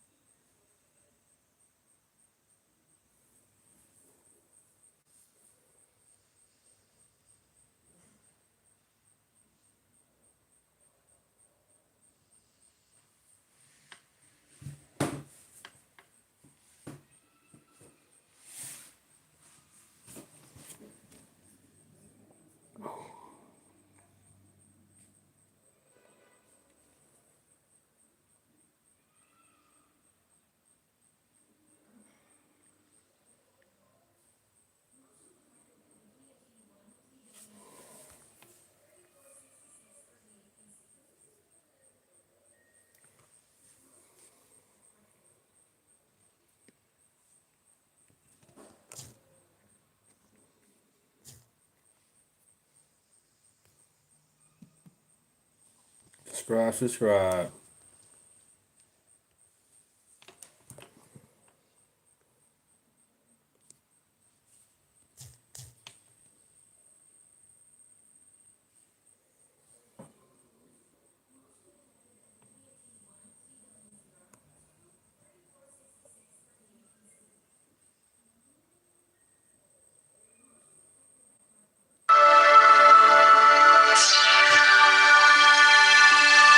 Guys, welcome to the Liberal Hive Mind, a channel solely focused on exposing the abundant hypocrisy of the left. And here's the meme of the day, brought to you by 5mind.com. Okay, so there it is. Pretty much as expected, Abdul El Sayed officially wins the nomination in Michigan for that coveted Senate seat. And of course, as you could imagine, it's a massive moment of celebration for Hassan Piker and all the radical leftoids who really feel as though they're doing something, as if they're essentially an unstoppable political force. And I think to an extent, that's certainly true. They do seem to have a significant amount of momentum, but I think they're extrapolating a little bit too much, I think they're severely overestimating what's going on here, their influence in poll and what they're actually doing. And I'm not just saying that to confirm my own bias. No, I'm saying that because yesterday's primary victory from Abdul El-Sayed actually signaled as such. If you listen to the far leftoids, they don't want you snooping past the headline. No, they just want to lead with the headline that Abdul El-Sayed ends the night victorious. But there were some serious red flags here that I think are pointing to a completely different situation than what these people are projecting. I'd like to identify those red flags and make my argument. Let me show you guys what's going on. We got some stuff to get into, so let's roll the tape. Okay, friends, so let's start off with the first major red flag here. It's actually what appears to be a little bit of a manifestation of what we previously covered. People like Bernie Sanders and Hassan Piker will tell you that Abdul El-Sayed and these types of candidates are highly popular, and not just in these Democrat primaries, not just in these far left districts, but no, even in a general election sense. But I think we saw evidence to the exact contrary. Let's start off with the Democrat primary data. Going into this race, we saw an absolute slew of polls suggesting that El-Sayed would be ahead by anywhere between 8 to 19 points against Democrat establishment challenger Haley Stevens, and these polls were mostly with likely voters, so this guy was projected to win by double digits on the average. And then look at the actual result. The race came basically within a percentage point. He was supposed to run away with it, but he couldn't hack it, not even within his own party. But this guy didn't even finish with over 50% of the vote. And so there's all this talk of a massive far left surge, but it feels almost more like a massive anti-far left surge is what mostly manifested. An internal Democrat rift, many people within the party showing up concerned that this guy was going to win. The big motivating factor not showing up to get him across the finish line, but rather to stop him within the own party. That's not exactly screaming bullish signals, now is it? We then have further anecdote of this in-party phenomenon. Sayed wins, I will not vote Democrat. I'll switch over, and I'll vote for a candidate with character, whoever that might be. I expect Haley to prevail, and I'm very anxious about the socialist aspect of what Abdul and his supporters represent.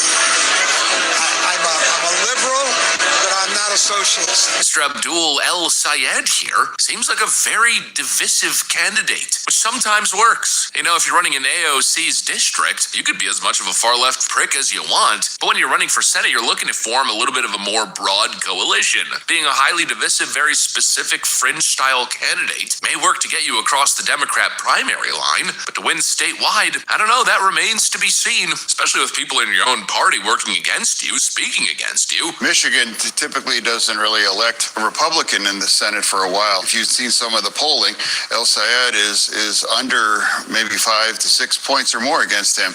And now some real money is going to flood into that state, and a lot of the things that he has done and said during the primary we're going to come back to haunt, like campaigning with a guy that loves Hamas and is very proud to stand with communist regimes. So you're talking about Hassan Piker? Oh yeah, definitely. Yeah, who's out there with El-Sayed on the campaign trail. Is that what you're saying?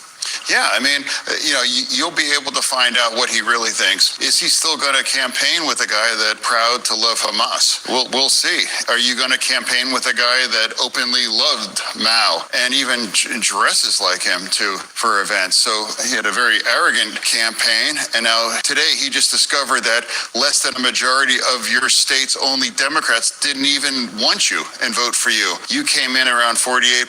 I have a great relationship with vast majority of Democrats. We have really great candidates across the map. In Ohio, Georgia, in Texas, we have great ones. But, I have a real problem with people that are proud to campaign people that loved Hamas or that they love communist kinds of regime and under those kinds of policies overall. And that's why I'm saying objectively as a Democrat in the Senate saying that puts that seat in danger.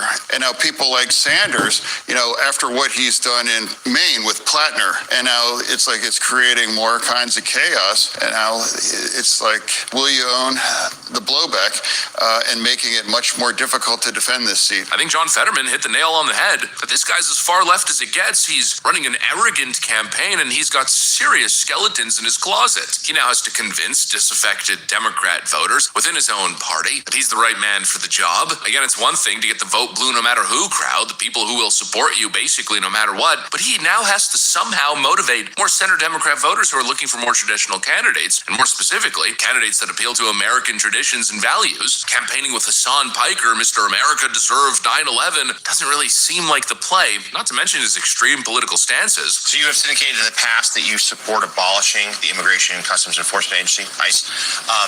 Certainly polls suggest that Americans are unhappy with the conduct of ICE now. That said, they also support President Trump's efforts in tightening the closing the southern border, tightening some immigration restrictions. So my question to you is, it's one thing to say, let's abolish ICE, but then what do you replace it with? Well, as you well know, ICE has nothing to do with the southern border. That's Customs and Border Protection. I believe in a secure border. I also believe in immigration enforcement, but I also believe in not shooting Americans in the back of the head, in the face, while you're trying to do it. And maybe it's because I've served in government agencies, but once a government agency like that is told that it has impunity to do the worst things and violate the highest law of the land, which is the Constitution itself, I don't think you can reform or retrain that.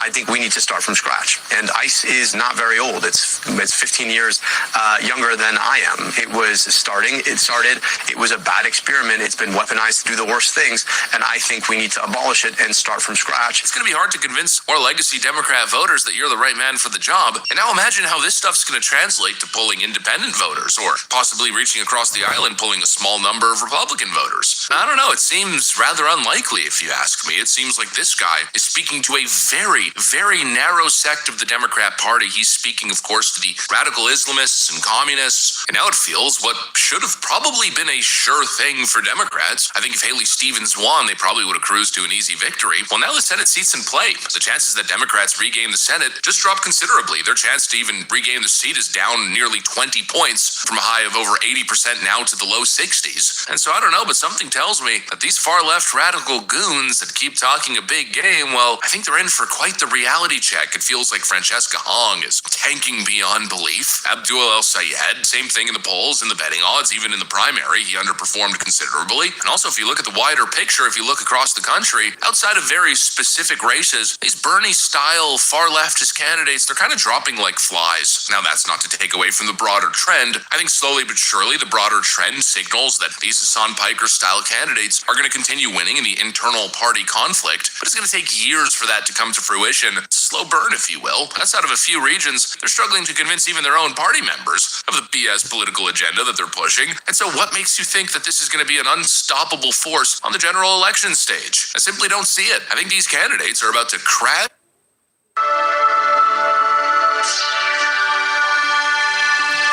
Hey guys, welcome to the Liberal Hive Mind, a channel solely focused on exposing the abundant hypocrisy of the left. And here's the meme of the day, brought to you by 5mind.com. Well, folks, it appears as though the leftoids have a pretty big problem. Let's just put this into clear perspective instantly. The far leftoids have a Joe Rogan-sized problem, just pretty much the biggest social commentator in the world, the #1 podcast. And like I've always said, the litmus test for how average, everyday Joes, everyday Americans are feeling about the current state of the world and the current state of politics, in this case, the current state of Democrat politics. And well, it appears the far left has totally lost Joe, and that's actually saying a lot because, the left will tell you that, well, Joe Rogan is a MAGA fascist, so obviously, and so are all of his viewers. But friends, think about it. Joe Rogan's a Bernie Sanders supporter. He was far left by all accounts. He was basically their guy, the Bernie Bros, which is essentially at the core of, the rise of the DSA and everything that's followed. And well, how does the radical left expect they're going to be convincing the entire country to get behind the radical agenda when even Bernie bro Joe Rogan is jumping ship? And not just jumping ship, but basically pointing the finger and saying these people are insane. Yeah, I'd say it's looking like a pretty monumental task at this point, a pretty tall task. I guess so much for these notions of a big Democrat tent appealing to the widest voter coalition in modern American history. Yeah, I'm not so convinced, not exactly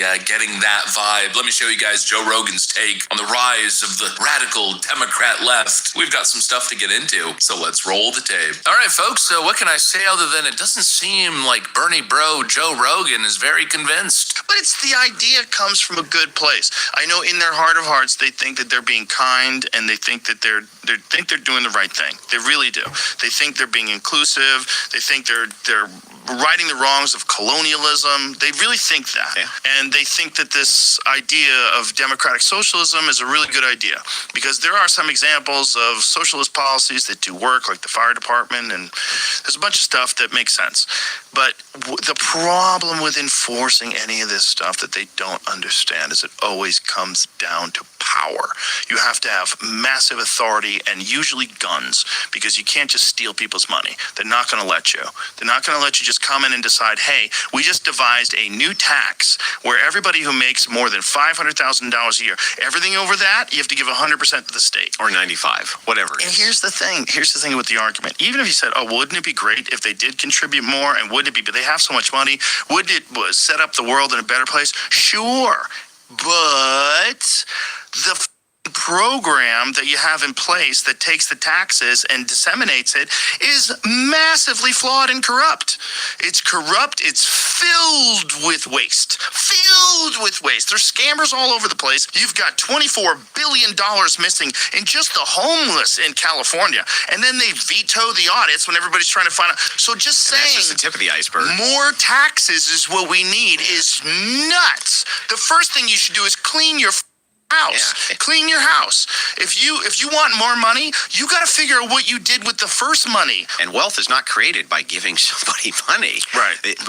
But what happens when you give somebody money is they go and spend it, but they usually don't use it to generate wealth. And so you vote yourself these raises, you vote yourself from the public treasury money to yourself. But what does it actually do for you ultimately? Because that's not how you generate wealth, ever. Not only that, you incentivize people to move to a place that's more friendly to their economic ideas. True. One of the fundamental kind of ideas here that's flawed. How many times can you vote yourself the wealth of those above you before they have no more wealth to give you? You know, I think these far leftoids are actually going to have a very hard time moving forward. Firstly, because, well, I think the reality of their policy failures is probably going to work against them. Mamdani has the best press in the world, especially in social media circles. I mean, if you read the way they talk about this guy on Reddit, it's like he's cured freaking cancer, even though he's done literally nothing of significance. He hasn't accomplished a single thing. He's made some big announcements, but hasn't actually done anything substantive. Their policy track record is going to basically absolutely annihilate them. But the next thing, probably the biggest issue that these DSA folks are going to be encountering is the open discussion of ideas, free speech, and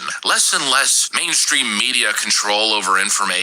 What these Democrat socialists need to rise to power and maintain that power is fully controlled state media. But we're now living probably in one of the freest media eras. The Democrats lost their battle to control social media algorithms. Elon Musk bought X. Independent media is skyrocketing in popularity ahead of mainstream. And so what's happening is people are having important discussions and they're identifying the logical fallacies and policy incoherency of what these Mamdani socialists are pushing. And that right there, folks, is where it all falls apart. The moment people start to have these discussions, especially on podcasts where 11 million people are listening, and just imagine the impact that this stuff's going to have in a general election when people are actually paying attention, and even more millions are tuning into what Joe Rogan and other people are saying, well, all of a sudden, 2 and 2 is going to come together. People are going to realize, actually, 2 and 2 doesn't equal 5, it equals 4. It's basic math, and that's what we're looking at here. We're looking at basic math. This whole idea that you can tax the billionaires into oblivion, and that will pay for everything. That's the solution to everybody's problems. Maybe for 6 months? Then after that, once you've absolutely destroyed economic productivity, how do you pay for anything? We listen to these leftoids. They talk in all these overarching themes, like this little DSA meeting that happened recently. Our book is called Abolish Rent, and one of the ways that we describe what that might be is a permanent and general rent strike. And why do we have to do it, right? Well, we pay rent at the peril of our need and at the barrel of a gun. My landlord is U.S. Bank. It's the bank. social media algorithms. Elon Musk bought X. Independent media is skyrocketing in popularity ahead of mainstream. And so what's happening is people are having important discussions and they're identifying the logical fallacies and policy incoherency of what these Mamdani socialists are pushing. And that right there, folks, is where it all falls apart. The moment people start to have these discussions, especially on podcasts where 11 million people are listening, and just imagine the impact that this stuff's going to have in a general election when people are actually paying attention and even more millions are tuning into what Joe Rogan and other people are saying, well, all of a sudden, 2 and 2 is going to come together. People are going to realize, actually, 2 and 2 doesn't equal 5. It equals 4. It's basic math, and that's what we're looking at here. We're looking at basic math. This whole idea that you can tax the billionaires into oblivion, and that will pay for everything. That's the solution to everybody's problems. Maybe for 6 months? Then after that, once you've absolutely destroyed economic productivity, how do you pay for anything? We listen to these leftoids. They talk in all these overarching themes, like this little DSA meeting that happened recently. Our book is called Abolish Rent, and one of the ways that we describe what that might be is a permanent and general rent strike. And why do we have to do it, right? Well, we pay rent at the peril of our need and at the barrel of a gun. My landlord is U.S. Bank. It's the bank owns the building because long story, they got it back at the auction after we sabotaged it because they said that the person who bought it paid too little. I think it's really clear that rent itself, this power relationship, that this monthly tribute that we have to fork over to people already richer than us to pay for our human need for a home, right? That itself is the crisis. But what tenants experience is a new form of collective ownership over the places that they live. Even at this moment, right, where you're so vulnerable because you stopped paying rent, you stopped the monthly ritual, this contract that you're supposed to turn over. At that moment where you become incredibly vulnerable, suddenly people's experience is that they have more ownership over their housing that they've ever had before, right? They're taking on repairing their buildings. They're recognizing their right to their homes. Rent is evil. They're holding a gun to my head and demanding that I pay tribute to somebody who is richer than me. Just this pathetic kind of weak, dramatic, classist warfare nonsense, but no actual substance. Not once do you hear these people talking about how the housing market actually works, the fact that housing is not just something that you can create and then it exists forever in perfect condition and perfect harmony. No, property is something that needs to constantly be maintained. Work, investment, transaction is necessary to upkeep a standard of living. You need productive people. You need monetary incentive and transaction to keep the thing going. And it's the same thing for socialist policies, especially when they're very wide-ranging, when you're going beyond just filling potholes, having a police department, having a fire department. If you're talking about structuring the entire economy, the entire system around government control and taxing the rich, well, at some point, the rich will no longer exist. Going actually to the point that Joe Rogan was making, the view that everyone making X amount of dollars above 400,000 should be taxed to an absolutely absurd degree. Well, then what happens in a situation like that? The most productive, highest earning people after earning $400,000, are they going to continue working? Well, let me continue working for what purpose? To just give the rest of your labor away to the state? People are going to earn their 400 grand and then simply stop being productive and stop working. That's not a system that works. That's not a realistic system. That's a system filled with logical fallacies that is inevitably bound to collapse. If these Democrat socialists had the ability to keep it all under wraps, to make sure that only state-sanctioned approved narratives are allowed to spread, then, sure, they'd do great. But instead, what continues to proliferate online is all of their lies, all of their inconsistencies, another one that Joe Rogan actually highlighted. There's so much on the left that's so insane when it comes to contradictions. One of my favorite new ones is the Mamdani grocery stores. They said, how are you going to ensure that people from New York have access to this grocery store? Well, they're going to have to show ID. But not to vote. Yes. But not to vote. But how crazy is it that your checkers game is so that you're like, oh yeah, here we go. And people are like, do you know what you just did? Yeah. Jesus Christ, that is the dumbest thing I've ever seen anybody say when you just got done saying that you don't want people to show ID for voting. And so you start to see a pattern that's emerging, a pattern of clear dishonesty, attempting to misguide the American people, saying one thing and then saying the exact opposite the next day. And so something tells me if Democrats on a more national level end up going down this direction, I think it will probably be the final nail in the coffin that completely and utterly destroys them from within. It's already what's cost them so much, what's been causing them massive problems in this woke era. That's what people are rejecting. The Democrat Party sitting still in the dumps in party approval rating. And now, like I keep saying, they're doubling down on stupid. And more people are getting exposed to it, with even people like Joe Rogan with a massive audience who used to be very charitable towards them, very supportive and favorable. Well, even he is now essentially calling them insane, calling them crazy, calling them liars. And well, that's just not where you want to be. That's not the sign of a growing coalition. That's the sign of a cringe fringe group that is bound to fail and bound to collapse. And well, I guess let's just hope that I'm right, because quite literally the country depends on it. Anyways, that's pretty much what I got. Thanks for watching, and I'll see you on the next one.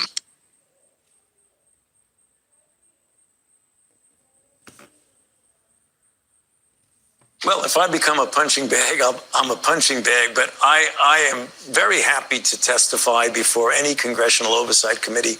I have nothing to hide. I can explain and validate everything that I've done. So, it's going to be inconvenient if they actually are out there essentially threatening to make my life miserable. But I'm going to do what I need to do, and that is cooperate fully, because we have nothing to hide at all.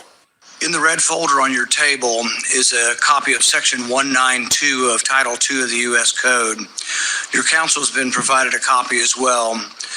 That section makes it a crime for a witness appearing under subpoena to refuse to answer any questions pertinent to the question under inquiry. Do you have that in front of you? On the advice of counsel, I respectfully decline to answer based upon my rights under the Fifth Amendment of the Constitution. Let the record record that the witness has refused to answer whether there's a folder in front of him based on his Fifth Amendment right. What's up, everybody? Welcome to this special edition of Straight Shooter with yours truly. I don't know if y'all saw it or not, but did you see Anthony Fauci? Remember him? Remember Anthony Fauci? Who was overseeing the National Institute of Health? Remember that man? Remember the man that was basically the face of the nation when it came to the coronavirus pandemic that took place in this country in 2020, 2021? Remember that? That man. He was on Capitol Hill yesterday. And the story is that the man took the fifth, exercised his Fifth Amendment privileges 111 times. 111 times. It was so bad on Capitol Hill yesterday as Dr. Anthony Fauci appeared before the Senate Homeland Security and Governmental Affairs Committee yesterday. It was so bad that Senator Josh Hawley of Missouri asked him about the tie he was wearing. I think he asked him about his suit as well or something, just to showcase how he's not answering anything. 111 times, Anthony Fauci said, through the advice of my attorneys, I'm exercising my Fifth Amendment rights as a citizen of the United States of America. 111 times. It was a bad look, ladies and gentlemen. It was a bad look. And I found myself vacillating back and forth between two kinds of emotions. One, I found myself saying, let's not try to politicize this because I saw the GOP, the Republicans, really, really going after him, and I didn't see a peep from the Democratic Party, which I will get into a little bit later. But on the other hand, I was like, bump that. If there was ever a point, there was ever a moment in time where the American people had a right to know the truth and to hear it out of the mouth of one particular individual, it was yesterday on Capitol Hill. And it should have been oozing out of the mouth of Dr. Anthony Fauci. 111 times this man exercised his Fifth Amendment rights. And keep in mind, this is the same man that received the presidential pardon from President Joe Biden for any actions that took place starting in January of 2014 to January of 2025. Anything and everything that Anthony Fauci did, overseeing the National Institute of Health, he was pardoned for. Which means that he had, in a lot of people's eyes, no fear of federal prosecution. Now, that's not to say that there's no fear at all, because that doesn't protect you from the states, which the state of Florida, led by Ron DeSantis, is already conducting its own investigation. And you know other states are going to come down the pike. But make no mistake about it. We should have heard something. And we didn't. And as a result, this story is not going away. You can bet the house on that. Not after what we saw yesterday. And in just a few minutes, I'm going to have Senator Rand Paul, who heads the committee, probing into all of Dr. Anthony Fauci's actions as it pertains to the coronavirus pandemic, which is a pandemic that ravaged the world, that allowed us to witness the loss of over 1.2 million American lives. Supposedly over 7 million worldwide, or more than 14.9 million worldwide, depending on what stats you believe. This was bad. Make no mistake about it. It was a bad look by Dr. Anthony Fauci, because even my man Chris Cuomo on News Nation articulated, and we know he loves Dr. Anthony Fauci, knows Dr. Anthony Fauci. He even said he looked like he had something to hide. And somewhere along the lines, we'll get into that with Senator Rand Paul in just a second.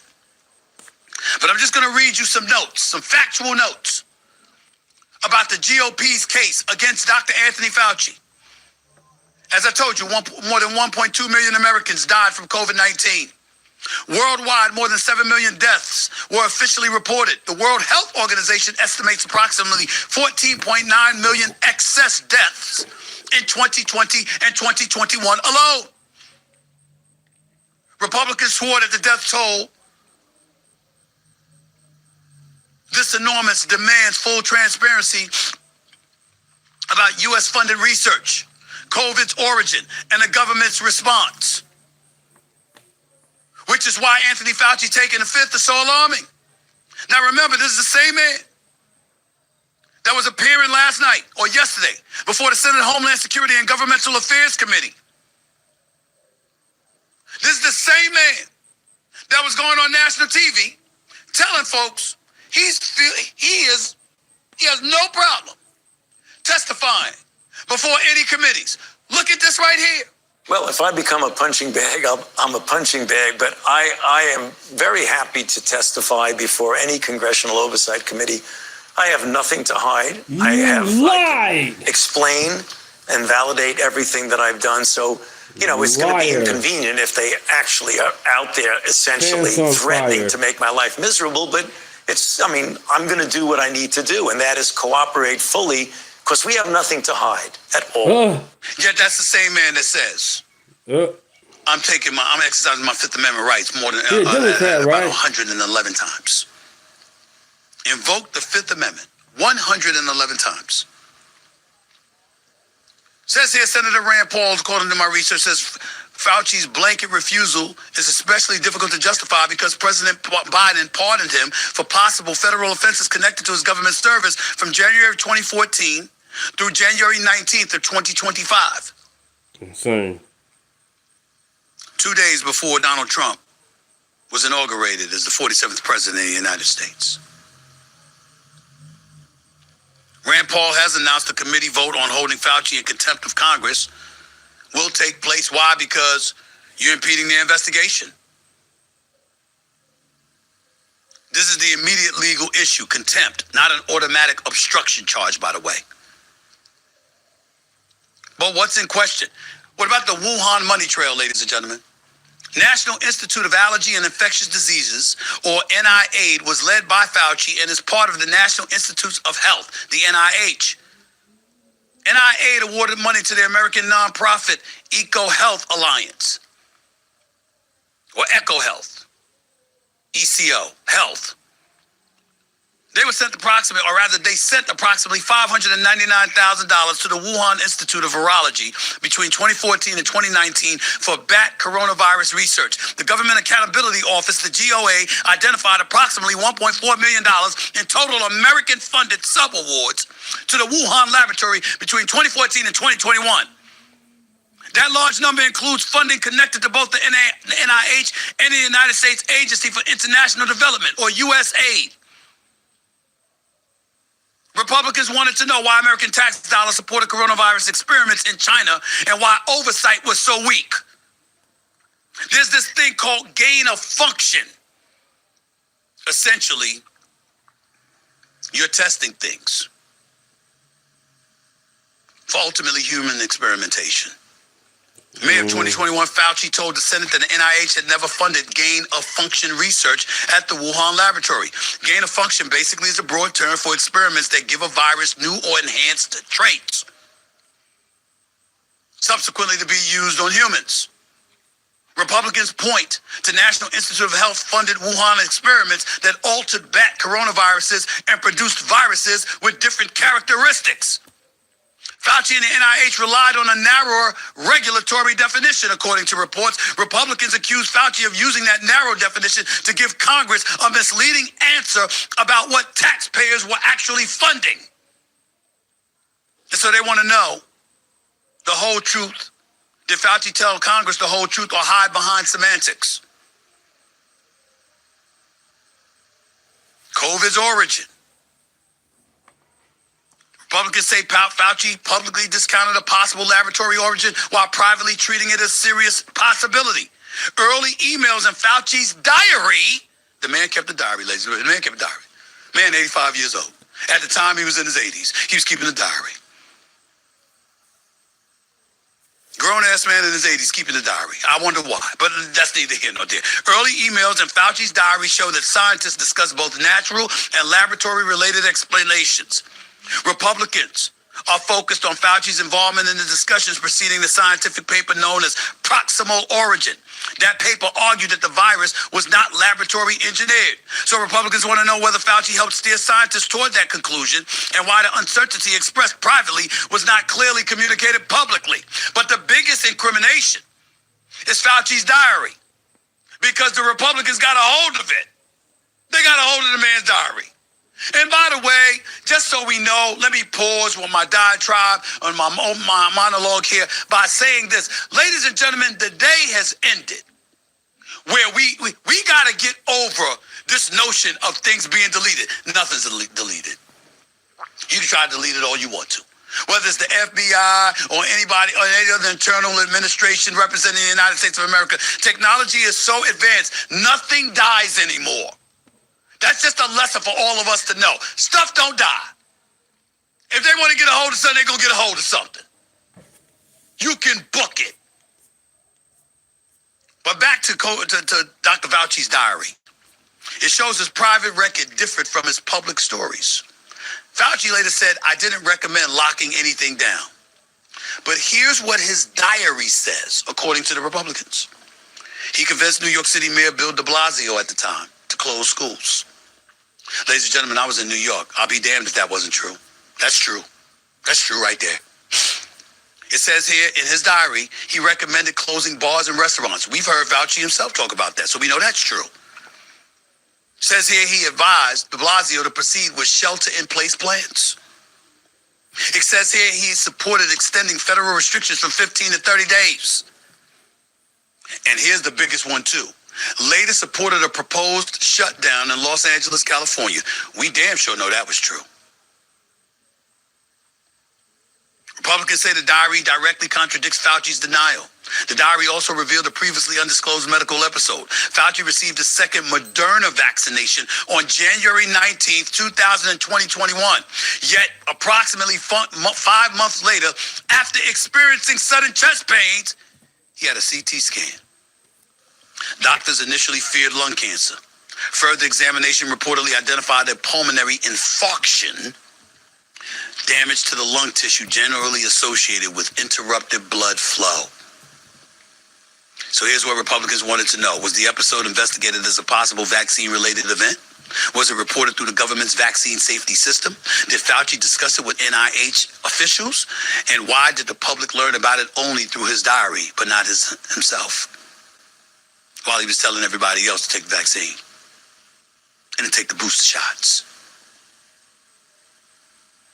Emails and federal records previously denied deleting official records. That is Fauci. Rand Paul later released emails in which Fauci told colleagues to delete particular messages after reading them. And all the while this was happening, yesterday, we only saw Republicans getting at Dr. Fauci. The Democrats, number crickets. Outside of Senator John Fetterman, whom they say really not a Democrat. I'm not getting at all of that. Here's what I do know. When you talk about Democratic officials and how them and their allies made Fauci practically untouchable, are we going to deny that was true? Are we going to deny that was true? Because I'm here to tell you, I'll be damned if it wasn't. But I'll explain that part a little bit later on in the show. For now, it's time to get to our next guest. He's a senator representing the great state of Kentucky. He's been on this show before, and he's back here again right now. Please welcome Senator Rand Paul to the show, who has been an incessant critic of Dr. Anthony Fauci throughout this whole coronavirus pandemic ordeal. He has not shied away from calling Rand Paul to the carpet. Is a doctor by profession, by the way, not just a senator. Let's welcome Senator Rand Paul to the show. Hello, sir. How are you? Thanks for having me. Glad to be with you. Put into perspective what transpired yesterday with this hearing involving Dr. Anthony Fauci. He was subpoenaed. He did show up, but he took the fifth. He pled the Fifth Amendment 111 times. Number one, did you expect that? And if so, why? You know, we weren't certain. We thought it might happen, but I didn't know until that moment that he wasn't going to testify. I really did want him to testify and still want some questions to be answered. You know, the most important question is, should the taxpayer fund research where we take an animal virus and mutate it to become a human virus? We basically create a new virus that doesn't exist in nature, and we have the ability to do it. Scientifically, we can replace gene by gene. In 2010, they took the bird flu and they replaced 8 genes, but they made it transmissible through the air, aerosolized it between mammals, and it wasn't before. I think it makes no sense. The bird flu is about 50% deadly. If you make it more transmissible to humans, like what we think happened with COVID-19, it would be a death wish for the world. I mean, it spreads very rapidly, respiratory virus, very deadly. But the reason while we don't have a pandemic right now with the bird flu, is it doesn't go human to human. We think COVID-19 started out going human to human so quickly is because it was modified in the lab. It was pre-adapted to go human to human. And they do this interestingly with mice that have human lungs. I know that sounds kind of science fiction, but they've created mice that are basically human. When the virus looks at the lung cells, they are human. And they just culture this thing over and over. It's called serial passage until they get a virus that can infect humans. And it's a terrible thing. And Fauci knew all along what they were doing. In his private notes, he says, we suspect they might have manipulated because we know they do gain of function research. He says this in private, but then in public he says, it came from nature, and that if you think otherwise, you're a conspiracy theorist. So I wish he had answered the questions. He has has served, Dr. Fauci we're talking about here, he's been, in a lot of people's eyes, he's a career civil servant who spent 38 years at the National Institute of Allergy and Infectious Disease. They think about his years of service, and yet at the age of 85, having retired, he's on Capitol Hill, and it seemed as if you had politicians up there who wanted him in jail. And he has said he has called your pursuit of him an unhinged obsession, and that you want him in jail. Speak to that for a second, and whether or not what your feelings are about him at this particular moment in time, and what they have been since the pandemic took place years ago, so everybody will understand. My questions, I think, have all been very serious. 1 million Americans died. About 15 million people died worldwide. Where did this come from? What is the evidence for the lab? What is the evidence for it coming from the wet market? So the other thing we've learned recently from their investigation that I led was that in January of 2020, at the very beginning, he was told that the earliest cases did not come from the wet market. He acknowledges it, and he says that the wet market was likely a super spreader. It didn't originate there. It wasn't from the wild animals at the wet market. That was a super spreader event. So he knew this in January of 2020. But you've seen him on the media. For the last 5 years, he continues to say it came from the wet market. It came from the wet market. The wet market's the problem. We need to ban and close the wet market. Why? Now, if he were just a disinterested scientist that didn't have anything to gain, you'd say, well, he's just being honest. That's his opinion. Why condemn him? But what if you also know that he funded the lab that it came from? Would he have a self-interest in protecting himself by arguing it came from nature? So he's not a disinterested observer. He's not an objective person.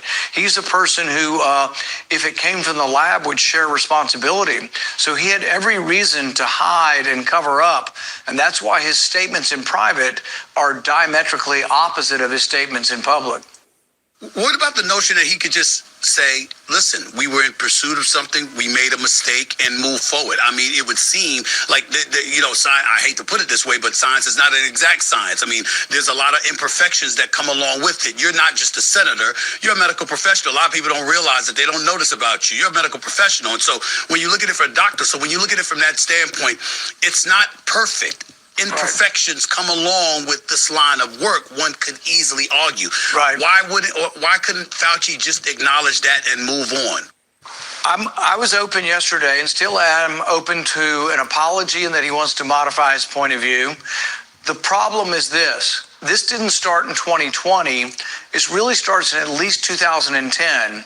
So he funded research in the Netherlands to mutate the avian flu in 2010. This is when the controversy began. I wasn't part of this controversy. I really wasn't even aware of this until 2021. But the controversy raged in the scientific community. A group of scientists led by a scientist at MIT started the Cambridge Working Group, and they criticized the publication of this because they said, if you publish this mutation and how you did it, it'll be a roadmap for bioweapons, and every lunatic out there that has the skills to do this will now have a roadmap as to create biological weapons. So they argued it shouldn't be published and it shouldn't be funded. Well, Anthony Fauci argued in 2010, this is way before the pandemic. This isn't like he made a mistake in the pandemic.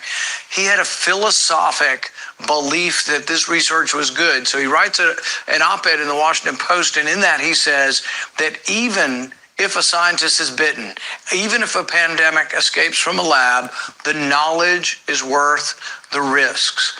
Now, that's a philosophic position. I don't think he wants to back away. He could back away from that, but he didn't decide in 2020 to do this. He decided back in 2010, the funding of the lab in Wuhan begins in 2014. It's not a coincidence that his pardon starts in 2014 and goes forward, because that's when the lab began being funded. But he philosophically agrees with this. But this isn't just me speaking. There's a scientist at Stanford by the name of David Relman. He has classified clearance. He's advised the government. He understands this science as well as Anthony Fauci or better. He looked at this experiment that Anthony Fauci funded in the Netherlands on the bird flu to juice up the bird flu. And he said it never should have happened and it never should have been published. So like I say, this debate has raged for 10 years. It was outside the circle of, the news like you and I talk about, or even what I was interested in. It was outside the circle until a pandemic occurred. And then some people say, oh, it could never happen. It's just crazy. It still could have been nature. Well, this isn't the first time. In 1977, there was a Russian flu. It was an influenza. And they're not positive exactly where it started, but they were able to sequence it. So they looked at the DNA sequence or RNA sequence of this influenza virus from 1977. You know what they discovered? It was identical to a virus in 1954. Well, how could that be possible? Because viruses mutate a little bit every month, and something that originated in 54 would be 20 or 30% different by the time you get to 1977. It was identical. And the conclusion was it had to have gotten out of a lab. And they had vaccines for this virus. There were a handful of labs that had it, and somebody was working with it, and it got infected or infected somebody, or an animal bit somebody, and it got out of a lab. It went worldwide. The reason you haven't heard about it, or probably haven't heard about it, is it had no death rate. It was a influenza, and maybe somebody died, but it wasn't like COVID where millions of people died. But these accidents happen. Labs are not perfect. But you add to this that this happened in China, where their labs were not at the level of our labs. Their labs had never been inspected. Anthony Fauci was asked, did your laboratory inspectors go to China before you sent the money? You knew they were doing dangerous research there. Did you go and inspect their lab? Did you ask them and ascertain what kind of experiments they were doing? So this isn't about, look, I didn't even know who Anthony Fauci was before 2020. I know he'd been prominent in certain circles here, but I just didn't know who he was. When he first came before him, I had nothing against him. I still have nothing against him personally. But I do think that there has to be responsibility for who makes the decisions on funding and whether it's dangerous or not. And if he's still not willing to admit it's dangerous, then what if his friends and his colleagues are in charge again and they start funding this? Let me go back to the NIH in this regard. NIH funded gain of function research in Wuhan, obviously. Fauci says the definition didn't apply. Who gets to decide which definition is correct? Scientists, Congress, a jury? Who? How do you answer that question, Senator Paul? Well, I think it's a great question, and I think the people should, through their representatives, and it does get specifically handed down to other people. But here's the thing on gain of function, whether it was or wasn't. You can have a semantics debate, and we can have the debate, but the interesting thing is EcoHealth, which was the collector of the money that was working with the scientists in Wuhan, they write when their funding gets turned back on. It was turned off temporarily. When it gets turned back on, they write the NIH, say thank you for turning back on our gain of function research money. You know, they're acknowledging it is. In a subject headline in an email from Anthony Fauci's assistant, I think it's from Fauci to his assistant, he has in the subject line, gain of function research in Wuhan, and he lists the research project that in public he says wasn't gain of function. I think we get lost in the semantics of the argument because, the science will get us all jumbled up. Was it dangerous or was it not dangerous? Should it have been funded? That's the real question. Did it meet a precise definition? Mm-hmm. He might be able to make some argument that it met a precise definition. But the real question is, was it dangerous? Was it a lab that was sort of a cowboy rogue lab in China, in a country that's very opaque, doesn't always tell us the truth, and is known for withholding the facts? Yeah. And so I think really, if we get away from the semantics, we just argue, was it dangerous or wasn't it? Should it have been funded or wasn't it? Were there other scientists saying we shouldn't fund it? Yeah, there's many esteemed scientists saying we should have never funded this research in Wuhan. We only got a few minutes left because I know you've got to go, and I deeply appreciate your time. When we talk about the funding, how much was spent by with our taxpayer dollars towards this lab and this research? So millions of dollars went to the research project. Some of it was spent at the UNC and some in North Carolina, and then some of it was spent in Wuhan. At least a subgrant of $600,000 went to Wuhan, but another $600,000 also went to a veterinary lab very close. And that's the thing. You remember when Jon Stewart said, well, there is that coincidence. It is the Wuhan virus, and there's this lab called the Wuhan Institute of Virology. There's so many coronaviruses. in Wuhan and in China. That's where the biggest repository is in the world. It's hard to explain that coincidence. In fact, the researcher from UNC, Ralph Barrick, he said, and he's been quoted as saying this, well, the proximity is the problem. The closeness of this lab to where it started, it just would be an incredible coincidence that you get a pandemic in the same city that has the largest library of coronaviruses. Last question to you. I saw Senator Hawley. Obviously, he was all over Fauci in terms of Fauci turning himself, becoming a celebrity and enjoying it. You, through Fauci's attorney, had security remove Fauci's attorney from the hearing because, they weren't supposed to be there, actually sit in the second row, be quiet, etc. And they tried to invoke themselves, and you certainly weren't having that. Senator Moreno really, really went off on Fauci. And then I saw Harvey Levin on TMZ compared this to McCarthyism. They're saying he's 85 years of age, 38 years of public service minimum.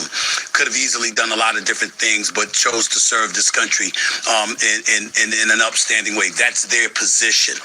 Where does this all sit right now? When we look at a man 85 years of age, Hawley called for charges of obstruction of justice. Obviously, the state of Florida is now after him. They're talking about an investigation. Other states may join in.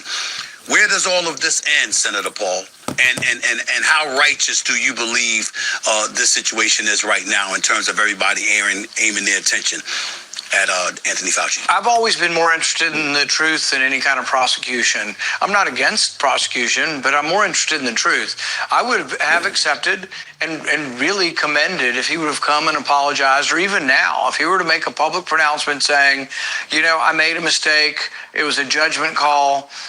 There are debates on both sides of this. This debate has raged for 15 years on gain of function. But given that there's a chance that this pandemic came from the lab and from funding that I sent to this lab, that I'm acknowledging that I made a mistake, that would be huge. But, we all make mistakes. But it's a matter of, accepting that. Because going forward, if he keeps denying that it happened and that he has any responsibility for it, then it engenders all of this. But there were just so many things said in private. I mean, you remember being told not to go to Thanksgiving, not to celebrate? They're celebrating. He's having dinner with celebrities the same time he's telling you not to celebrate. He's telling his friends they don't need to wear a mask because we've studied this and the masks don't work. And then he's wearing 3 masks. And, so I don't know. People have to judge whether they think this is something that's a vendetta that I've come up with or whether it's serious. I mean, the thing that argued for it being serious is 1 million Americans died. 15 million people died. And it's not me saying that this came from the lab. We have now hundreds of scientists, the CIA, the FBI, and the Department of Energy. The Department of Energy may have some of our best government scientists. They looked at this early on and came to the conclusion it came from the lab. So I don't know. I think it needs to be treated seriously. I still think we need legislation that looks at gain of function and says this group of scientists, not me, not a politician, a group of scientists look at all of our experiments. We think that there's still secret research going on from our government, particularly on monkeypox, that is gain of function research that they will not tell me about. And I mean, we don't have representative. People are always saying, democracy's under attack. Well, it certainly is if your representatives aren't allowed to know about what your government's doing. It's one thing the people not knowing, but then you've elected people who are not being told. We think there's experiments. We've asked about these experiments, and they will not tell me. So I think that it's an ongoing thing. This is what oversight of government is. You've got to fight sometimes with your own government, sometimes with the other party, sometimes with members of both parties opposing you. And, I won't be satisfied till we change the U.S. law, but I'd also like to see we have an international treaty called the Biological and Chemical Weapons Convention. It's a treaty. The civilized countries of the world have agreed not to have chemical weapons. So we've been destroying nerve gas and chemical weapons for a long time. I think it's a good thing. I don't think we should use it. And I don't think civilized countries should. It's not a guarantee that no other country will. But with regard to biological weapons, I'd like to see more conversations with our allies in Europe, with friendly countries around the world. And I think that's a good idea. And that's what I hope will be the final result of all of this. So you're an advocate of getting to the truth, not necessarily having him in jail. Absolutely. Senator Paul, thank you so much for your time. I really appreciate it. Thank you so much. Last minute, I really, really appreciate it. Thank you so much. Thank you. Thanks again to Senator Rand Paul coming on the show, explaining what he explained. Thank you guys. I appreciate it. I'll be back later, probably sometime tomorrow. I work 6 to 6. Weekend shift, weekend warrior. You guys been a blessing. We got 2,290 subscribers. We are growing. Like, share, and subscribe. Hit the all button. Thank you guys. Name is Deunta. Thanks for stopping by.